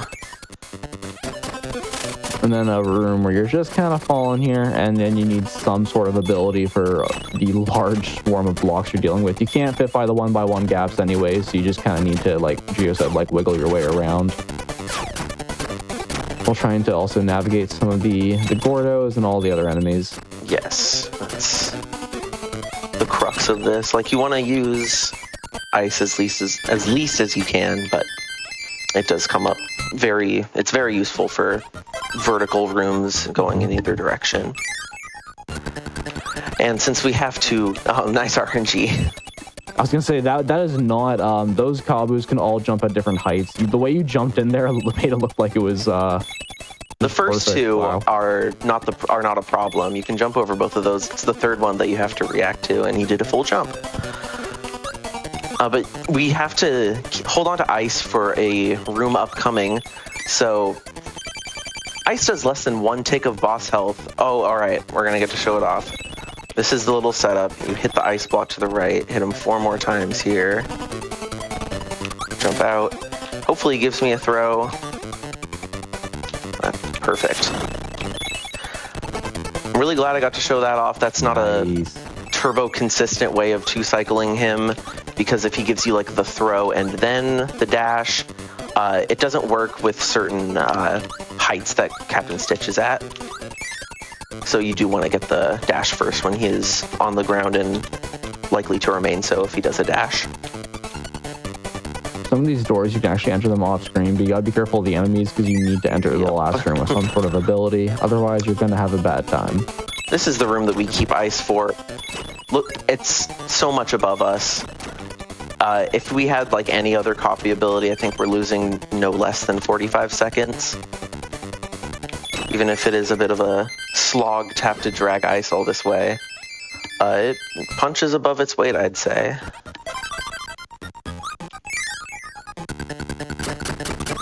Intentionally take damage here. We want to re-grab needle in this stage, but we want to grab specifically the 4th needle in this upcoming staircase here. Yeah, and by the way, if we like eat a jump input, if the game eats a jump input or anything like that, we are very liable to soft resetting, since the entirety of the ground in this stage, just about the entirety of it, is made out of breakable blocks, which is kind of tough for Rick. Yeah, this stage is very punishing, surprisingly, if you actually mess up a few jumps. We miss one jump in the next room, a specific jump will cost us 98 seconds. It really is just a lot of fun to be able to navigate Rick through these kinds of situations.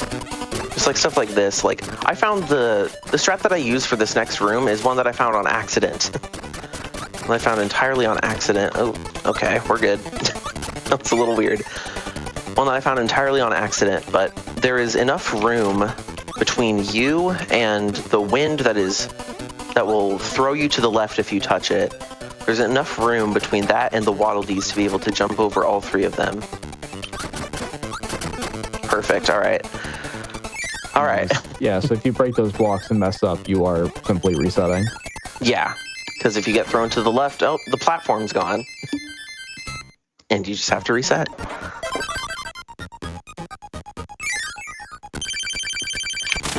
So yeah, someone said in chat, take damage. Because of this game's weird save system, all you need to do is reset a level, and then you get Rick back.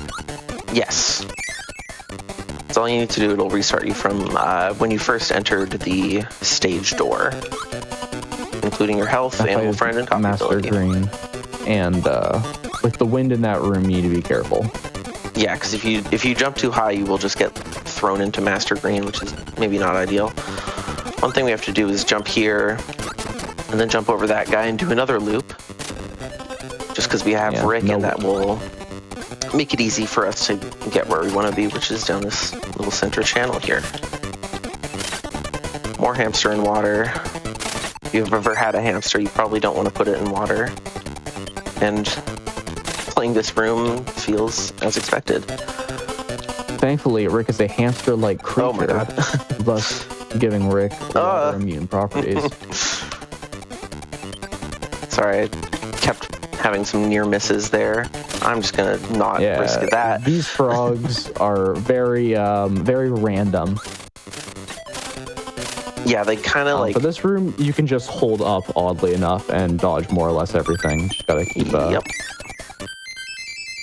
keep needling. Just gotta not run off to the right too early, because you can't fly up. Mm-hmm. And now we have Krakow. This is probably the biggest delta in difficulty for a boss between any percent and Frick percent. So if you're a big Krakow hater like I am, this is cathartic. Him and his Krakow's one of the only non-RNG bosses of the second phase, at least. It's all consistent, the pattern, so it's all about spacing. Usually it's with Coup Cutter.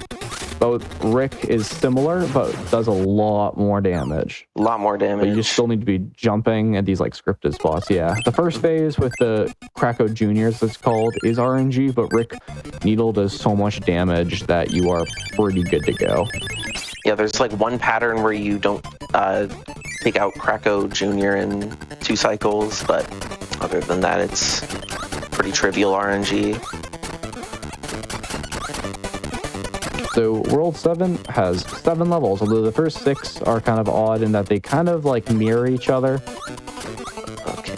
So it's gonna be a lot of auto scrollers. You have to be dodging some of those carousel like bomber enemies. A lot of interesting auto scrollers though, and I mean, basically, little spoiler alert, we're going to have Needle at the end of every stage, but within that, there's going to be some fun powerless movement in the next 2 stages.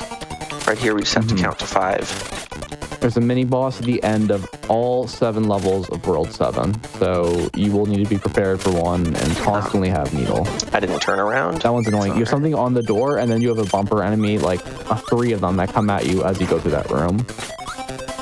Oh, let's get on the platform, Rick.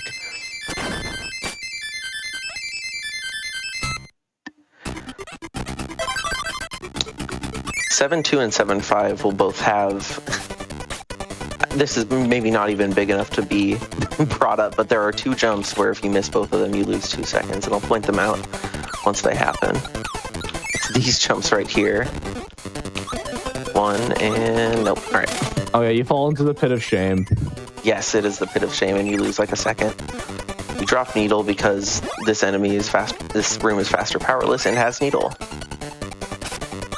In these enemies, you gotta KO the one, like, I don't even really call them, like, the Meta Knight enemies. They have actual The Meta names, Knights, I think. I don't remember which one that is. To open the door. And then you get an animal bag, but that's irrelevant for us. If we happen to get a Rick, we would get a Gooey instead. Or we had girl. Or a Gooey girl. I was low-key hoping for 1 and 4-4, because that's really the only... Outside of 6-6, it's the only stage where you actually get to see the bag. Maybe we could have gotten a 1 and 24. Gonna drop Needle This here. room has a lot of Kabus all over the place, spawning right on top of you. Much faster to do it powerless because you'd get hit there and you'd get hit multiple times at the first part if you tried to keep Needle throughout all this. A little bit of a scary jump. And then just like this. Boom. Very convenient. You can get like the top, like corner of a door, like the left side of a door, and just like dodge the enemies that are like right on top of it. Oh yeah. Great thing about this game is that the doors aren't bad. Oh, there's a lot of Niddle buzz right now. Don't they have the doors aren't great in that game, I don't think. People are familiar with Kirby, Nightmare, and Dreamland. There's an any % tournament happening beginning of February. All right, that's a quick plug. Thank you. And now we have Needle.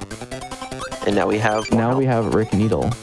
In this room, by the way, there's various propeller enemies, usually in the bottom level. So, like, you need to navigate the path, but you also want to avoid waking up these sleeping propeller enemies because they will make your life far more difficult. Speaking of far more difficult, Frosty, we want him to just stand still. He can now run at you with ice coming from him. He's evolved that ability since World 4. Yeah. Also, the propeller bombs can move through walls, which is worth. Yeah, that's why they never stop following you in the auto scroller. Yeah. I'm gonna have to do some weird movement so I don't accidentally lose 20 seconds. All right, well, I kind of did it wrong, but I didn't get the bad RNG anyway. You can just get hit off the ledge into the pit by one of those cutter enemies if they decide to attack quickly. This we have no choice but to eat a hit. I love how you do like what there's usually referred to in the community as fat Kirby strats, but you have the animal friend instead. So technically it's fat Rick strats, where you like need an ability, and rather than trying to navigate a room with the ability and constantly losing it, you just keep it in your mouth. You get hit, you still have it, and then you re-inhale it at the very end of the room. Yeah, like there's very little of that in any %. I feel like, if any. Not in this game, at least. Yeah, a staple within the Kirby speedrunning series. I was a little bit late. Oh, he gave me a good pattern anyway. That's awesome. Yeah, YU usually will do an attack and then start disappearing. Yeah. The name is, in fact, YU. And you have to... one of the hold down rooms. This is one of the hold down rooms. It is possible to do this with this whole room without using Needle, but I choose to do it there. Little swag door entry around the frog. No. If it's a shame. Oh, no. That's fine. 1 for 2. 2 for 4 overall. These jumps are scary. This one's really hard. Oh, there we go. Like, you can literally see the Gordo like grazing the top of your head, but just the way the it's literally in this like game work overlaps completely with Kirby. It's so awesome. That was bad. Okay. This room is one of the harder in the game to do damageless because you have to jump over Yeah. all of them and wait for the Scarfies. Yeah, the Scarfies, you're just waiting for their hitbox. Pretty cool with an 8% too with 2 especially. You're just, again, like you're just sort of waiting and then barely grazing over them. Mm-hmm. Kirby Very music fun room is in any always so category of this good. game. Unfortunately for this game, we will be... I mean, I like the theme, but you will drink Rick's theme for 99% of it, outside of 2 levels and a boss fight. 2.5 levels. Well, okay, that's fair. I guess the start of the... Oh, I have to do a hard jump here. That's not good. All right, well, we're going to lose about 20 seconds. I have to jump off of a very specific ledge there in order to retain Needle most optimally, and as evidenced by me not having Needle, I didn't do that. That's just one of the fun things with Rick Percent. Oh, you do this wrong? How about plus 20 seconds? You get hit by a propeller bomb more than that. In the grand scheme of things, it's crazy to say. Plus 20 seconds is actually not that bad by Rick Percent standards. As you saw with 4-2 jump, you can add minutes to your run on like one singular, not even level, but like section of a level. Yep. Especially if it's deep into a level. I almost forgot which way to go during the auto scroller. I'm not gonna lie. All right, we want 3 quick down, throws middle, here. down. And this fight, he's really mean, so we have to like alternate because he has. Okay, that's 3 really All right, quick this throws. Stitch is being pretty generous right now, all things considered. Okay, that's fine. Okay. We would like to have Needle Then you're gonna back. end with Needle. Honestly, could have been so much worse without Needle. All right, 7-7 has 3 different strats that I have introduced to the run within the past 12 hours. So we're going to try and hit all of those, starting with this room. Starting with this next room, I should say. Double star, re-grab Needle, perfect. I didn't realize until today how unoptimized 7-7 was. This is another one. Yeah, it's just a whole bunch of line myself rooms with like repeating patterns, a lot of enemies. Yes. This one is not different, but it is a difficult jump nonetheless. We got it. Awesome. RNG. Perfectly cromulent. Watch out for the enemies.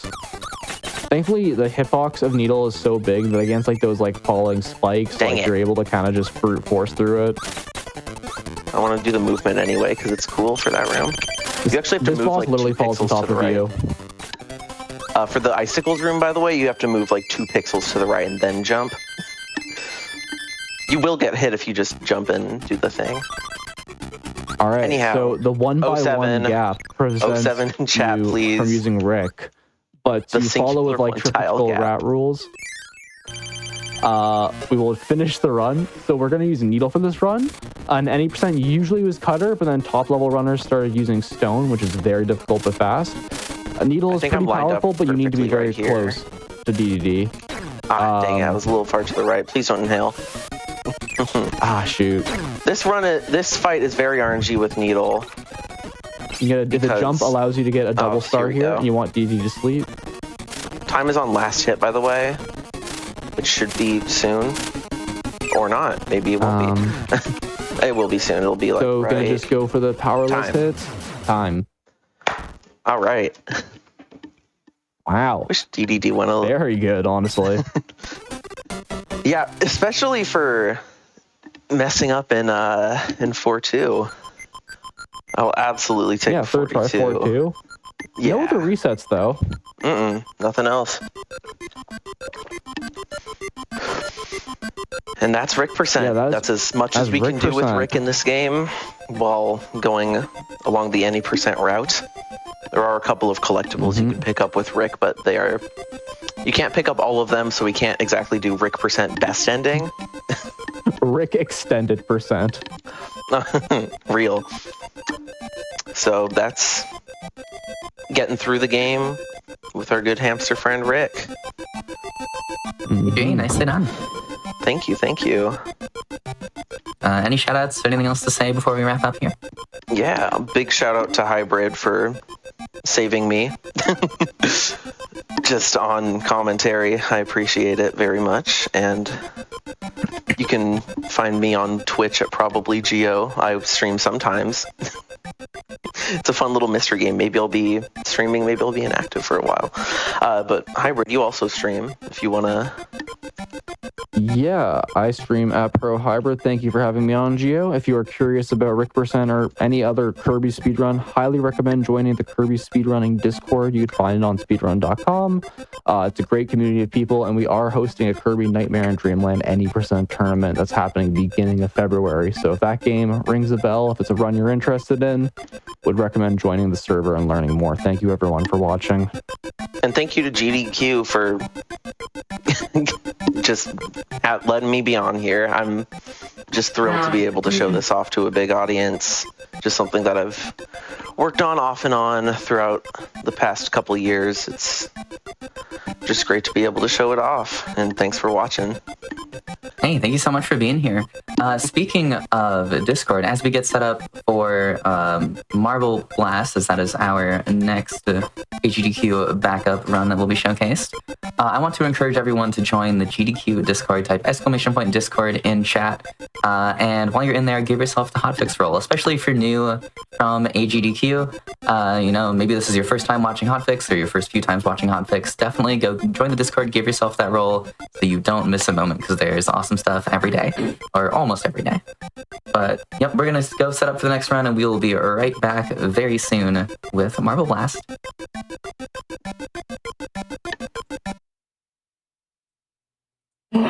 Hello everyone, thanks for sticking around through the break. You are watching the AGDQ backup showcase on GDQ Hotfix. I'm Helix. Every event, the GDQ Games Committee takes a selection of backup runs in the event that we just need to fill some time on the schedules, say a run drops, or even we get too far ahead of schedule. That has happened before. But it turns out every time that, of course, not all of these backup runs are able to be shown. So I thought, you know, why not take some time on Hotfix and show off some of them, because they're all super cool in their own right. And of course, it's me. I saw a marble roller. I have the marble roller. So T-Hurst, please tell us about Marble Blast Ultra. Awesome. Thank you so much. Welcome, everybody. I'm T-Hurst III. You can also call me Terry if you want. I'm super happy to be able to showcase Marble Blast Ultra. It's a ball rolling game. We'll get to see some more.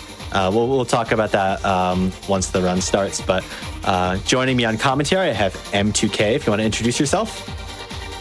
Hi, I'm M2K, the world record holder for the game. I'm going to be doing my best today to let T-Hurst focus on this amazing run. Yeah, absolutely. I'm very glad that I have him here. So, yeah, Marble Blast Ultra, marble rolling game. We're going to start it. Time starts when I hit the play button. So we'll get the run going in 3, 2, 1, go. Good luck. Welcome to Marble Blast Ultra, where the goal is to get from the start pad to the finish pad in 60 levels of increasing difficulty. For a platformer, the controls are very simple. We have directional movement and jump being very basic inputs here. You'll notice as we enter this next level, there's a power-up in front of us. That is a super jump. I'll give you one guess what it does. Oh, no. Wow. Bad start here, but we're going to get to see a part of the level that you'll almost never get to see in a speedrun. It's amazing backup. All right. But yeah, you'll tend to notice a pattern with a lot of these levels where like power-ups and stuff will allow us to skip large portions, making it very easy. Luckily, or unluckily, depending on how you see it, the devs have added this failsafe, and those are these red gems. And Pierce has to collect every single red gem to complete the level. So, taking a bit of a detour here to collect those, before we can enter the goal.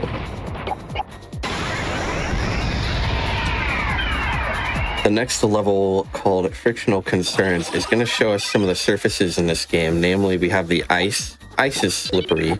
That's just a low friction surface. Then we have a high friction metal surface that we're not really going to be seeing too much, but good to know about those. And also what we're not seeing is most of that level because we skipped it. Yeah, I think it's about a 20-second level or something. This level is going to show us gravity in this game. Most of the games in the Marble franchise have some form of gravity. In this game, we have the gravity modifiers. When he touches those, gravity changes to the direction the arrow is pointing. And he's actually finishing the level sideways, so you can actually finish on any gravity We're going to be seeing that later on too. You're noticing, or you may have noticed, that he's moving at a 45-degree angle here. And that's because in this game, the inputs for movement are not quite normalized. So if you hold a 45-degree direction, you do a little bit of vector math, that is a 40% increase in acceleration of the marble. So we're saving a lot of time over this run if we're looking at a 45-degree angle and using that input. If I do that, you're also going to notice a lot of these hourglasses here, especially on this level. What they do is they just pause the in-game timer for 5 seconds, which isn't useful in a real-time run because they don't pause real time. Dang. One day we'll figure that out. Hopefully. This level here, it's a tower that's going to show off some of the different hazards.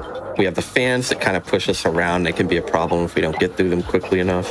And then we have those bumpers. They're a little more interesting. If you're not careful, those will knock you off the level pretty easily. But we can actually use them to our advantage on a... We might actually be able to see that later in this run, too. Tell me about this. Next, and probably one of the most overpowered power-ups in the game, the gyrocopter. And you're seeing exactly why. He's just flying over the level. Why do the level when you could just fly? Many levels will be skipped with the gyrocopter. It just lowers your gravity for a few seconds, but that is insanely powerful. Here's a level with 2 power-ups we're never going to see again. They're related to this game's multiplayer. This game did have multiplayer. So we have that, the Ultra Blast, which fills up our blast meter. I'll get to that in a second. And then we have the Mega Marble, which just makes our marble a bit larger. It expands our pickup radius a bit, but other than that, not really too useful. The blast power-up at the beginning that you saw filling up the blast meter, we actually have the blast meter on every level, and you'll notice over time it's accumulating, and as soon as it turns blue, we can use that to get a vertical boost. We're going to try to use it on this level. Barely didn't close. You might have seen the idea. He wants to skip this like 5-second turn and get straight to the top. But yeah, depending on how long you wait and how charged the meter is, you can get a variable force that kind of gives you that boost you'd need to get a little bit higher to do skips like that. Here's Gravity Helix. This one's just a straight line with gravities. Can be very difficult to do quickly, consistently, but he's using a very particular jump pattern without moving the camera and then sliding a little bit just to make it work pretty much every time, which is nice. Gravity Helix. Gravity Helix. Gravity Helix, yeah. This is the first platform party. Yep. First auto scroller. And you know, Tierce has a little bit of a marathon history with this level. Yeah, my marathon history is that I've gotten it perfectly every single time and I've never fallen off. So, you know, yeah, just you don't even need to watch. Don't bother checking. It's true, I promise. I'm gonna try to skip the last platform here using his boost if he times it right, and that looks good. And it's looked like he never messes that up. Never messed it up before. Yeah. Here we have a bit of a deadly combination of the ice surface and these bumpers. It's normally very difficult to turn our momentum. That's fine. I got. You can see he was trying to. Yeah, there's a checkpoint there. You can see he was trying to hit the inside of the trim because it doesn't have that ice surface, and he can use it to reorient his momentum and do those turns a lot easier. But not quite hitting it in the right spot. It's all good. This level here, if you've been paying attention, here's the first power up, and you might be able to guess what we're gonna do with it. Got the finish over there. Looks like it. Looks hastily within reach of the super jump. Cool level. I've never played it. Here's Skate Park. 18 gems in this little box, and the goal here is to optimize the order that you grab the gems in. And thankfully, a lot of the heavy lifting was done by some of the older players of this game who figured out this route. It's probably been the fastest route for like the last 15 years, which is incredible. And just by grabbing them in this order, we should get around 25 seconds here. We had a little bit of a hiccup at the start, but it's close. Yeah, not too bad still, even with that. Another gem-dense level, ramp matrix to follow it up here. This one's more symmetrical. Our goal here for routing this, we want to kind of drop down, grabbing gems on our way, grabbing them on one half. We're going to super jump up, and we're going to do pretty much the same thing on the second half here. Super jump. What? Let's try that again. Got like a microscopic bounce there. Super jump. Checkpoint.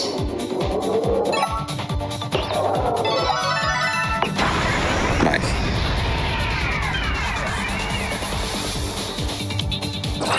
All right, the last power-up that is worth mentioning here is the super speed, and probably the hardest to control and most versatile. So it'll basically give you a lot of speed in the direction that you're looking, but it's not completely in the direction that you're looking. It also has to do with the last surface you make contact with before using it. So going up those half pipes and using it at, like, say, the top, you never really know where you're going to end up going. So that's why you you just aim at the finish and use it. But we will be seeing it used to our advantage. Actually, in the next level is a good example, which will be the final level of beginner coming up, and that is Upward Spiral. And about 10 to 15 seconds into the level, we're going to be encountering a loop, and our goal is to hold on to a super speed there and use it at a particular spot in the loop. It's very hard, but if we do it right, we should be able to launch straight up. Very nice. Awesome. That was a very lot of iconic height, skip actually. there. Yeah. That one saves about 15 seconds. It's pretty hard to do. He made it look very easy, though. But that is the end of beginner. And like I mentioned, this game has 60 levels. There's 20 beginner, and we're on to the next 20 intermediate levels. They're supposed to get harder as we go on, but a lot of them have skips that make them easy to do. This one, you know, we go to the first power-up and just use these super jumps to go straight to the goal. Oh, almost went over there. Almost went over the goal beam there. Which is possible. I'll touch on that in a handful of levels. But we have Urban Jungle here, which is a very spread out gem level. Very large level. And you may notice as we go through this route, there are no checkpoints, and he's kind of jumping out of our void a lot. The death zones. And if he makes a mistake, the farther into the level he is, the more costly that's going to be, because he's going to have to do the whole level over again, but he's got it. He's got it. Yeah, that's a very punishing level to die on. So, glad I didn't. Speaking of checkpoints here, this level here, we're actually going to be taking our first intentional death. So we grab a hidden super speed behind the goal there, and we're just going to full speed activate this checkpoint, and then we'll respawn there. So we don't have to worry about doing that tight turn if we have too much speed, because it can be hard to kind of change the momentum in this game with how the physics work. We can just go full speed, activate the checkpoint, hold our jump button, and we touch out of bounds. We'll be in the same state every time, and then we know how to complete the level from there. So we'll be doing a few more checkpoint warps throughout this run. This level here around the world, it's just got one way to do it, really. You just got to follow these gravity modifiers. Ooh. You don't want to fall down and not grab the gem. That was close. Could have been bad. And yeah, I'll talk during this level. So this is the first level where if we were doing ILs, we would see a mechanic called a trap launch, which is pretty much what the name suggests. You get your marble trapped or like pinched in between a moving platform and another platform, and for whatever reason that causes it to build up a ton of speed and get launched. They're very inconsistent and very tricky to pull off, so in this level it's not RTA viable, but in a couple other levels I will be at least attempting to do some trap launches, and hopefully we get to see them. If we don't, it's fine, we'll just do the normal strats, but they look really cool, and so hopefully I can pull them off. Hopefully, yeah. I mean, they're truly the hardest strats in this game. Yeah. There's a bit of RNG and a lot of precision, so. And I want to give a big shout out to MTK, who, as we mentioned, is world record holder, and he has the mental fortitude to grind them out and just lose run after run because the trap launch just didn't happen. And if you want world record, you've got to grind them. And so big shout out there. It's not something I have the capability to do. At least not yet. We'll see. Moving here into Timely Ascent, I do want to bring up, we talked about the goal hitbox earlier, we touched on it. So yeah, that was good. The goal hitbox, the goal beam looks like it stretches infinitely up, but the goal hitbox is a lot shorter than it seems. So if he were to say go over there, go like completely over the goal hitbox there, he would have had to wait for the gyrocopter to run out, and he would have lost some time there. So really making sure that we don't go over the goal beam. It's only like a couple of these like square tiles tall. It's not very tall. Super jump. So here's sledding. This one, we're doing the gems a bit out of order. It's got an interesting route where we just drop down to gem 3, grab the super jump, and then do the level. Kind of how it's intended. Yeah, it's a really cool route. I like that out of order strat. And here I have a specific timing cue that I wait for. Basically, I wait for the timer to say 13 seconds on it. And then once I see that, I know that my blast, 11 seconds used to be. But now I go and I know I have enough blast that if I do a particular jump pattern, I can blast right on that slope and I get up to the top every time. It's a very cool strat. And it's very consistent too. Here's an example of a level where the goal is to grab all these time travels that the devs put right in front of you. Ooh. All right, good back. Wow, that was an incredible save. Yeah. The idea was to grab that super speed, get over to these gems, and then use it here to go straight to the goal, but saving yourself and not having to wait for the goal countdown again is always nice too. So. This points at a compass, a very small level, but the devs made sure to put a checkpoint on every stationary platform because they thought we might need it. You know, sometimes you'll notice you need it. Yeah. More often than I'd like to admit. Those little brown beams actually have collision. You might have seen him jumping on those. So. I have a really cool strat coming up. See if I can get it first try. Edge hit into perfectly timed moving platform into the goal. That's so flashy. I'm glad that got that first try too. That's a really cool the fact strat. that cycle lines up for that is so nice. A lot of hazards in that level. It can be difficult to pull that one off first try. It's Fork in the Road, another very spread out gem level. It's kind of resembles a bit of a plus shape with the spread of these gems here. Now the finish is right here. M2K, why do I need to get all these gems? You can't finish without all the gems. Oh, right. Okay, sorry. Okay, my bad. All right, cool. All right, we'll just wrap this Surely up next real time you quick. touch it, you'll have all the gems. Oh, yeah, we're good. Yeah, okay. Oh, whew. Glad we got this.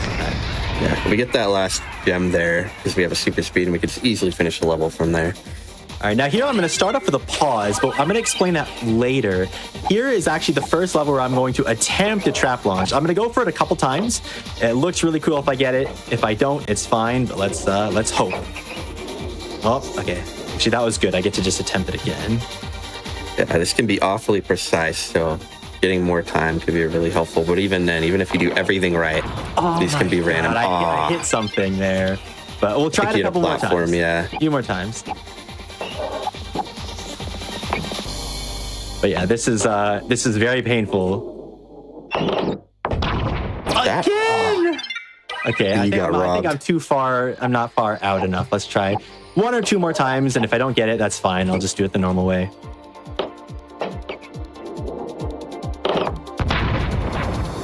That's not high enough. So unfortunately, I'm just going to do it the normal way.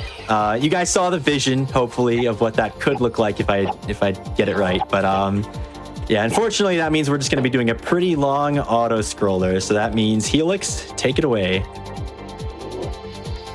Oh, hey, I like saying things. That's what I'm here to do. If you are curious about the rest of the backup showcase or what's coming up tomorrow, the Fatales and AGDQ runback, or anything that's going on Hotfix over the next few days, check out gdq.gg/hotfix. Check out the full schedule. You can also submit your run to Hotfix on that page. There should be a link there to a form where you can submit your own run to Hotfix. I personally host the show Parallel Universe every other Friday at 10 p.m. Eastern, and that's all about community-created content. So if you have like a mod, a fan game, anything of that nature, I'd love to see it. But of course, you can submit to any of the other wonderful shows on the roster, or any show. You can even submit just for any show to pick up your run. So definitely check check out that forum and get your runs in if you would like to be on Hotfix yourself. So this is one of everyone's favorite run. This is my favorite level. Oh yeah, it's just if you played this game, this level might invoke a little bit of nostalgia here. It's a very fun level because the whole point of it is just to go as fast as you can down the hill straight to the goal, and that's exactly what we're going to do with this jump pattern he's using. Nice. All right, very good. It's worth mentioning that this game doesn't have a speed cap, so you can really go as fast as you want. Nice. That's such a satisfying route to that level too. So here, T-Hurst is lining up for an edge hit. He's going to try to hit the edge and pop up to the second floor. Very nice. We're saving a lot of time in this otherwise miserable level with 90-degree turns on nothing but ice. Yeah, changing your speed on ice is terrible, and just being able to hit up all the way to the end where you're going in the right direction anyway is very nice. Here's another very easy edge hit to do, where just 3 jumps straight in a line to the gem will get you an edge hit every time. So that's exactly what we do. We're actually going to be triggering the goal from the wrong gravity again here. It's going to be completely upside down, but we held on to a super jump that will hopefully allow us to just jump right in. That's a pretty flashy one. It's so cool, yeah. Another loop exit in this level and a cool trick at the start. Let's see if I can get it. Nice. Very nice. And still got to get this. Oh my gosh, wow. That is so clean. That is such Not a clean. Not only is the loop exit so difficult to do, but the start that he did is like a 1-frame timing, and if he missed it, he would have had to use the bumper to get up, which is the backup. This level here, we have a gyrocopter at the start, but I mean, there's all that level back. Wait, where are you going? Oh, was I supposed to play this one? Nah, I didn't feel like I don't know. Today. Sorry. That's fine. I won't tell anyone. So here again, using the pause strat at the start. So what does that really do? So when you're paused at the start, the animation timer that goes on during the countdown with all the spinning stuff is still going, but the platforms are paused. So if we pause for a little bit, we'll actually get let out of the start pad a little bit sooner, and the platforms will be on a different cycle. So we just manipulated where the first platform's going to be so that we could have a little more time to get there. Jump didn't come out. I'll just get this again. Super jump.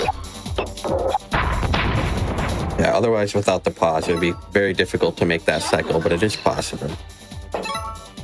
Making it to the top of this level and then dropping down using the gravity to do a lot of the work here. And that is the end of intermediate. We have 20 more advanced levels to go now. And, you know, I said before, the difficulty is going to get harder as we go, but a lot of these still have skips that make them pretty easy. Here's a super jump they tried to hide from us right behind the start on Divergence. And you know exactly what we're going to do with that. We're going to turn it into a straight line level. Look at all that. We could have been like lost there for a minute or something. Yeah, it's a pretty big maze level, but this one here has a very obvious skip. If you played this level on your own, you might have tried to do this. All you do is just drop down at the start. Why did I go bounce? That's weird. All right, let's do that again. I just wanted to show it off, this skip again, you know. Yeah. There we go. Slid that time. There we go. Yeah, and he's trying to blast as close to the surface so he'll stick to it and he won't bounce like he did the first time. Really flashy strat coming up here. Yeah, this one's super cool. He's going to try to save the first super speed instead of using it here. And he's going to try to pair it unconventionally with a gravity modifier to fling himself. Oh, I was too late. Let's try that again. Yeah, we got to try that again. This one's so cool. If he does this right, he can just fling himself straight to the finish. Super speed.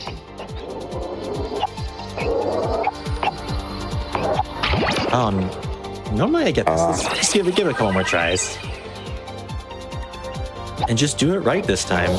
It seems like the jump might not be registering, like you want to use it before you jump. Oh, maybe. There we go. There it is. And that's a really cool strat. Finishing the level sideways and using the gravity modifier in a pretty unintended and cool way. Yeah, those little moving blocks that seem to be pseudo-random at the end it's really just hurts your brain to deal with. It's so nice. Even if we died twice, not having to deal with them. Here, we're taking another intentional death, but you might notice, you have a keen eye, that we still have our blast, and that's because on the frame that we went out of bounds was the frame where we used our blast to reach the out of bounds. So like kind of the same frame, we get to keep our blast and use it to our advantage later in the level to do this cool route here. I wanted to play it safe there and not rush into the finish because I might have overshot it. All right, here's another auto-scroller. Unfortunately, there's really nothing we can do to speed this one up in an RTA setting. There is a trap launch that you do in ILs, but it's probably one of, if not the worst in the game, so it's not worth going for. If you watch the Marble Blast Gold run at the Marble Marathon in 2024 on Hotfix, which you should go watch that if you didn't, you'll have seen Zelna use a really cool strat where he used a shock absorber to do an unintended skip on this level. If you've only been watching this run, you might think, what the heck is a shock absorber? And it's something that's not in this game. So unfortunately, we can't do it. But almost there, and I just got to do a really easy thing that I've never messed up, ever. Waiting for 46 seconds there, and then just avoiding those bashers. Never mess that up. That would be really embarrassing if I messed that up. So the worst spot to die in a game sets you back about 50 seconds. So, but we don't have to worry about that because Tears is running, and he never messes that up. Yep. This one's a little bit of an interesting one. It's like two of the same level, kind of mirrored. And I really like the jump patterns that we do in this. Like we get to jump from one to the other without using our blast, and then we keep a super jump. Pretty cool. This level here, we're going to do an interesting strat without even changing gravity. You'll see the gems on a different gravity. So what we're going to do is we're going to go up to the second floor, and there's a super jump here. Super jump. And we want to run into this wall with enough force, use the super jump, and we're back up. We grab it and straight to the goal. That's a cool strat. It's a brilliant route there. So Here's just actually just going to chill at the start. Not because he doesn't want to run, but he's going to wait for his blast meter so that he can jump up here, activate the checkpoint, and skip a couple seconds of platforming. A lot of the time save in this particular level comes from minimizing the amount of jumps you need to do. You saw he uses normalized jump height to jump into the edge hit, and using a blast at the end to skip some jumps. That level. That's one of the most satisfying levels in my opinion. This level here, Acrobat, has a gem. He wants to use 2 super speeds and save 1, which is very tight inputs to pull that off. Perfectly first try. He's going to jump on a ramp before using a super speed to again set the angle to make sure he gets the height he needs to get to the goal there. All right, now here's the next trap launch level I'm going to be attempting. This one really sucks. I'm not good at it, I'm going to be honest, but I'm going to give it a couple attempts because it's pretty quick. Nope, not quite, but we'll give it a few. The goal is to get shot straight up with a lot of speed, and then we can go all the way over to the finish over there. So give it a few attempts.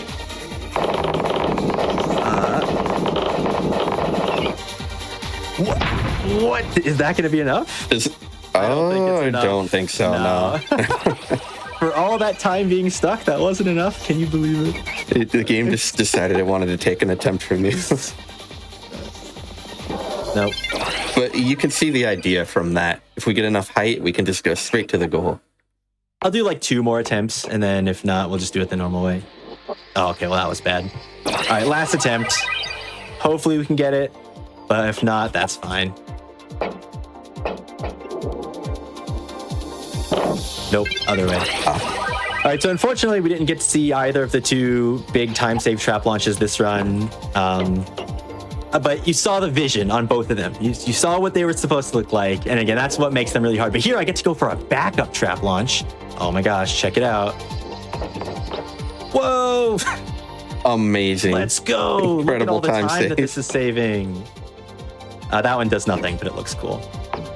All right, so we've got a little bit more of auto-scroller. Helix, if you have like 1 or 2 quick things to say. Yeah, if you missed any of the awesome runs today or any of AGDQ or any of the other Hotfix content, you can find it all on our YouTube channel, youtube.com/GamesDoneQuick. Make sure you're subscribed. We recently passed 1 million subscribers as well. 1 million, that's a big milestone. It was exciting. Lots of staff popped off about it. All right, so 50 seconds on that level. With a good trap launch, that can be like 15 seconds. So that's how much of an important thing it is. But actually, there's one more trap launch I could get, which is in this level. And if I don't get it, it's fine, but I'll attempt it here. Oh, okay, I got a tiny little one. But that one's fine because if you don't get it, you just stay inside the elevator there, and then it's totally fine. You can just do the level normally. Yeah, that one's like you get like one attempt. You could save like maybe 5 to 10 seconds. It's like you might as well go for it since you have to go up the elevator anyways. We're heading into Threefold Maze here, which is a very interesting level. It's got 3 different gravities and a gem on each gravity.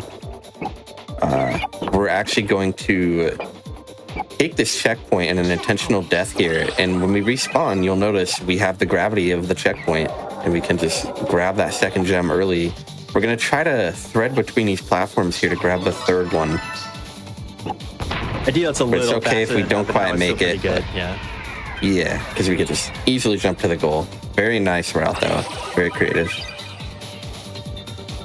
You saw half pipe earlier with the super speeds, and this one we don't have super speeds, but we can build a lot of speed up on these half pipes, and if we land in the right spot, that looks good. We could just vault straight to the end. Yeah, you can build up tons of speed in half pipes. That's pretty cool. So this level, Will-O-Wisp, has a ton of weird geometry.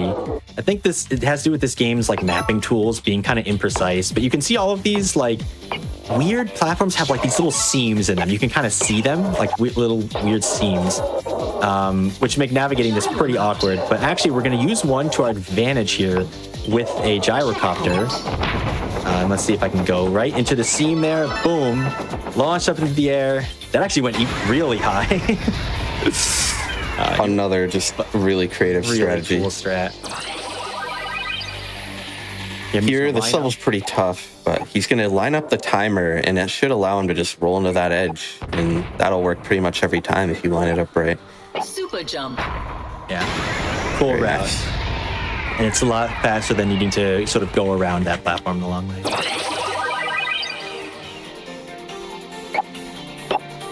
Here's another cool route here. We're going to be jumping right on that last little ramp there to just cut an entire section or two just out of this to keep a lot of momentum jumping with the blast. Really Very satisfying one because you just fly over the whole level. Not even so over the level. We saw Threefold Maze, but here's Threefold Race, and I think it's okay that they reuse this level because it's such a nice level. You can get a lot out of it. In this case, they moved the 3 gems around, added a couple more, so now there's 5, and moved the start and finish locations. But we have a route for this one too. He's going to try to land on this gem and then use a gyrocopter to grab a gem while going up. Bounce off perfectly, and then you got everything and you can just go to the goal. Insane to see that done in like a low 30 seconds. So we're coming up to the end here. We have 3 levels left, including this one. That went by fast. King of the Mountain. Yeah, this one's very difficult to do casually, but we're just going to grab the first power-up. It's a super speed, and we want to roll into this edge and then use it to... Oh, that was close. That was We want to set our angle before using it, because we'll hit the edge of the trapdoor, pop up, and when we use our super speed, we can kind of compound that effect and just jump right up to the goal. We're not even going to deal with the mountain. It's miserable if you've ever played it through normally. Yeah. But here's the last auto-scroller natural selection. And, like we've said about all the other auto-scrollers, it, of course, has its own skip involving a trap launch that's very difficult to do, especially in a full game setting. We're not going to bother with it. Luckily, though, this one does have a sort of intended skip here. You might have seen that super jump hidden behind the pillar. Here's just going to kind of maneuver to grab that, and then he's going to wait until he's on this platform here, because as it moves up, he can use that platform momentum along with his super jump and jump straight to the goal. It's harder than it looks because you can easily hit those beams. All All right, this is the last level, so time will end in about 30 seconds when I enter the finish. Hopefully in 30 seconds. Yeah, if you've ever played this game through and played all the levels, it's an intense difficulty spike here. One of the hardest levels. Nothing compares to it in this game. Even this route that like makes it so much easier, it's still so hard. I mean, like falling on that little beam there from such a height. This ending section can be very difficult. He's going to grab a checkpoint first. He has to land on a couple beams, and time should be coming up if he gets this. And time. Let's go. Very nice. All right, so that's Marble Blast Ultra. Not a bad run. A little bit of roughness at the very beginning, but I'm so happy to be able to show this off. I'm so happy it got accepted into AGDQ 2026, even if just as backup. Unfortunately, I didn't get to do it at the event, but big shout out to Helix for running this backup showcase. Really cool idea, so I'm glad I get to show this off. Also, shout out to Helix for being a marble roller. We love marble rollers. And yeah, big shout out to M2K for joining me and being on commentary, because it is so much easier to play the game when you don't have to think about what you're saying and have someone else do that for you. Like, it cannot be overstated how good that is. So thank you so much, M2K. That's pretty much it for me. M2K, do you have any last things you want to say? Yeah, I'm happy to be here, and I love to see the marble representation in GDQ. I'm absolutely stoked that Helix was able to put this together and allow it to be run. I will mention, if you are interested in speedrunning this game at all, there's a lot of resources and people in the Marble Blast community Discord server that are happy to help you learn things, answer questions, and whatnot. So definitely check that out if you're looking at this game and you're like, man, I missed this, and this looks fun. But yeah, that's about it. Thank you guys so much for watching, and look forward to the rest of the runs in the showcase. Thank you so much for being here. That was as awesome as I knew it would be. There's a reason I asked you to do this, and you proved me right. Thank you so much. Stick around. There are more awesome backup runs that were formerly on backup, because they're not on backup anymore, because now they're part of the showcase. You know what I mean. There are more runs coming up on Hotfix very soon. We actually have Sonic Generations 3DS coming up next, going from a ball that goes fast to a hedgehog that sometimes looks like a ball that goes fast. We're going to take a break and get that set up, and we'll be right back. Don't go away.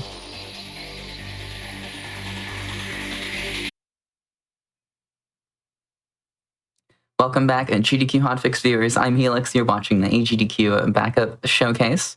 Every event, GDQ Games Committee takes a selection of backup runs to be called up to the main schedule in the event of something going wrong or something going very right. If we're very ahead of schedule, it has happened before. And one of those was Sonic Generations 3DS, which is a super cool run. And there's no better person to talk about it than Brandino. Brandino, I know how passionate you are about this game, so I'm just going to let you take it. Go ahead. Hello, everyone. I'm Brandino. With me is Big the Cat here, and we're going to talk about Sonic Generations for the Nintendo 3DS today. I'm so excited. For those who are unfamiliar, this version of the game was released slightly after the original one, like a couple months or weeks after, and features a completely different selection of levels. It's kind of doing its own thing entirely. We're going to get into it, though. I got two commentators with me that I'd like to also introduce. Anjo, do you want to start? Yeah, I'm D'Anjo. I was growing up with speedrunning as a kid, like all the way back since like 2007, and I was arguably one of the first people to introduce Brandino to speedrunning. Not arguably. I used to submit time. Yeah, I submitted times for this game way back when this game launched to like the Sonic Center and like the official online leaderboards, which are now defunct. So I do have a little bit of that old knowledge in this game and refreshed to commentate for you all here. And we've got the legendary Kirby Master, who should probably just be Sonic Master at this point. Yep, that's me. I'm Kirby, and I picked up this game last year, and this game's pretty awesome. Kirby's done a ton for this game in a short period of time, but let's just get right into it, guys. All right, I'm going to count us down. 3, 2, 1, trans rights. Good luck. Thank you. All right. Anjo, do you want to talk about some movement mechanics for us? Yes, I will. So, Green Hill Act 1, you can see that it's classic Sonic starting us off, and you have the basic movements from like the Genesis games, where you can run, you can roll, and you can spin dash, 6-tap spin dash being the fastest way of movement. But one thing very different is roll jumps. So if you hold down right or down left, depending on where you need to move, and jump, you get a sort of a boost of speed that's much faster than running on its own. Blazing through Green Hill Act 1. Very quickly. No, that was fast. I forgot there's cutscenes to skip. It's been a while.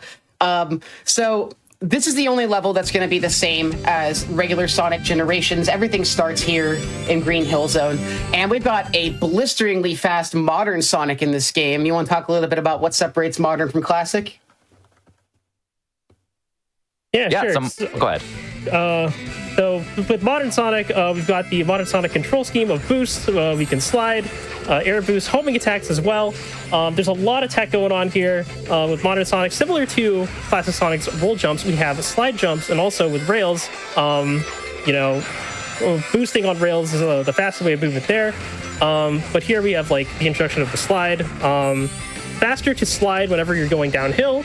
And also with slide jumping, which I would needed time to mention, is that it maintains your current speed, and there's a lot of times where speed is much faster when you get them from other sources, such as sliding down hills, or from getting them from boost pads, and you can use slide jumps to sort of maintain your speed. Here you have a little set piece that, cinematic cutscene that we'll see in a whole bunch of these different modern runs here. Yep. And that's already Green Hill done. Those are two of the fastest levels in the game. Green Hill 1 is like under 20 seconds if you're super fast, and Green Hill 2 is always somewhere around 43 to 46 seconds, depending on how much time you lost. It's one of the most consistent levels in the game. Talking about consistent, we've got Special Stage 1. Kirby knows more about special stages than maybe any person should have known about these special stages, and I know he wants to talk about these mechanics. Yeah, so these special stages are kind of based off of the Sonic Hero special stages, where you're kind of in this tube, you can kind of spin around and around, and you want to boost to the emerald and catch it. Basically, you just want to boost to the end. That's pretty much it. And we have to do all 7 of these, kind of like the HD Generations versions, where we have to get all 7 8 Chaos Emeralds to actually beat the game. This game is one of the few handheld games where you do need to actually get 70 Chaos Emeralds to also beat the game. There isn't a special ending or anything like that. And yeah, this is Special Stage 1. It's a thing. Yeah, so Special Stage 1 is the most simple of all the special stages. I'm quite literally just holding the boost button, and we will get this emerald by the end. Special Stage 1 ideally is the longest of all the special stages, because it always takes 50 seconds and some change, depending on how fast you grab the first, like these little rainbow balls that give you the boost. As fast as you grab the boost balls is kind of dependent on how quick you finish the stage. But this is probably going to be like 50.3, 50.4 if I had to guess. 50.16, that's pretty good. World record is a 50.1? Or is it 50.11, I think. I was going to say, yeah. Kirby... You're about 1 frame off. Kirby was one of the first major runners in the last few years to really grind these special stages to nubs. He worked very hard to understand them on a molecular level, which we had absolutely not done up until that point. So that's really cool to have a lot more knowledge. So I need to make a very fast platform cycle in the beginning of this level, so I'm going to lock in for a second. Okay, it's coming up right... Everyone's favorite blue block. Yeah, if you missed that is a really important cycle to make, and it is actually worth restarting stage once, maybe even twice, to try it again. And we nailed it. So it's actually really tight to make that. Very punishing to miss it. There's another blue block cycle coming up soon, but it's pretty lenient if you make the first one. Yep, there it is. So one thing about this level is that later on, Classic Sonic is going to develop a homing attack, which actually changes the way that he approaches a lot of things in his levels. And this is one level wherein it is technically faster to use homing attack to get the fastest routes in the level. However, another runner that I want to mention, Sushi Squid, has done, it took him forever, but he was able to complete a 24-second variation of this level, normally a time that you would get with homing attack, but without homing attack. So it is possible, but that literally took him, I want to say, hours of grinding. I think he finished a total of 2 runs in that time. This game has a small community, but a very dedicated community who worked very hard over the years to bring times down. And welcome to the only level with some RNG that we have to worry about. So right now, Radito is going to try and get this platform in midair, but boosting at the right time, and there we go, we nail it. The cycle that we're trying to make, or not the cycle, but the random luck factor of this is going to be these blackjack tables, or these roulettes, that kind of keep you stuck randomly. And it's that great. Like it went pretty good. Yeah, you want to get off that really sometime around 28 to 30 seconds. I think that's not the worst RNG that you can get. Very, very not fun though, because a lot of you'll hear us say this a lot. ILs, which that's for those who don't know, IL is an individual level speedrun, and we all love individual level speedruns in this community. We've all done tons and tons of them. That's the main way that we really develop a lot of the strats and figure out these levels. And in an IL of Casino Night 2 is just getting to the roulette tables and praying that you get both RNG, good RNG, and that you can react fast enough to said RNG in order to actually get off the tables, because sometimes it can go so fast that you don't have time to get off. Here we have Special Stage 2. This is a little bit like the first one, except we actually do need to move around a little bit here because there are going to start being obstacles and boost stuff that's not directly in our way. Yeah, so the thing you want to do at the very start of the special stage is you want to start boosting as early as possible, but you start like the first second of stage unboosted. And the thing is, running on the ground is very slow in special stages. But homing attacking, even if you're not boosting, is very fast. So the idea is you want to jump as early as possible and homing attack still early, but late enough so you'll land on the first boost orb. So then you can start boosting as early as possible. Because if you homing attack too early, you'll still have to walk towards the first boost orb, and that is very slow. By slow, I mean a few frames, but hey, we're doing special stages. What else are we here talking about? Yeah, a really funny thing about these special stages, minus the first one and the fifth one, almost all of them will finish around 48 seconds. And this is really funny because the music is about to hit the craziest drop of all time, and we literally don't get it. It's like a sneeze that never comes. We skip it right awful. When the drop comes in. It's really, really funny. The only way we would hear the drop is if I mess up and get hit by something mid-special stage, which absolutely can happen. Not the first instance of skipping awesome music by being too fast in this game. All right, Mushroom Hill 1. This is a really, really fun but very difficult level. Something we haven't mentioned about Classic Sonic up to this point is that all of his early Genesis levels use the exact maps from their respective Genesis games. So this is quite literally the map of Mushroom Hill from Sonic 3 and Knuckles. Hang on, cool jump. Let's get this. Nice. And then we got a spin dash jump. We want to stay on the top route as much as possible here. This game has some really... Oh, wait, hang on. Okay, so I need to hit a setup list jump here at the end of the level. Let me focus for a second. Oh, that's okay. We missed it. Oh my God, there was a bouncy mushroom guy there. I forgot. All right, and let me just, oops. That's okay. We're right at the end here. I wanted to do a jump that would have let me skip these loops really fast, but it doesn't matter. It's not really that much slower. And that's Mushroom Hill 1. Still in a sub-1 time, pretty good. That's another level that changes quite a bit when Classic Sonic has a homing attack. It's several seconds faster with homing attack because there's a couple things that are just going to be faster for us to hit. Okay, Mushroom Hill Act 2, really, really fun level. We're going for a loop skip that's semi-random at the beginning of this level, so I'm going to focus. Kirby, do you want to talk a little bit about this stage? Yeah, so right off the bat, he's going to slide down the first slope to get him a bit of extra speed, and if he jumps at the right time, he's going to land on a loop. Unfortunately, he didn't, so he's going to have to grab this little fan, but it's not too big of a deal, though. You're going to be seeing a good chunk of... Whoops, okay. Trying to... That's okay. Hold up. You got this? Oh my, I landed in a weird spot. Okay. Okay, I'm just going to, real quick... We did not get very far. First try. Homing attack moment. So one of the issues with the homing attack in this game is that it comes out when you're least expecting it. There we go. First try. And boost into that. Yep.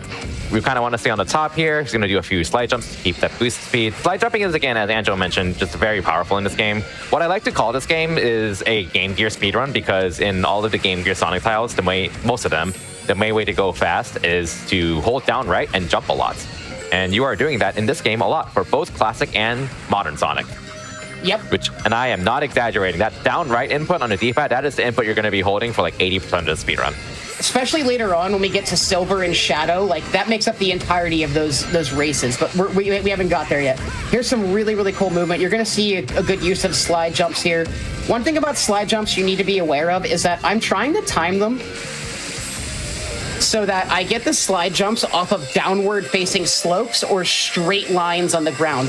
Slide jumping off of a upwards facing slope just loses you time, but slide jumping off of a downward facing slope gives you a ton of speed. So ideally I want to be doing that as much as possible. Even jumping into an upward slope is going to be faster than just running up it.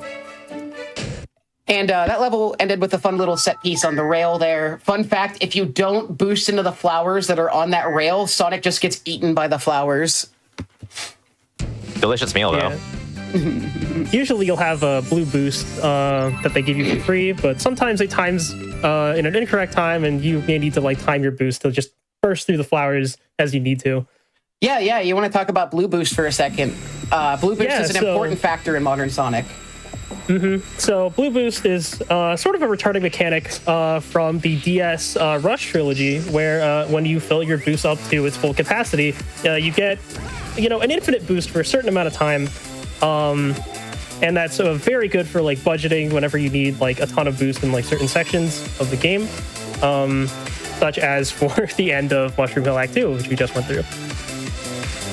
And here we are in Special Stage 3. Once again, not really too difficult. They give you quite a lot of boost capsules to make this worse. Make this not too bad. Later special stages get very stingy on the amount of boost items they'll give you, so you might very much have to work with what you're given. Luckily, we don't really have that problem yet. These earlier ones are very simple. And there's these spinning special colored ones that instantly fill up your boost gauge. There is no difference between the levels of your burst gauge. You see it's in like a level 1, 2, 3. In Sonic Heroes, that means something. In this game, it doesn't. Oh, you're one frame off the record. Oh, That's wait, that really was good. one frame off of the special stage record. Crazy. Yeah, That's an 4803 is the record. Everybody say hello to We take those. YouTube later. We take those. Wow. Yeah, I saw your start. I'm like, that start looked like pretty good. Maybe like one frame slow, but still good. I thought the same thing. I was like, wow. All right. Time to play Sonic Rivals. Y'all want to talk a little bit about these rival races?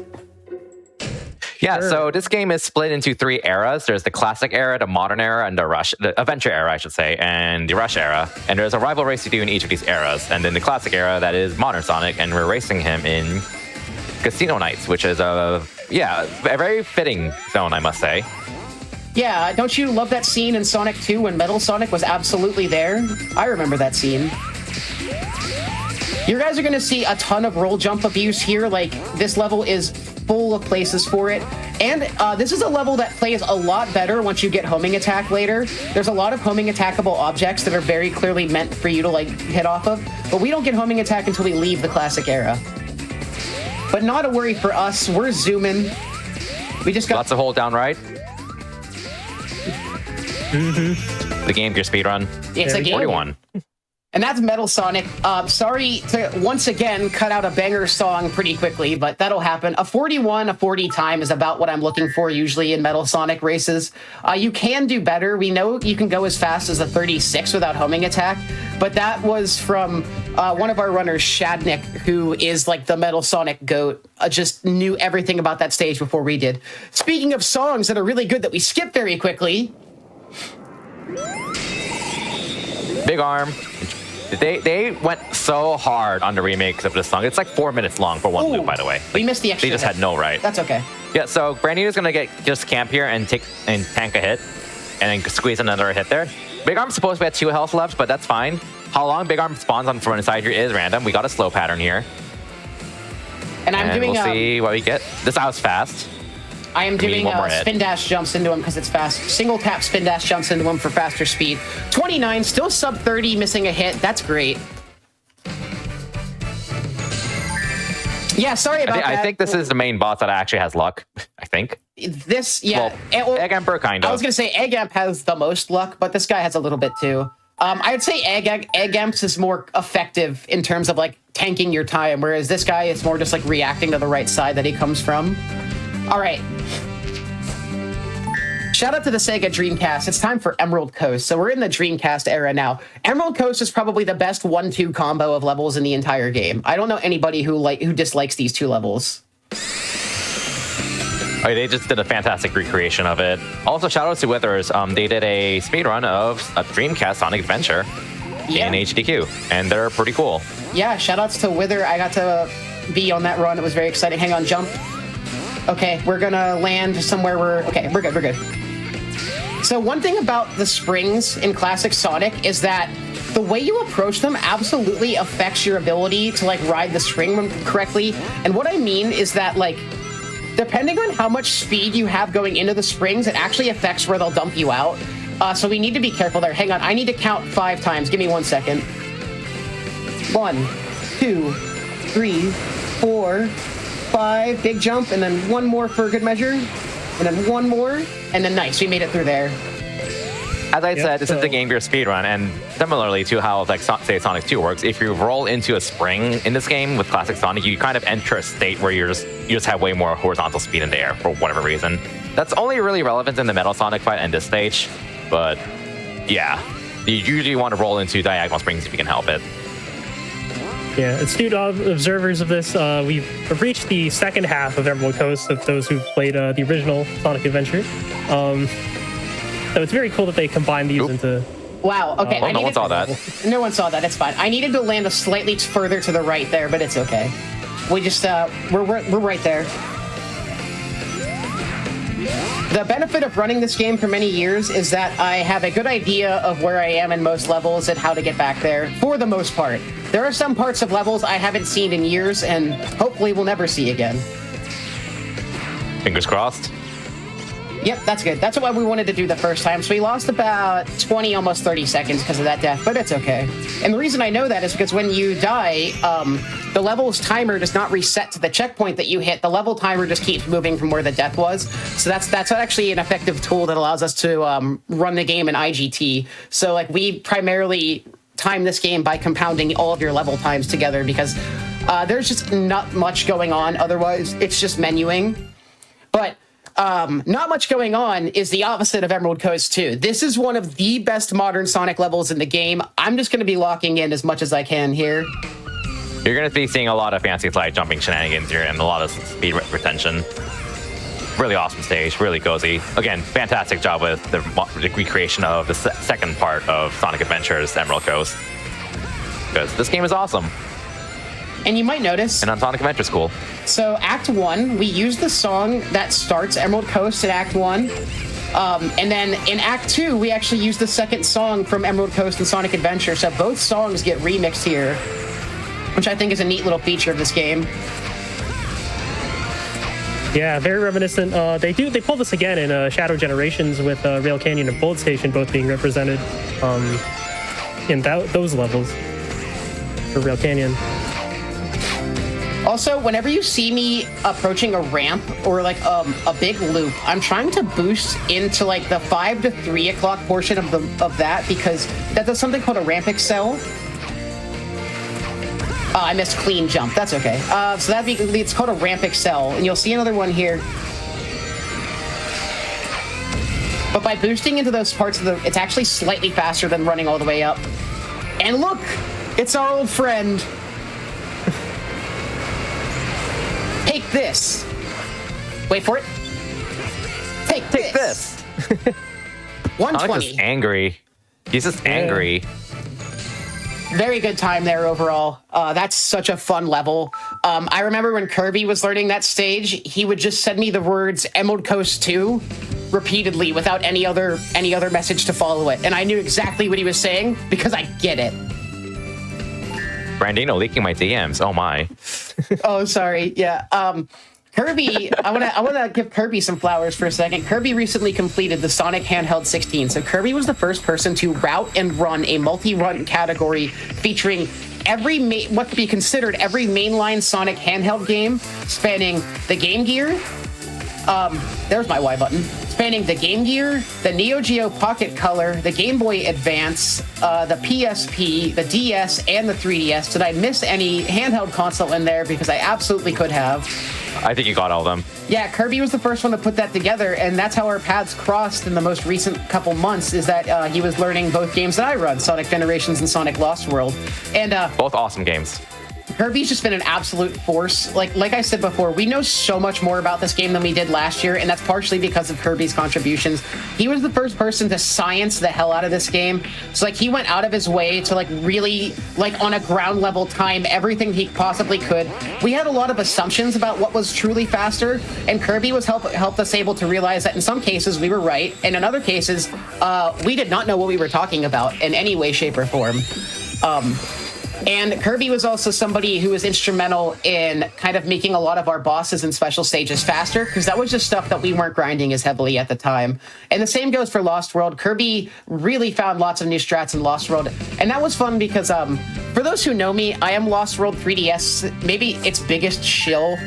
And for a while, I was the only runner. So when Kirby came in, it was like an explosion of new stuff. Because when you only have one runner for 4 years, I can only come up with so much. Yeah, just multiple eyes just always help out no matter what. Yep. The homing attack never came out, but I don't think he was going to make it anyway. All right, that blimp in the background is going to be important much later into this run for this level. Welcome to... Also, this remix is a banger, one of the best remixes in the game. Really fun classic stage here, at least in my opinion. Got rings? Got Knights in the Dreams, because Knights is also staring at us. There's Knights. I'm homing attacking. Yeah, Brandino actually did a homing attack there. Yeah, so he can fall faster, because when you let go of a rocket in this game, you descend very slowly. All right, here we gotta wait. Yeah. Got rings? Question mark?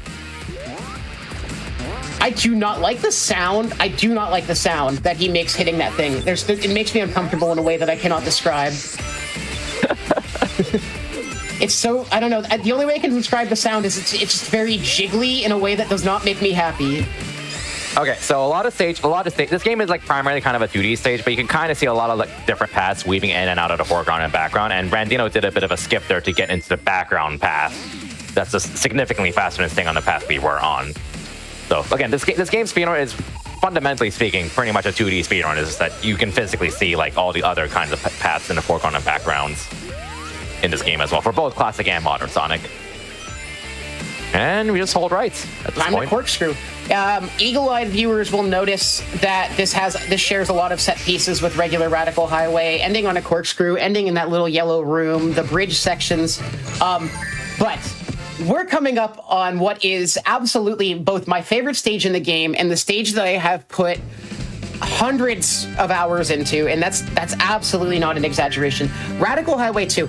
This is far and away the hardest stage in the game, has the biggest skip that we're going to be doing, and in general is just full of very tricky movements. So go on this journey with me as we try to survive Radical Highway 2. So first things first, I want to line up just right so I can boost over that. That's harder than it looks. Timing is very specific there. I kind of boost along to the music. And you'll recognize our old friends, the Rockets. Okay, hang on. Okay, so the fastest boost off that rocket is frame perfect. We got the slightly less than frame perfect variation, but we still made it. It's sometimes frame perfect. Oh, that's okay. When it's not, Easy it's recovery. flat out impossible. Fun fact. Yeah, okay, so we needed to hit blue boost right when we grabbed that rocket, so we're on pace for our boost. The boost routing in this level is extremely specific, and it's for this skip that's about to come up. All right, are you guys ready? Are you ready? I don't think you're ready. I certainly wasn't ready. Oh. That's okay. Oh. Unfortunately, we're not dead. We're not dead, but we cannot do the skip, unfortunately, which is very sad. But that's okay. We're just going to have to go up the corkscrew. We used to have to do this. For whatever reason, this area is considered a flat ground, and so we can just keep slide jumping up. Oops, that's okay. That's okay. Things happen. Yeah, in most cases, you really don't want to slide jump up slopes. You just lose a lot of speed if you do that. But I mean, the two spirals in Lateral Highway 2, those are cases where you do want to keep repeatedly slide jumping for whatever reason. So you can wall jump in this game, and we do it so rarely that I forget we can. All right, we're back on the path that we needed to be here. So I'm gonna reboost right now so I can hit this rocket. And I'm out of boost here, so I'm just gonna slide jump. Still one more really dangerous skip to end this level, and it probably doesn't even look as dangerous as it is. Ready? So if I was trying to jump through this yellow portion here, it saves about 5 seconds, and if you mess up, it's over. You die right before the only checkpoint in the stage. And there's a wall. Yeah, the route that we're taking, we're pretty much not hitting like any checkpoints at all. So dying anywhere means we have to redo the entire stage. Unfortunately, I didn't get to show you guys the skip, but we still survived Radical Highway 2, and that's the most important thing. GG. Mm-hmm. That's okay. That was the level that I was scared of the most. I'm sure it sounded like it, and I was very, that is just such a difficult stage. Sonic. The reason that we know a lot of the fastest strats in Modern also comes from a guy named Big Blue, who is just one of the best Sonic speedrunners I've ever seen. He grinds basically all the boost-related Sonic games, Unleashed, Generations, Colors, but not as much Colors, really Unleashed in Generations, and Generations 3DS. He had 8-year-old potato cam videos that were faster than any times any of us had ever seen, and that's all we had for a long time. And then when I was able to start capturing my 3DS, I reached out to Big Blue and started showing him some of the runs and some of the strats we were now using. And I'm happy to say that that inspired him to come back and re-record all of his times with a much nicer capture card. And so we got higher quality footage and newer strats from him. So that was really cool, because otherwise I don't think he would have tackled the game. The story of Sonic Generations 3DS is a very splintered story. For a very long time, the community was like sectioned off between people that did ILs and occasionally did run. And we really didn't have even a major place to talk for a long time. And really share strats and stuff. So when I first came into this game, I was really excited to play this game on Hotfix for y'all, because you know when I found out about this speedrun, it was from a Hotfix run. The world record by Allegro, the big story runner, used to be from a Hotfix run that he was doing on a show that Amber Cyprian ran called Never Before Seen, games that had never been before in GDQ. And I learned from that run. And every time I do showcases of this run, I wonder, like, maybe the person who's going to beat me is watching now. And I think that's really cool. This game is absolutely not a solved puzzle, and we could always use more eyes on it. If you like this game, we're a very open and welcoming community. Please come on in. So let's talk about Frame Wars. Sushi Squid and I once spent an entire summer trying to beat an entire week during one summer trying to get a 54 on this level, which was a very difficult task. And because of that, it's a level that I know one of the best in terms of the movement. There's some really, really sick movement in this level. Yeah, a lot of optimizations with slide jumps, and like skipping certain like level geometries that are just sort of designed to waste your time. You can see those like loops that go, or those dips that go down and all the way back up. Pretty much designed to waste your time, and you need to jump over stuff like that. All right, so I'm counting here: 1, 2, 3, 4, 5, and then 6. 1, 2, 3, 4, 5, 6. Nice. That's so I can get all of those jumps in quick succession. And then we don't have Stomp here. This is one of the only places we really need Stomp.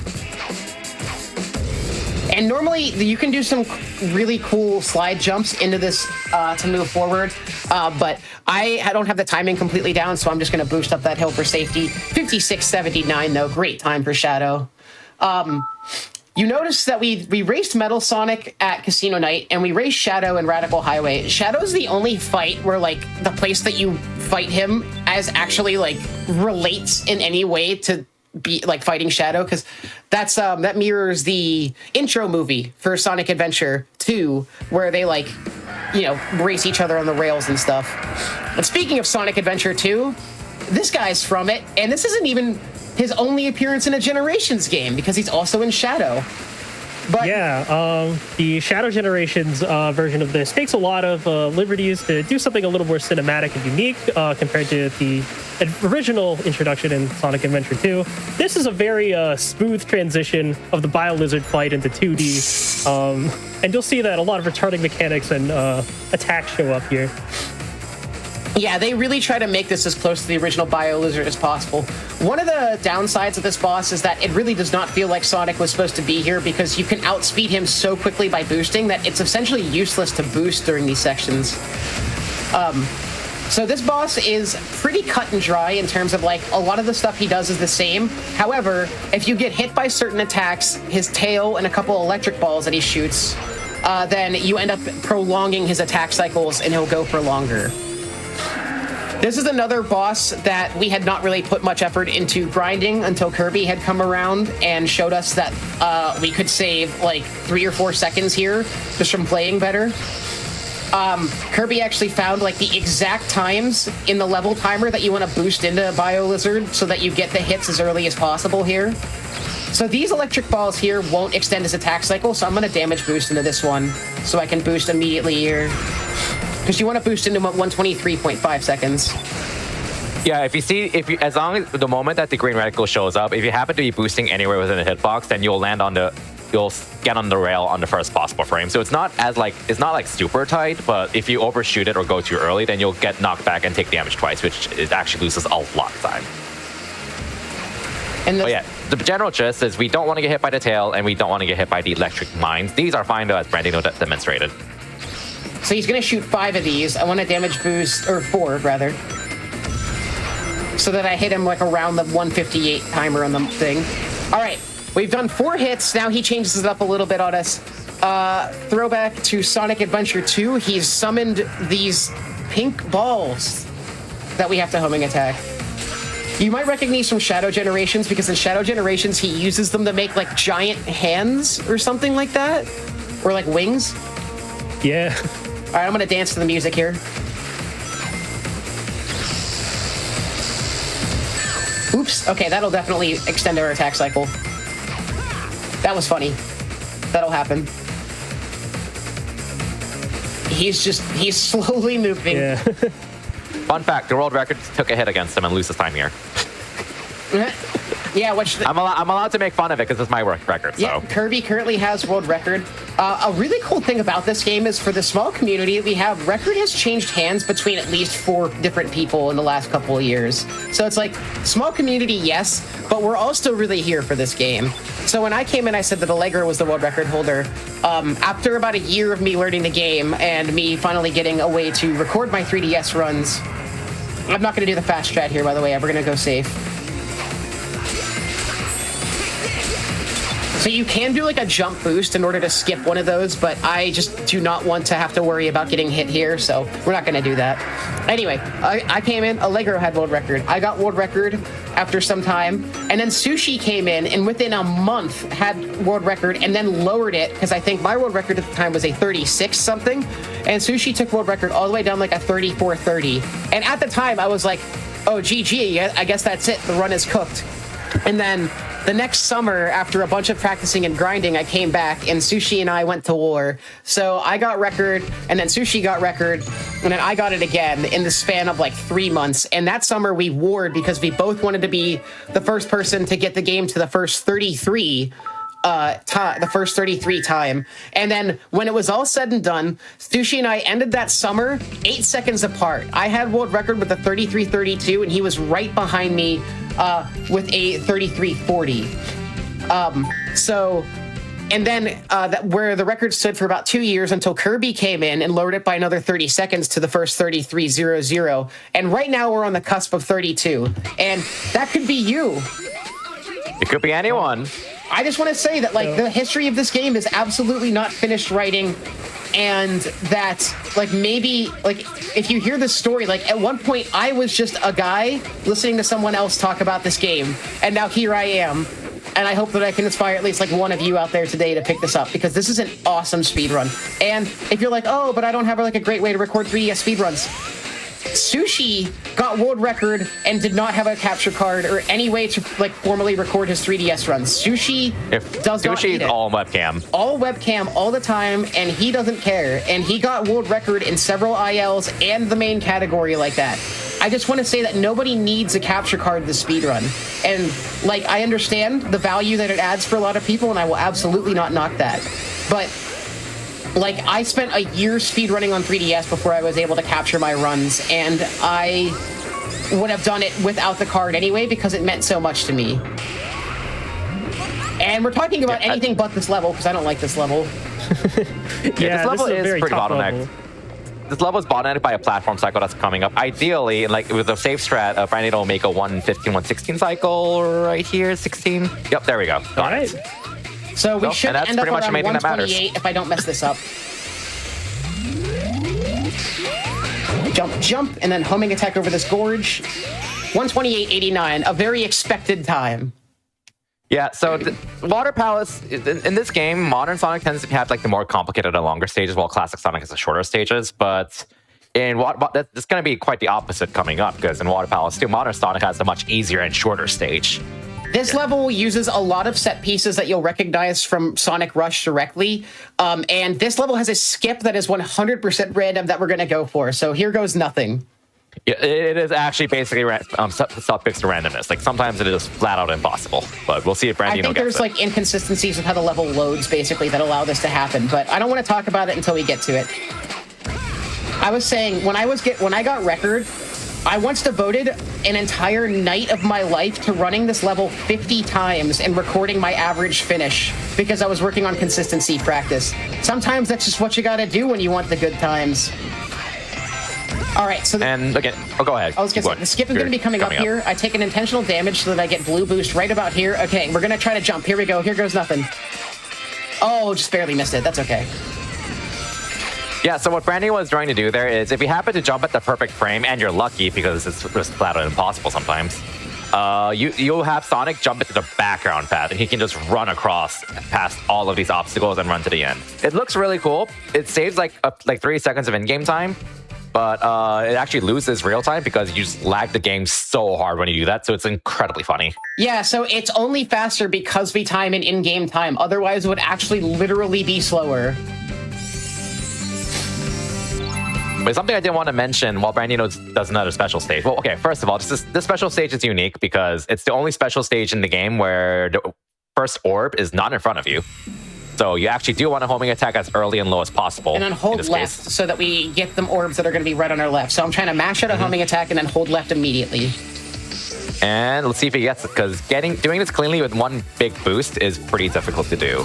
A little slow. It was a little slow, but hey, you kept the boost going, so that's what matters more. Yep. So, hey, we take those. As long as you don't let go of the boost, you're winning in these stages. That's pretty much all you need to know. I've definitely had cases where like I misaimed at the boost while holding left and trying to go too fast, and I just run out of boost. And that's what you don't want to happen, but it's okay. Brandino was just demonstrating what happens if you make a mistake. Yeah, and it's all good. Yeah. No, that was all for learning purposes. It's all for learning purposes for any newcomers. But yeah, like speaking of newcomers, yeah, go ahead. No, go ahead. Yes, I do want to emphasize that like all of us starts off from nothing. Brandino started off as nothing. I'm a very experienced runner who has speedrun Sonic games in general for probably like 2 decades at this point, but at the end of the day, the only difference between me and someone who has not speedrun is the fact that I put in time. But anyone who is new can also just put in a lot of time and get to this point. That's really the only difference between anyone watching the stream and us runners. Anyone it's can do this. literally just time, yeah. You don't need inherent skill, you just need time. I want to shout out the Anjo again for being here too, because he is a very old Sonic speedrunner who has submitted a lot of random stuff to Sonic Center here and there. Doesn't do like a lot of runs like RTA wise, but still manages to just always stay relevant on what's happening in different games because he loves to know about each Sonic speedrun as it comes out. Now we've got my least favorite stage in the entire game right here.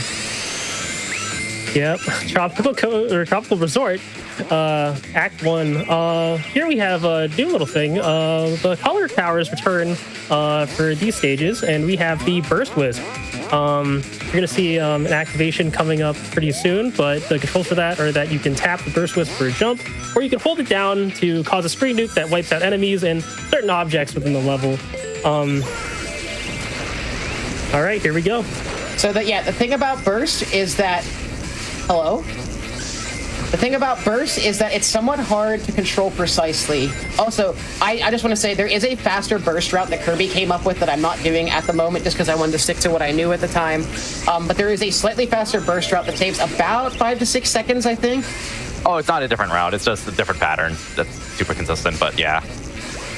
I'm just used to the one that I knew, so that's what I was doing here. Just one of many major time saves Kirby was able to find. Took this level's world record from like 124 to 121, which is a huge cut for this game. And here's the worst part of the level right here. So we're falling and we need to avoid that. Yeah. These balloons can be time loss, but you know, you are invincible to those balloons whenever you're in burst wisp form. Otherwise, you will take damage.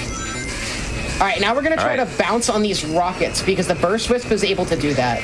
So now we're going to go, okay, middle, and then left, and then middle again, and then ride this guy, and then see if you can get nice. Oh, okay. That's okay. What? All right. You're good. Yep. Very good burst wisp there. There is, so, like, you want to bounce. Ideally, you can bounce all the way to the top there, but if you make a slight mistake, there's always a rocket coming up to catch you, so just grab that rocket as soon as you can. That's a really neat little strat, burst bouncing on rockets. That's not something we really had implemented a ton until we started getting a lot faster. And it took forever to really figure it out. Speaking of took forever, we've got the second hardest stage in the game, Tropical Resort Act 2. Can you guys spam dancing emojis? Because this song just goes way too hard. One of the best remixes in the whole game. And so there's this neat thing that Tropical Resort does where Act 1 is very much based on Sonic Colors DS, and Act 2 is based on Sonic Colors Wii. So it's trying to be a Wii game right here, which I think is neat. And that's because you'll notice that we have the Laser Wisp. Hang on, you're going to see what that does right now. So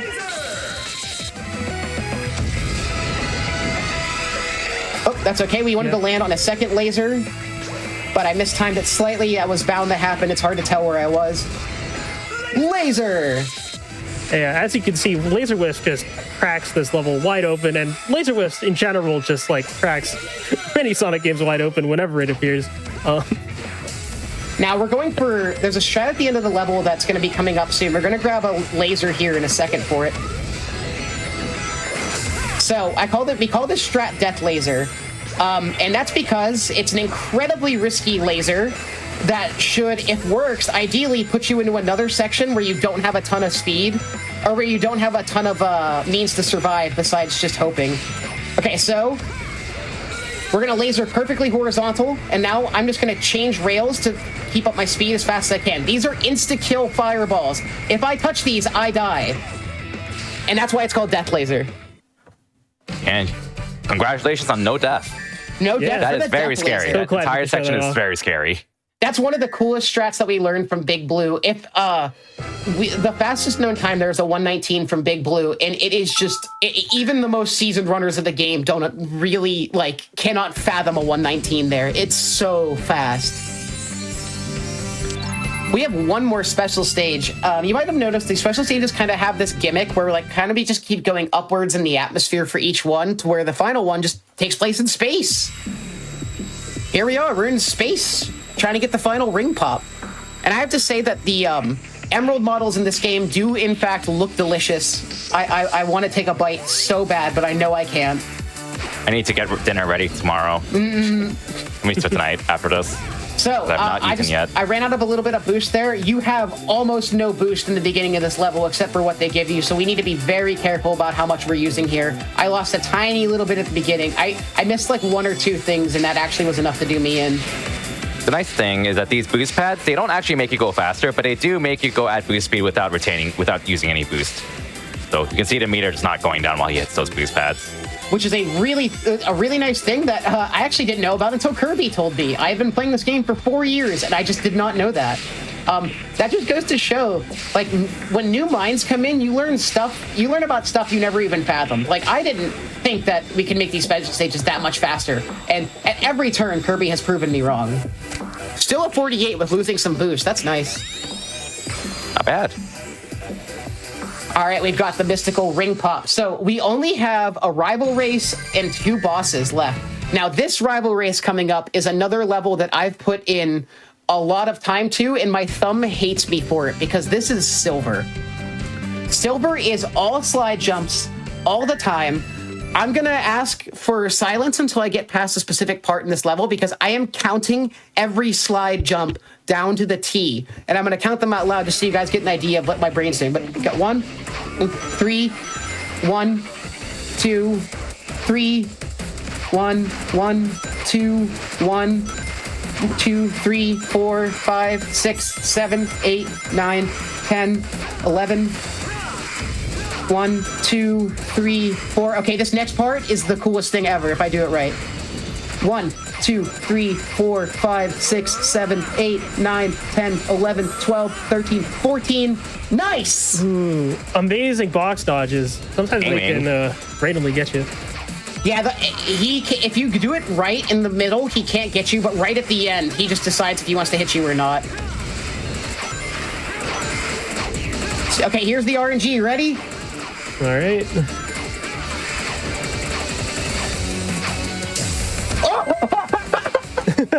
What a taunt! We stomped right on the goal ring. And we still got 51. Just Mario Kart style, Sonic Crossroad style, just taunting at the end. I see what you're doing there. I think Kirby appreciated taunting Silver because after running both this game and Sonic Rivals 2, I think Kirby is Silver's biggest hater, and I am not joking. I am. You'll be hard pressed to find someone who hates Silver more than me. We're going for a frame perfect strat. One more time. Right at the beginning here. One more time, because it's really fast. There it is. There we go. That's a homing attack glitch. So when you're while boosting in the air, if you homing attack the moment you hit an enemy, you pretty much just go faster. And in this boss's case, it lets you keep up with him and just get a second hit right off the bat. So there is a lot of luck involved with this boss, but what we're generally going to do is break some cannons, and that's going to make Egg Emperor block it, and that's going to make him charge at the cannon that fired at him. There are faster ways to handle this boss, but this is the reliable method. And now time for a phase 3. Brandino's going to go for another homing attack glitch. You'll notice that this boss is from Sonic Heroes and not another handheld game. Oh, that one's much harder to get because your spacing is entirely dependent on how this phase went. He just, every move that he makes is random. I can't stress this enough. He can decide to charge us immediately if he feels like it. Or he takes his time, says, why you, and then waits. I love the owl, by the way. He really does get a lot of pain out. Ow! That's what I would say if Sonic boosted right into me. And we're just going to let him do his thing here, and then around like the 112, 113 mark, he should stop. There we go.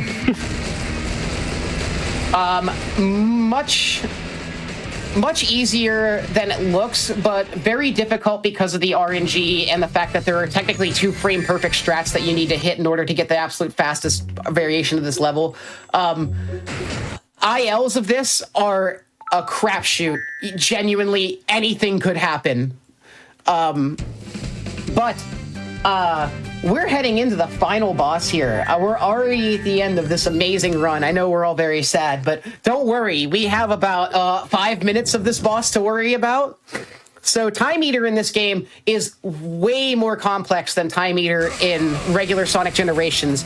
We'll be alternating between classic phases and modern phases. But the general gist of all phases is that if we get hit by a single attack, he'll just do more. Quite literally eats your time. That's his goal. I don't know what he says in the transition there. None of us know. I hear "Where's the fur?" but that doesn't sound like something someone would say. So now we're in the modern phase. This is like the only full 3D thing in the entire game. And now we need to dodge him. That's something Kirby just told me, that if you just keep boosting there, eventually you just run into him, and it's slightly faster than waiting for his homing attack reticle to show up. So we're dodging these little things, shoot 'em up style. So I'm in the bottom corner when they first target me, and then I slowly get over them. So one thing you'll notice, he's going to add a new attack every single time. Yep, and existing attacks that we've previously seen, they get more difficult as more hits go on. So we only have one green laser here, but soon you'll see two, and then the final time that he does this, there's going to be three, and it gets really difficult to dodge. This take a look attack, though, I'm literally just holding down right into him. Another case of down right breaking this game. The down right direction, they just weren't ready for it. This is a Game Gear speedrun. Yeah, I can't wait to learn some more Game Gear games. Kirby has really inspired me that if I also wanted to do something similar to the handheld 16, and I'm now realizing how possible it truly can be. So shout outs to Kirby for that. And these hands, they're not too bad the first go around. The second time we see those hands, I want to die. It's not good.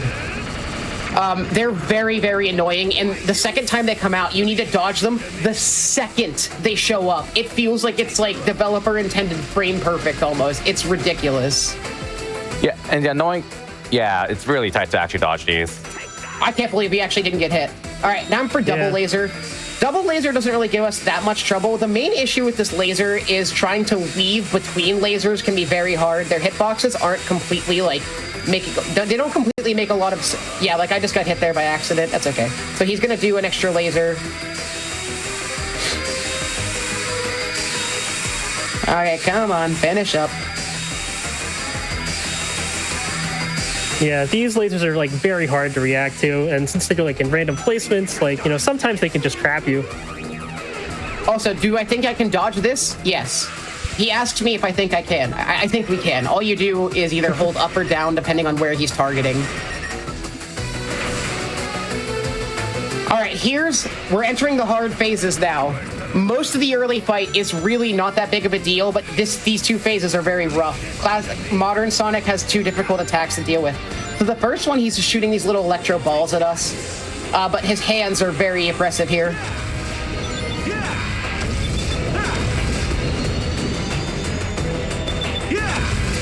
All right, his worst attack is this.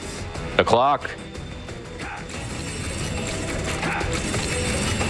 Oh, thank God. That's random. All right, clean. Completely random.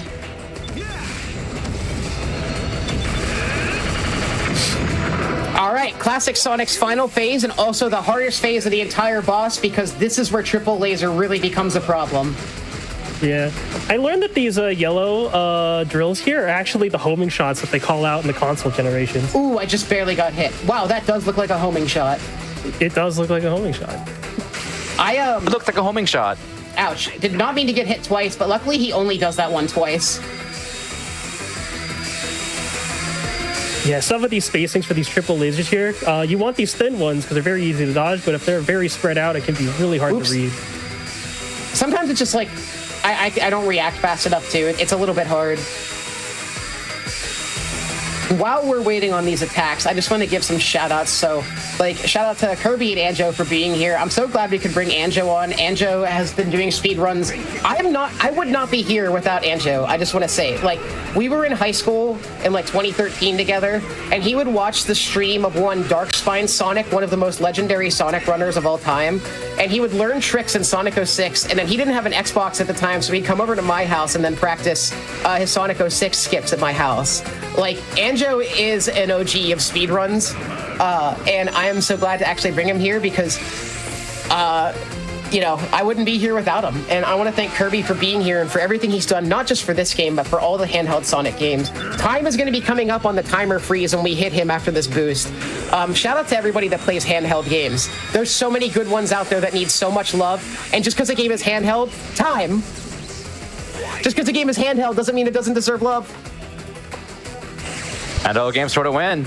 Check out Lost World 3DS. Check out Generations 3DS. Whew. Check out Lost World 3DS, especially. That game is my baby. I love that game so much. All right. Hell yeah. We did it. That's Sonic Generations for the Nintendo 3DS. If you like this speedrun, I implore you to check the game out. We would all love to have you. You do not need a capture card to run this game. You don't need a capture card to run any game. Okay? I just want to say that. Run the games that you love because you love them. And that's what's brought me here today and why I'm able to do this with good friends by my side. You don't need a capture. You guys got You don't need a leaderboard. You guys got any shout outs you want to give? Shout out to Brandino. Yeah, shout out to Brandino. Shout out to this game. This game actually like means a lot to me and Brandino personally, because this was actually like one of the first multiplayer games that we played together. Because this actually had an online race mode back when the Nintendo Network was on. Yup. And when I was, still very fresh with the speedrun scene with this game, things look very different in those races. But now that I've seen Brandino grow into a speedrunner and like grow into like becoming a previous world record holder in this game, I'm just like so proud of my my best friend here. Dude, yeah, and I would not without this guy I wouldn't be here. And just one more shout out to this Korean copy of Mario and Sonic at the Olympic Games that Kirby Massa got me from Korea. I'm sure I'll be playing this soon on my Nintendo 3DS. Shout out to the 3DS. That's all we got. Thank you all. That was awesome. That story about 2013 and going over to your house and DSS, that was a deep cut. Yes, I love to bring that story up every time because it is a huge deep cut. Like, that's some lore. It's lore, yeah. I remember too, we were in high school and Anjo was like, hey, I heard about this game has like these roll jumps or something, and I had to like Google it in 2011 when this game came out. And yeah, so a funny story I didn't get to mention. Anjo and I met because one day we were both in our 9th grade science class and he was listening to the Sonic CD soundtrack. And I was like, oh, I got that on my phone too. And then the rest was history. That's awesome. Yeah. All right. Thank you so much for having us. This was awesome to be able to do this run. Yeah. Thank you so much for being here. That was an absolute blast. DSS is one of the people that got me into speedrunning too. So it was funny you mentioned that. I'm so sad that I've never been able to really see him live. Mm-hmm. DSS is just one of the goats. Like everybody who speedruns a Sonic game needs to know about DSS. True, actually. Like I shudder to think of the state of Sonic speedruns without DSS. Who even knows where we'd be? That guy found a skip in Frontiers day 2, like, and it's in use. That. Yeah, just there's an era where he was king of the Sonic Center, like #1 player overall, and yeah. Thank you all so much. I'm glad I had this on because your passion for this game and for speedrunning in general really shows through. So thank you so much. Thank you so much. That means a lot. Great commentary from all 3 of you. Stay tuned. There are more runs coming up. We're going from Sonic right into Mario with Super Mario Bros. All Night Nippon coming up, and that is. I don't even know how to like properly explain what that is. It's like an official bootleg of Super Mario. Like, I'm not even joking. That's basically what it is. Stick around in a couple minutes. GTAs will tell you more about that. But right before we take our break, I just want to thank everyone who is supporting Games Done Quick with your subscriptions, gift subs, and bits shared. Your contributions help keep Hotfix running. So if you're enjoying the stream, please consider subscribing for exclusive emotes, ad-free viewing, and access to chat during our replays. But of course, you can always support the stream for free simply by sharing the Games Done Quick channel with your friends. We're going to set up for Mario. We'll be right back.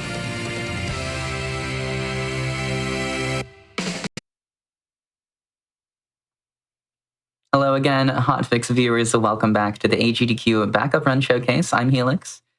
Every mainline GDQ, and I suppose also for events like Fatales and such, there are a selection of backup runs that are chosen just in case like a runner has to drop, for example, or in case we get too far ahead of schedule and have to fill some time, things of that nature.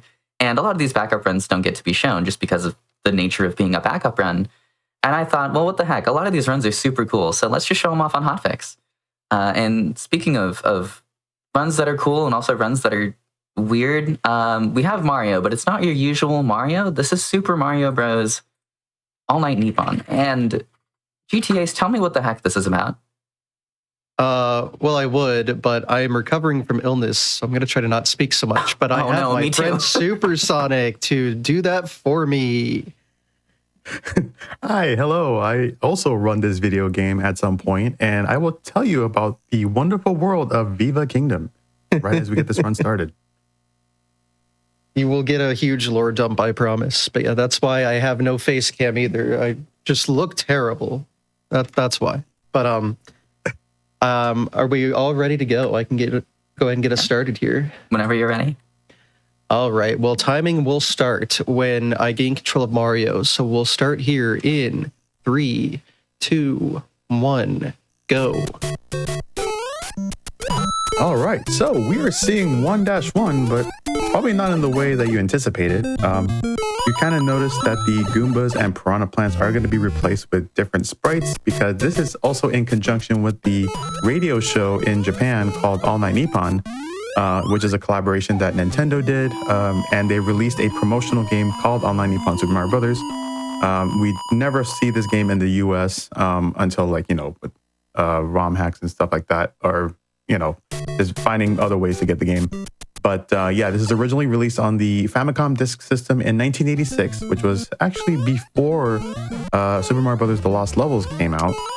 And as you can see, a lot of this may look like SMB1 for the most part, but we do have Lost Levels physics. And you can kind of see that the guy with the shades, that is called Pakun Okapi. That's the name, according to this thing that I'm reading off of. And then the Goombas are actually called Okapi as well. So we got Okapi and Pakun, which are like two personalities from the Japanese radio show. And yep, in Fuji TV, that is correct. I do have to correct some obvious misinformation. This game did come after 2J, actually. It's Versus that came out before. Yeah. This is something I had to fact check myself because I wasn't sure. Because both use both levels from both games in weird ways, but I don't know where it appears on the development timeline, but in terms of release dates, this was like late 86, and I think 2J was like mid 86. I don't know. The development timeline of these games are weird. Yeah. Speaking of weird, All Night Nippon. 86. Yeah, so we're seeing GTA's doing the 1-3, 1-4 power-up route. This is pretty much what we see normally in SMB1 Warpless runs. So the reason why we get Fire Flower is to shoot down Bowser here. It takes 5 fireballs to shoot him down, and then we're going to be seeing our first host, which is Miyuki Nakajima, who is the Monday host of the All Night Nippon radio show. And of course, with the Lost Levels shenanigans that are happening, we do have a score countdown at the end of each castle. So you will kind of see that happening. And you kind of see like there are microphones in the backgrounds for bushes. I don't know how that makes any sense. But we're technically in a dream world of Mushroom Kingdom. So a lot of it we're going to be seeing that is very similar. You're going to see like power placements in different spots too. Like there's no spring in that section of 2-1. Got the corner bonk, which saves some time. Because you have more momentum to get on the block if you hit it that way. Yeah. And although it is called All Night Nippon, we only saw World 1 being the night level, and we're already in daytime. So yeah, All Night means World 1. Good job, guys. Yeah, that's it. So now we got 2-2 here. This is actually very similar to SMB1. We got the bloopers and we got the Cheep Cheeps coming up. There's like really no changes with the exception of the ending of the level. The entrance to the pipe is a little more narrow. So we're going to see GTA's get in there very tightly in there.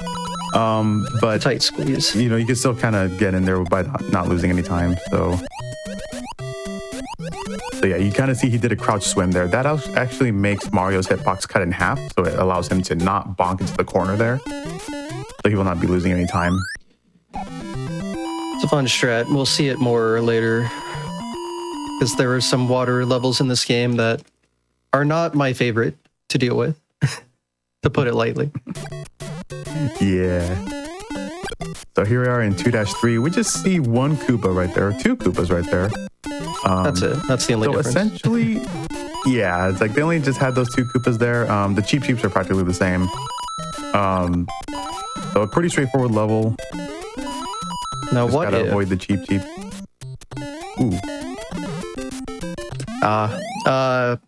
Pushed a 1 frame late. It turns out 5 frame perfect inputs is hard. But I got like 4 of them maybe. Assuming I did the last part correctly, which there's no way to know because I didn't do the first part correctly. Yeah, oh, hello. Trying to go for a flight. Ooh, jump scare. Little firebar jump scare there, but that messes up all my patterns. That was actually a jump scare. We're fine. You kind of noticed that the axe is replaced by the Fuji logo there. And this host right here is Takaki Ishibashi, who is a Tuesday co-host of the All Night Nippon radio show. Yeah, there's even though every level you've seen so far is how it is in regular SMB1, a lot of the level design has changed slightly, which actually affects like the patterns and such. So that fire bar usually never does that, so that was a bit of a weird moment, but only Nippon's weird that way. Yeah, this is just a very weird iteration of Super Mario Brothers. And yes, this game does have frame rules. We've heard it a million times, so I will not be explaining what frame rules are. Thank God. No. All you have to know is, remember, it's a ski lift now, not a bus. The bus is dead. Yeah. The bus is dead and we killed it. Yeah, so there is also another slight difference in this game as well, are the fireworks, like how you get them. So in the original Super Mario Brothers, you get them by having a 1, 3, or 6 at the end of your timer, and it'll give you 1. Want to see some fireworks? I set it up perfectly just because you were talking about it. Perfect segue. So now that we have like the 5 at the end of our timer, we get the 5 at the end of our coin count, we get 3 fireworks, which is odd. So if you get an even count, it'll be giving you 6 fireworks. And if you have a multiple, nice.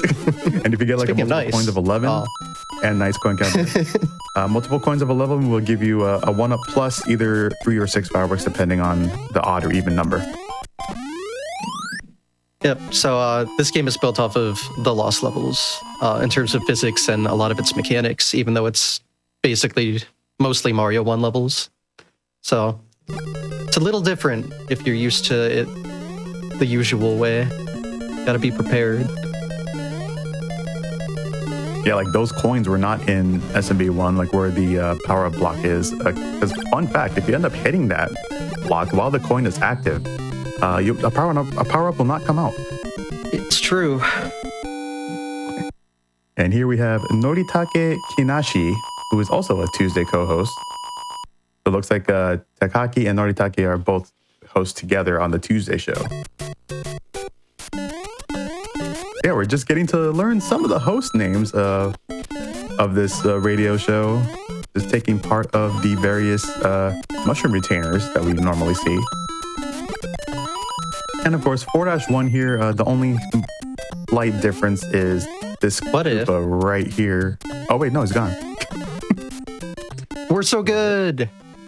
There we go. There's the flagpole glitch. You know, that actually saves a frame roll in this level, right? Oh yeah. Okay. I just saved huge amounts of time, a whole 0.35 seconds. You know how it is, just do 5 frame perfect huge inputs. 21 frames of time save. Get huge time saves. I'm glad I got my GDQ FPG. With one hand, right? Not this time. Even though I have no camera to prove it, I have 2 hands. I promise. Oh, okay. Also, bottom route, best route in 4-2? Of course. It looks the coolest. If you don't do it, you're cringe. Anyway. All right, so we're heading into 4-3. There is the Sky Boots frame rule that we usually go for in SMB1. This one, I believe, is pretty similar. I think it works the exact same. Yeah, I'm going to go for it all the same. I just got to keep holding right all the way. Don't bonk into any wall or anything like that. And if you should see, there is a tiny pixel underneath Mario's boot, in which we call that Sky Boots, and that'll basically have the level transition go faster and thus, save a frame roll. Now this is where things get different. Where am I going? Yes, you're going the wrong way. Oh no. Whatever shall you do? Oh wait, it's fine. You're going the correct way. So yeah, the maze patterns are different in this game. So in this case for 4-4, you're taking the bottom path first and then the top path. But in SMB1, it is the other way around. Yep. And now that we shut down this Bowser, here we have Kyoko Koizumi, who is the Wednesday host.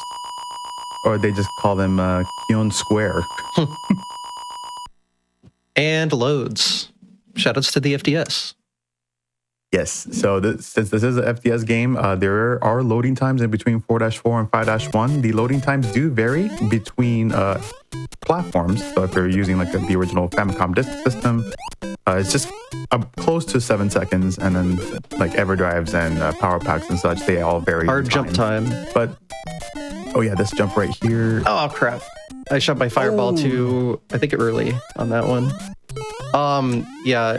So when I said they like made small level adjustments, they removed a block there, which makes that jump like, I don't know, a 2-frame window maybe to make it. It's really stupid. And then you also have to do the fireball shots to get the plants out of the way. So this is going to be interesting now. I think this is still here. Okay. They didn't get rid of the mushroom, which is good because this hammer bro is impossible. What the heck? Okay. Okay. That's one way to do it.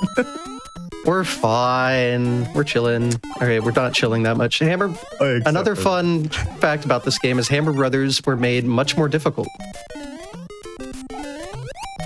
Yeah, we will actually be seeing that once we get to 7-1. As they say, though, we are so back. And now I'll avoid the fireworks by slowing down.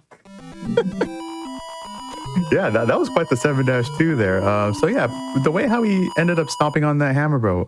Mario has priority when he's descending from a jump, or even like walking off a ledge. So this isn't from Mario 1. What gives? This right here is 4-3 from the Lost Levels. Right. And we're gonna no cringe Bill. We'd love to see it. Oh wait. Oh, the fireball went over him. That's not fair. Boo. Boo. Ah, yeah, the fireball having different trajectories. That can happen. I love hitboxes. So now we are heading into 5-4, which is technically 2-4 from the Lost Levels. I think I can still make some stuff work here, though. Oh, well, never mind. Oh, no, I got the despawn. We're good. Yep, the despawn on the firebar there. So now I should be able to just run through here. Oh yeah, that cannon's not there in Lost Levels. All right, that'll work. So yeah, you can kind of see the minor time difference of having fire and not having fire. Also, this is Beat Takeshi, who's a Thursday host. I notice he has like a gap tooth there in the middle. All right, I have a feeling they moved some power-ups around. I'm not entirely sure where they are, so I'm gonna do searching.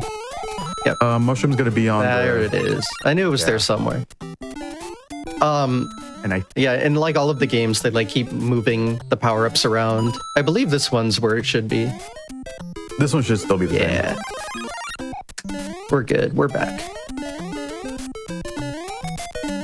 All right. Yeah. So we're just out of 6-1 here. Pretty much the same as the SMB1 version of it, but just, as we saw, the power-up placements are different. All right, so 6-2. See, we have some Takeshi fans in chat. Go, Takeshi. That's him, all right. Takeshi. Yep. That is the one. The one and only. Now, because of the different fireworks, if I can do this right, I can get the 3 and do that level optimally. Because in SMB1, you usually have to slow down at the end to avoid the 3, because that gives fireworks, but not count with the coin count.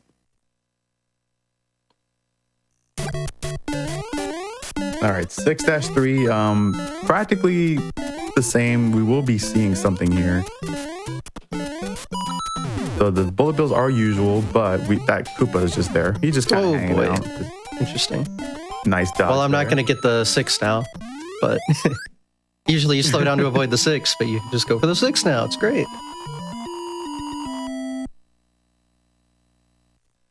All right, heading into 6-4. Hard level. I'm gonna shut up here. Yeah, go for it. So yeah, this is actually 4-4 from the Lost Levels. This is also a very difficult level in Lost Levels as well. So we're going to have GTAs go down here, and then it's going to do like a duck jump there. You're going to see Bowser's fires. We're going to keep an eye on that. Okay, that looks pretty favorable. Very nice. And right, Bowser has hammers just like there. The patterns I got were very kind, but what's hard in this game is this is 4-4 of 2J. Bowser doesn't have hammers yet, but because this is World 6 in this game, Bowser does have hammers, so it makes it even harder. It's great. Yep. And that quote-unquote mushroom retainer there, his name is Matchan or Daisuke Matsuno, who is a Saturday co-host. So we got one more host to see. Also, as you can see, Hammer Brothers are moving forward in this one. They actually charge at you. Yeah. That's a minor difference there. So not only were Hammer Brothers later in the game made harder due to them immediately charging Mario instead of staying in place, they can also, usually they can only move like one tile.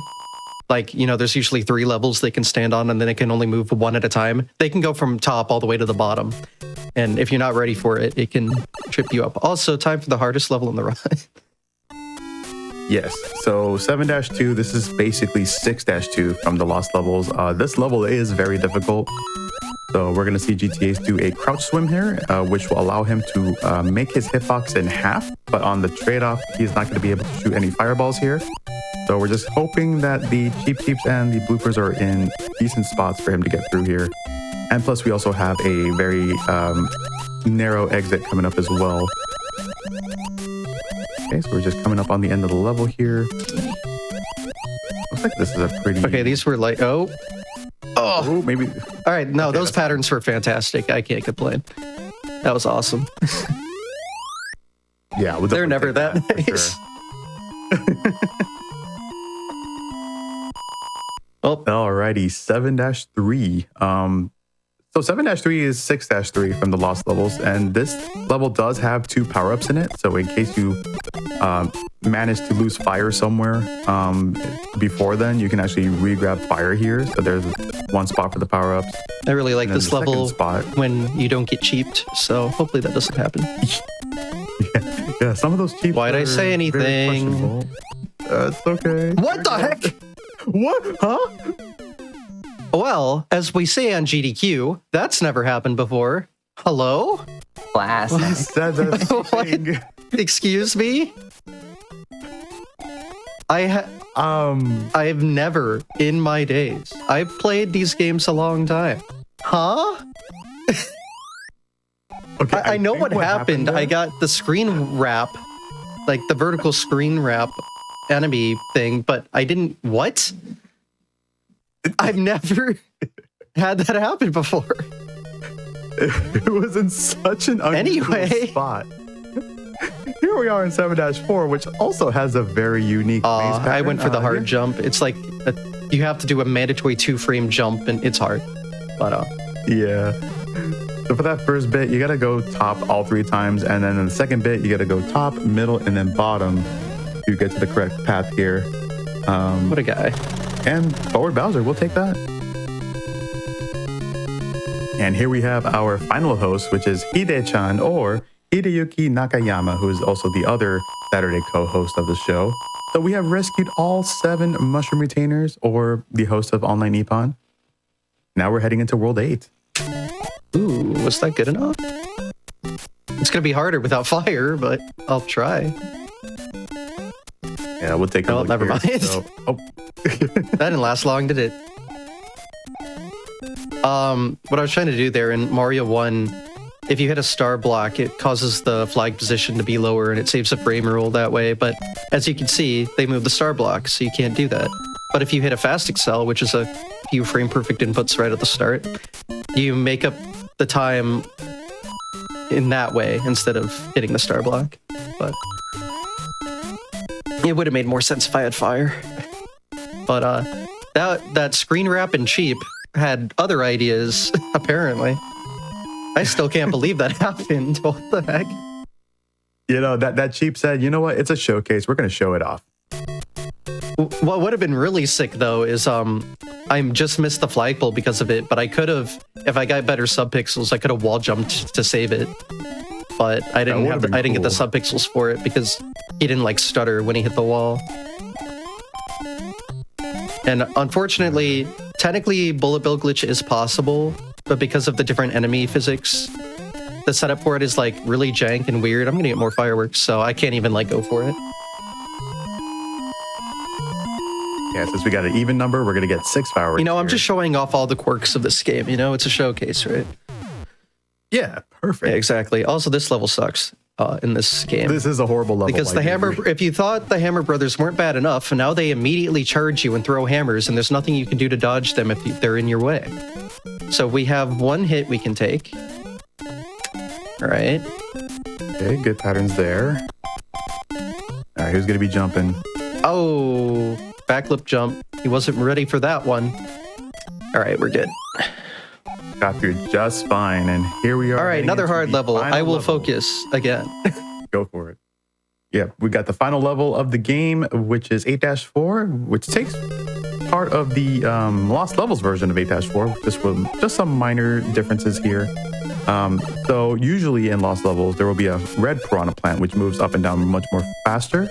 But in this one, we still got the regular green kind. And now you kind of see in the Pepsi corridor here, he does a duck swim just to kind of avoid that fire bar. And here we have the Andrew G room. For him. Gonna do a bit of a Excel there to get into the pipe. There we go. The second to last room coming up here. Ooh, nice. Very nice jump there. All right, one more hard jump, then we're good. All right, so we got this jump coming up here. Nice. Very nicely done. We got the final room. And get wrecked. What a pal. That's Bruce, by the way.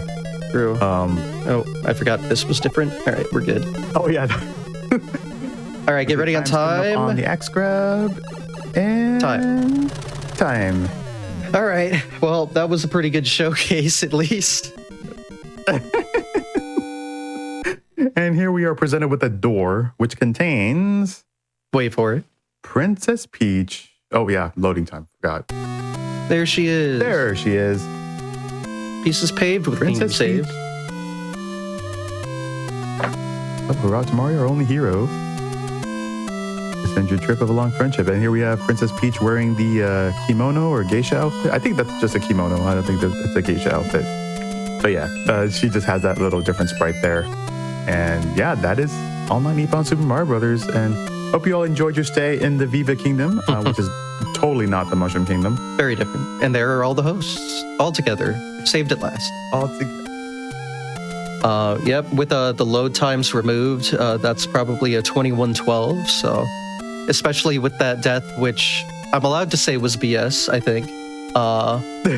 It would have been sub 21, which would have been nice, but oh well. That was funny. I can't argue that one. I'm glad I was able to perform while recovering from illness. That's always good. Supersonic killed it on comms. Thank you for that. Yeah, I got you, man.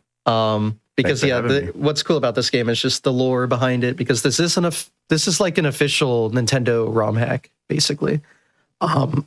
Excuse me. Yeah, like 1986 Nintendo. They did make this and they did release it, although in very, very limited quantities. But yeah, it's just a cool part of Nintendo history if you didn't know it existed. Wow, good job, demo Mario. Oh, nice demo. Awesome. Well, yeah, that's Online Nippon. Again, cool bit of Nintendo history for you. Well, thank you for being here. Thank you for showing off this silliness. As you know, when I first learned about this, I was like, I hope someone speedruns this, and you did not disappoint. So. Oh yeah, no. If there's a Mario game, there's someone that speedruns it. Absolutely. And with Mario 1, there's like approximately 20 different versions of it. So trust me, they all get hit somewhere. I feel like this is a good time to bring up my Hotfix show, Parallel Universe. It's every other Friday at 10 p.m. Eastern, and it is about, I say community-created content, so things like mods, fan games. This is exactly up that show's alley. So if that's something that appeals to you, make sure to check out Nintendo did make show. this. That's true. This technically is Nintendo-created and not community-created, but I'd count it. You get my point. Yeah, no, of course. It's just really silly that this exists at all, really. It is. I hope you feel better soon. I am also recovering from illness. That's why I wasn't hosting the first part of this. So I hope we both feel better soon. Thank you, Supersonic, for commentating. There is more Mario to come, so we are not quite done. Actually, the finale of this AGDQ backup showcase is next, and that is not Dracula's Castle, which my understanding is this is a Kaizo mod of Super Mario World. And that probably tells you everything you need to know. You do not want to miss it. So stay tuned. We'll be back in just a few minutes with that. Bye. Hello again, GDQ Hotfix viewers. I'm Helix. You are watching the AGDQ backup showcase. We are on to our final run. This was not all the backups for the event. I actually only had time for about half of them. So please make sure to check out all the runners. You can view the submissions list at submissions.gamesdonequick.com. Check out what else was on backup, because there's a lot of other really cool stuff.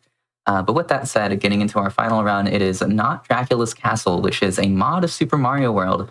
Brandon Blank, tell me what's happening here. This mod is made by Morsel. He's one of my favorite Mario World creators. It's Kaizo style, so very fast paced, you make one mistake and you're dead. I think it's a very cool watch, and it's very fun to play. And got my friends Max Power Blue Madonna, a commentator. Max is also a fan of Morsel's work. Yes. Yes. Madonna? Hello. Hello. All right, so let's just get straight into this, guys. Let's just start running. All right. Just give us a countdown whenever you're ready.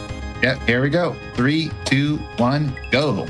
So first thing I want to point out, it's not Dracula's Castle. This is not taken from Castlevania. I swear.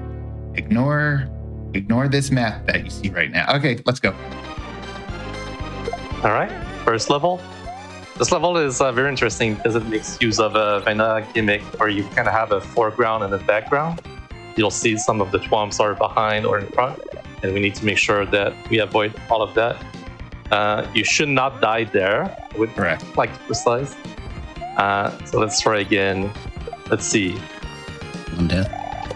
One death. Make it over. So we need to avoid that bump. It's very precise, and we need to go in the background so you can go up there.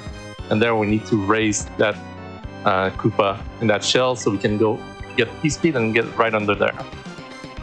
So we'll juggle that shell a couple of times so we can get that spring landing nicely, and then we need to avoid those two Sparkies.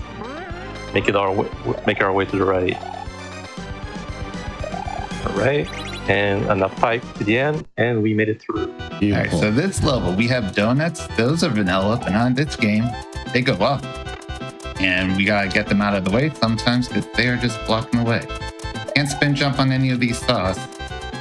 Gotta use these donuts on the way up to enter that pipe. You go to the left there to respawn that paratrooper. This part very scary. Now we gotta bring this donut up. Enter that door. Very nice. Here, there's a vertical level where Mario cannot jump while on those slopes. We need to make sure that Mario is the right position. We're gonna avoid all the nonsense happening on the screen. Make sure to dodge all the baseballs as we make our way down. Here, we're gonna carry the P-switch, and we just need to make it to that door while avoiding everything there. Very nice. Well done. So now we're moving on to the first level where we have an appearance from Yoshi. There's the second death. We're up to 2 now. So Brandon's trying to keep all those fish alive there because we need to feed them to Yoshi so he gets big and strong. So we want him to live for a long time. So there we go. Yoshi's all grown up. Oh my gosh, Yoshi. Don't worry about it. Don't worry about it. Yoshi's fine. All right, so now we're swimming. We gotta bring this key all the way to the end. Swimming can be a bit weird in SMW. When you're holding anything, you're constantly being pushed forward and upward. So, I don't know, it just feels like you're fighting a current. Bait one thwomp down so you can make a gap in between them. Go through these. All right, now for some reason, this thwomp will go through that yellow when you open it. It doesn't make hitboxes, am I right? All right, gotta put the fishes. And we use the key to enter that door. First try. All right, and now we have a mushroom escort. We're gonna click the mushroom with the cape, bring it to the right, and then we're gonna take some damage because small Mario jumps higher out of water than big Mario. And we need to make sure we pace ourselves so that we don't go too fast or too slow. And we're just gonna nicely bring it back to the end so we can get through that block and through the door.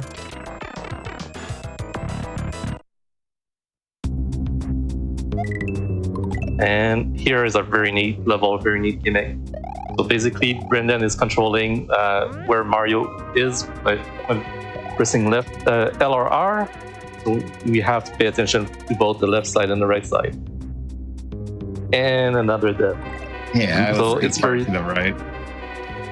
Yeah, very difficult. You need to pay attention. Like do it multiple times, jump out of those buildings, and we're gonna make our way all the way to the top. Oh, Number 4. Number 4. This is definitely like one of the coolest levels in my opinion. Yeah. Oh yeah. This was a big reason why I started running this. Yeah, I really like this level. Probably my favorite.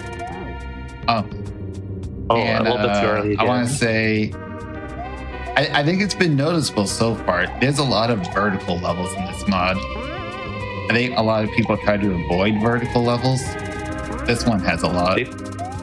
They tend to be a little bit blind to read, but I think so far Marcel's done a very good job. Being very well indicated. Yeah, the level 3 vertical when you were going downwards with all the spiked balls, that one was probably my favorite stage. That was really neat. It looks crazy for sure. Yeah, there's a lot of just rotating parts, lots of spinning balls. Yeah. Something that Marcel's done before is having sprites moving very fast, which looks very crazy.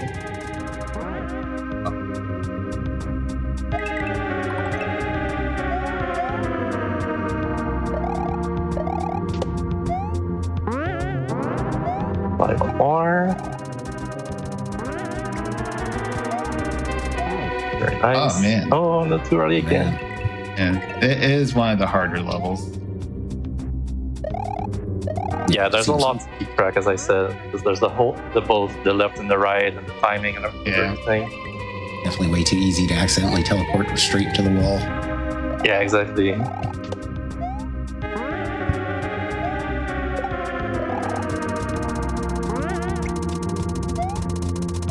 It is very well known to be very difficult levels. You go with the Kaizo. And we get all the way to the top. And now we see the 5 at the top left. We just need to get in. Hopefully it's going to be one try. Yeah, and we're there on. it is. All right, now we There we get go. another cake level. We're racing that P-switch. Gotta die fast. We gotta go do this tunnel fast. And we gotta gain enough height to open that wall. Gotta slide. Uh-oh. Damn it. I mean, dang it. I think we're up to 10 now, if I got my count right. Oh, man. I honestly was hoping to be less than 10. The last one, it was tough. Yeah. There we go. And we run back and forth 3 times. 1, 2, 3. Got press down and B at the same frame, so you can do this weird duck fight like that. Nice. We're going to get some of the coins to make it fast. Those switches, get through.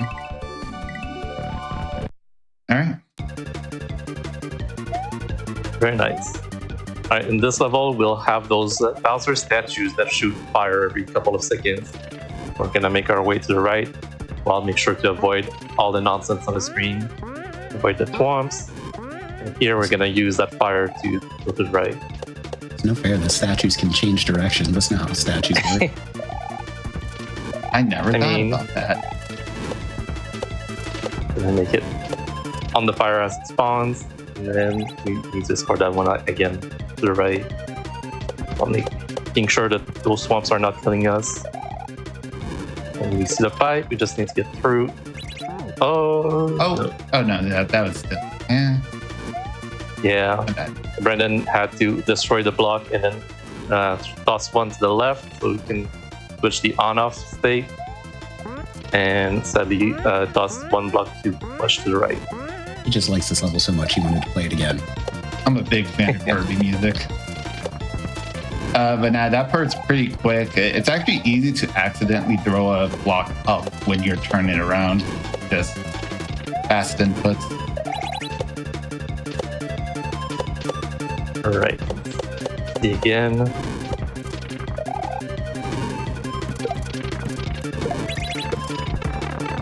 Very nice. There it is. All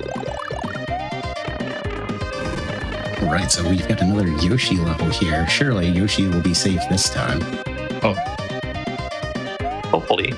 So Brandon's purposely keeping this one flame alive here. We'll see why in a moment. Dodging all those toxic mushrooms. They're no good for Mario, but Yoshi loves to gobble them up. Now we can use that flame to get Yoshi to run through. And oh no, how could this possibly happen again? Blame not Dracula. I like to imagine that was Mario's reaction to seeing Yoshi die. Yeah, that was very screams of 1,000 Yoshis in the last room. All right, and now we have a big mole escort. We'll have to escort it all the way to the right. I'll making sure none of those sprites are killing it. So we'll need to free it from the on-off, and then we're gonna go to the right, sure that this bush shell doesn't kill it. And we're gonna make our way through, sure that it doesn't go the wrong way. This part's really neat with all the witches and the escort combined. I like that ending. Where it just goes left and right, and then we're gonna switch until we get the P-switch and get into that door. Very nice. Speaking of switches, anyways, more switches. I want to say something. Going left is wrong. Look, we're going left in a Mario game. Who does that? Yeah, so I'm not gonna. I don't know. To all the Kaizo creators, no going left. Making my stance. I'm not even talking about the level, am I? I feel like that is the theme of the level, though. We're going left. Yep. Pretty much. Good news. We're going right now. Yeah, back to going right. So we've got these rotating platforms now. On a line guide. And the line guide goes under the Kool-Aid with grape soda. So I like the music in this level, by the way. Really good. Oh my god. Oh. That was clutch, I promise. Got another Yoshi. I don't know, man. I don't know what Man, Yoshi's I'm getting immune to it. I just don't notice the Yoshis are killing anymore. Wait, who's talking about this level? Me. It's another neat custom gimmick that's not there in the vanilla for Mario World. You have those flames that are gonna spawn every few seconds. They spawn basically where Mario is, and we're gonna use them to platform our way all the way to the right. You will see us climbing with them. Those white lines are sprite killers, so if the block tries to go through them, then the block would disappear, so we need to make sure to do it right. If I recall, Morsel used this very idea in, was it Yump 2? Do you remember? I think so. I'm not sure if it was Yump 2, but I've definitely might have seen been it Jump before. I think the point I'm trying to make is one thing I like about Morsel's levels are they almost feel like standard levels. There's no crazy shell jumps. No, I mean, I guess there's a lot of cape in this one, but it does feel like it's traditional Mario platforming, just done in a faster pace. So sometimes a lot of the stuff he makes is from non-Kaizo stuff and just remixed. I like just how original the levels are, because like a gimmick like this with the fire coming up, you don't see that too often. Yeah, I can't think of it. Makes for very memorable levels. Oh, that's too slow. 14? That counts right. I stopped counting. Thank you. I'm kidding. We'll just round down. You did about a dozen deaths. Yeah, they are very, very difficult levels. In the same way, it's a expert One thing level. I like about speedrunning Kaizo though is like despite all these deaths, I want to say you on average lose 15 seconds per death. It's like not that bad. And remind me, I don't think you've ever gotten through this death blitz. The whole game? The whole No. thing? No. Yeah. That's not a common thing for anyone to do for any kinds of fan games. It's so many tough. Some people have done it, and difficult those to people do. are legends. And we're through. All right. All right, so we've got more toxic mushrooms here. Good thing our pal Yoshi's here to gobble them up. Surely we're not going to betray Yoshi for a fourth time, are we? No, definitely not. And also, reminder: for some reason, adult Yoshi does not like regular poison mushrooms. Only when they're in the bubble. Anyways, Oh my gosh. What? Sorry, You lied. Sorry about the Yoshi. Not my fault.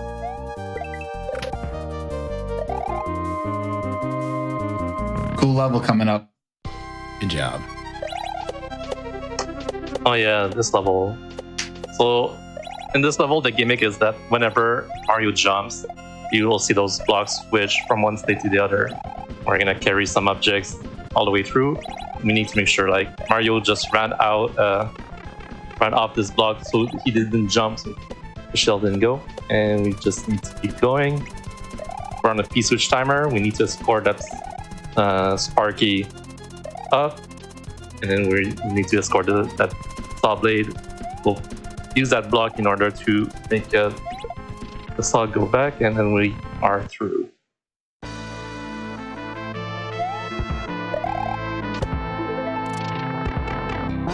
Full layer 2 level now. You are. Oh, why would I choose this level to talk about? Oh This is man, one of the but there's tougher like ones. you know those mashing skewers in vanilla?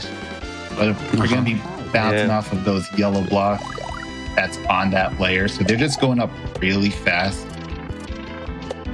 So they've got Really a death very blocks on Marcel it. level 2. Those skewers going up and down later on. Too. Yeah, reminds me of Stork, another GDQ game. Gotta hit that on-off switch while it's down here, just going up and down really fast. Whole time. Land on that, didn't go into lava, I promise. Right, here's this part. Looks crazy.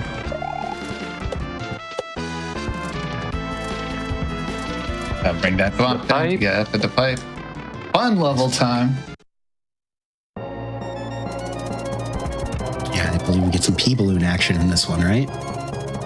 Yep. E-balloons in Super Mario World is kind of weird because you'll kind of keep your state of whatever you were, if you were spinning or jumping, and then we'll go like through a lot of power-ups.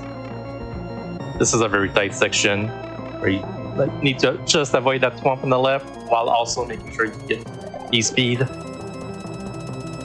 Yeah, when you get Very the tricky to people do. while going up really fast, you stay going up really fast. That's how we're Yeah, getting. carries or That's how we your go fast. momentum. Because P-balloon's really slow. Like that's how slow it looks right there. I don't know, Mario almost looks too big to fit to the pipe once he has the P-balloon. And that's a real good point. You have to call Luigi in to unclog the pipe.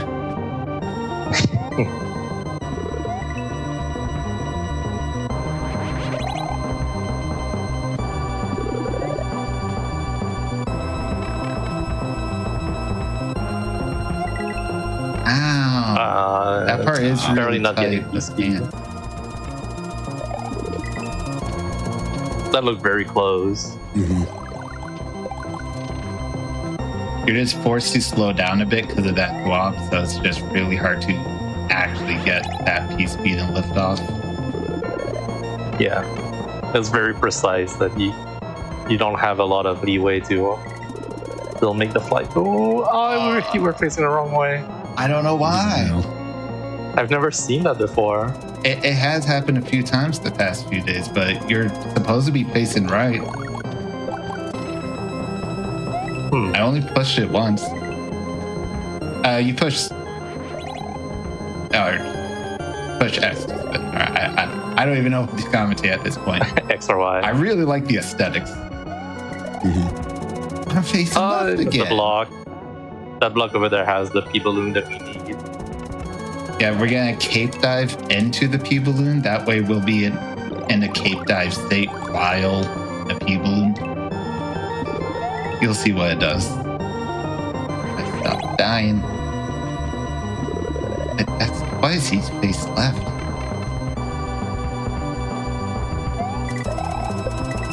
I missed it. Oh.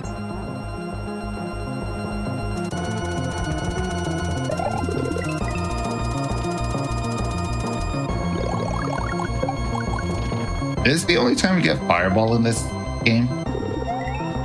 I think you've had them before, but I don't recall Fireballs. We definitely get Cape a lot. There's so much Cape in this one. Yeah. There we go. So we can just go Now through we can those spots because we're still in the Cape dive state. Now we spin jump here while going into the pea balloon. That way we can destroy the shell that's in our way. Very nice. You're very generous for saying that. So we're pretty close to the end now. This is one of longer stages. This one's pretty neat though, with all the water and the stuff to climb on. Definitely all about getting lift off. Yeah, getting all this cape lift off and using it to scale your way upward. This definitely makes this level kind of unique. I remember seeing someone called their split for this level Frogger. And I'm like, I'm just not sure. Like, I sort of see Frogger. I mean, I can see it with the blocks of water and especially here. Fences here. I gotta squeeze through these puddles.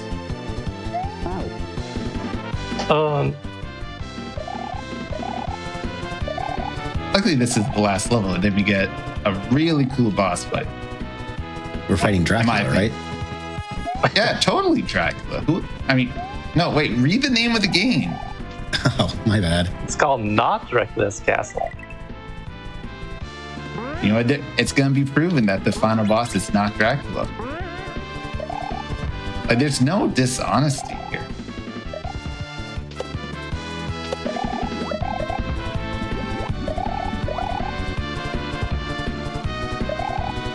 Yeah, getting lift off in like every section here is just, I find it difficult. It's like they barely just give you enough runway. Yeah, it always scares me when I see the spikes spawn like right behind. It needs to be that precise. This part's hard. But yeah, that part scares me. Yeah, Need to make it our way all the way up. Avoid the spikes though. That part is scary, especially considering how. Now we still got to build up P speed to get lift off.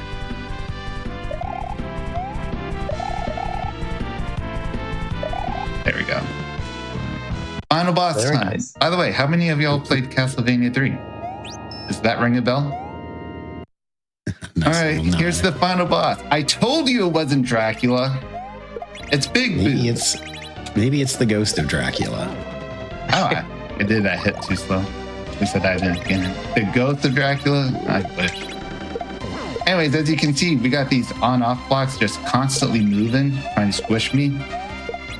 Got to keep hitting the switches above it to stop it. Every time you hit, maybe not true right here, but the fight changes. So this spot, there's these thunder coming down. They spread fire all the way across. Very important to hit the on-off switch just in time so they don't spread. Because the entire floor is lava. We don't like it when the floor is lava. I think this fight's like 15 hits. I never actually counted. It is 15 hits. Good thing we have a mushroom. Oh, fire! Anyway, starting at this point, we have these skewers just rolling against the ground. Yeah, so if it wasn't already tough enough, let's just add more spiky things. Oh, and when you hit him, they raised and went to the other direction. Very great. I don't like dying this fight because it's a long fight.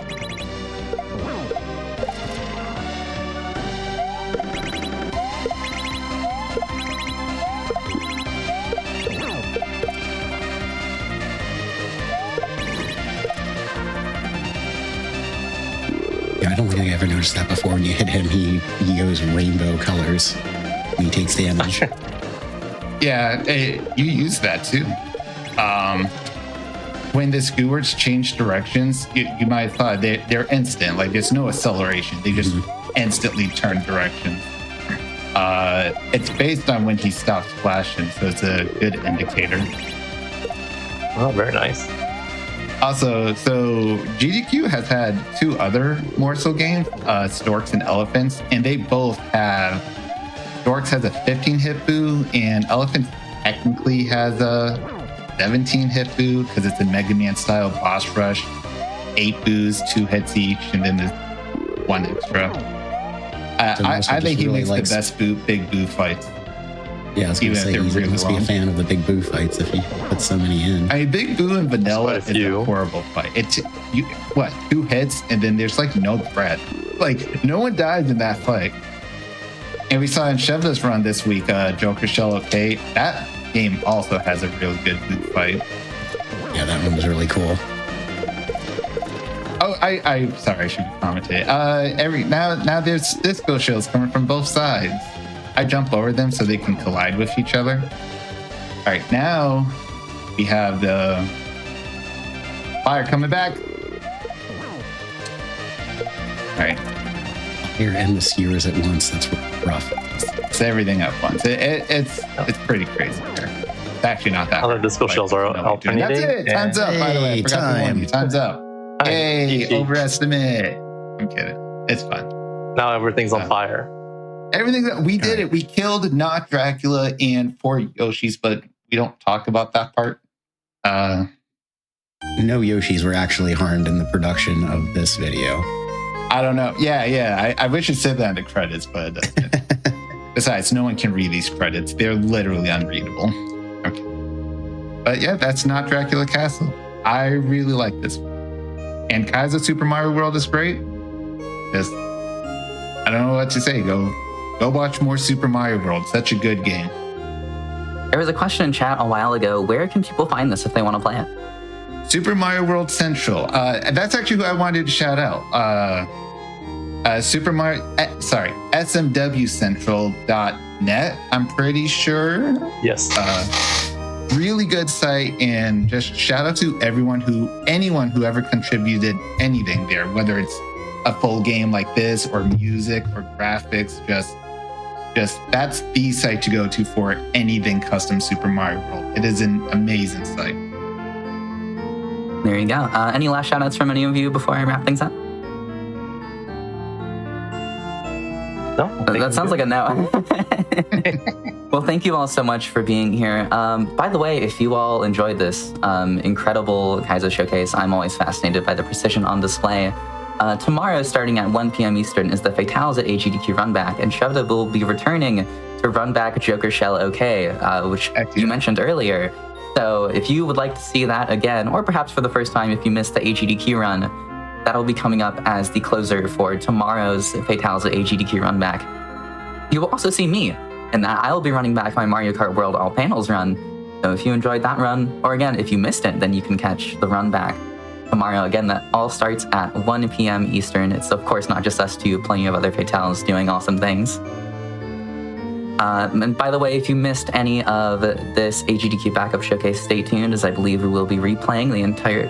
actually, we might be still in our AGDQ replay. Regardless, there will be lots of cool speedrun content coming up right after this, whether it's this or whether we're still doing the AGDQ replay. You're in for a good time. So still plenty of content here on the GDQ channel for you. You can also catch the VODs of AGDQ, of this, once they're uploaded, of any of the other Hotfix shows, Fatales events, Back to Black events. Those are all on our YouTube at youtube.com/GamesDoneQuick. Thank you, Ray, in the chat saying it's the AGDQ replay continuing after this. So if you missed any of the runs here, just check them out on our YouTube channel when they get uploaded. And if you missed any of AGDQ, then stick around for the AGDQ replay. Okay, I'm gonna get done yapping so I can go rest my voice. Really quick, special shout out to Hib for filling in for the first few hours of this so I could get my voice back. Thank you so much, Hib. You saved my butt. Thanks for hopping in. Huge shout out to Hib. All right, now I'm gonna go get some rest. Have a great night, everyone. Thank you, everyone who ran, for being willing to showcase your backup games. I'm glad we got to see them. Have a great night, everyone, and we will see you all back here for our live content starting at 1 p.m. Eastern tomorrow.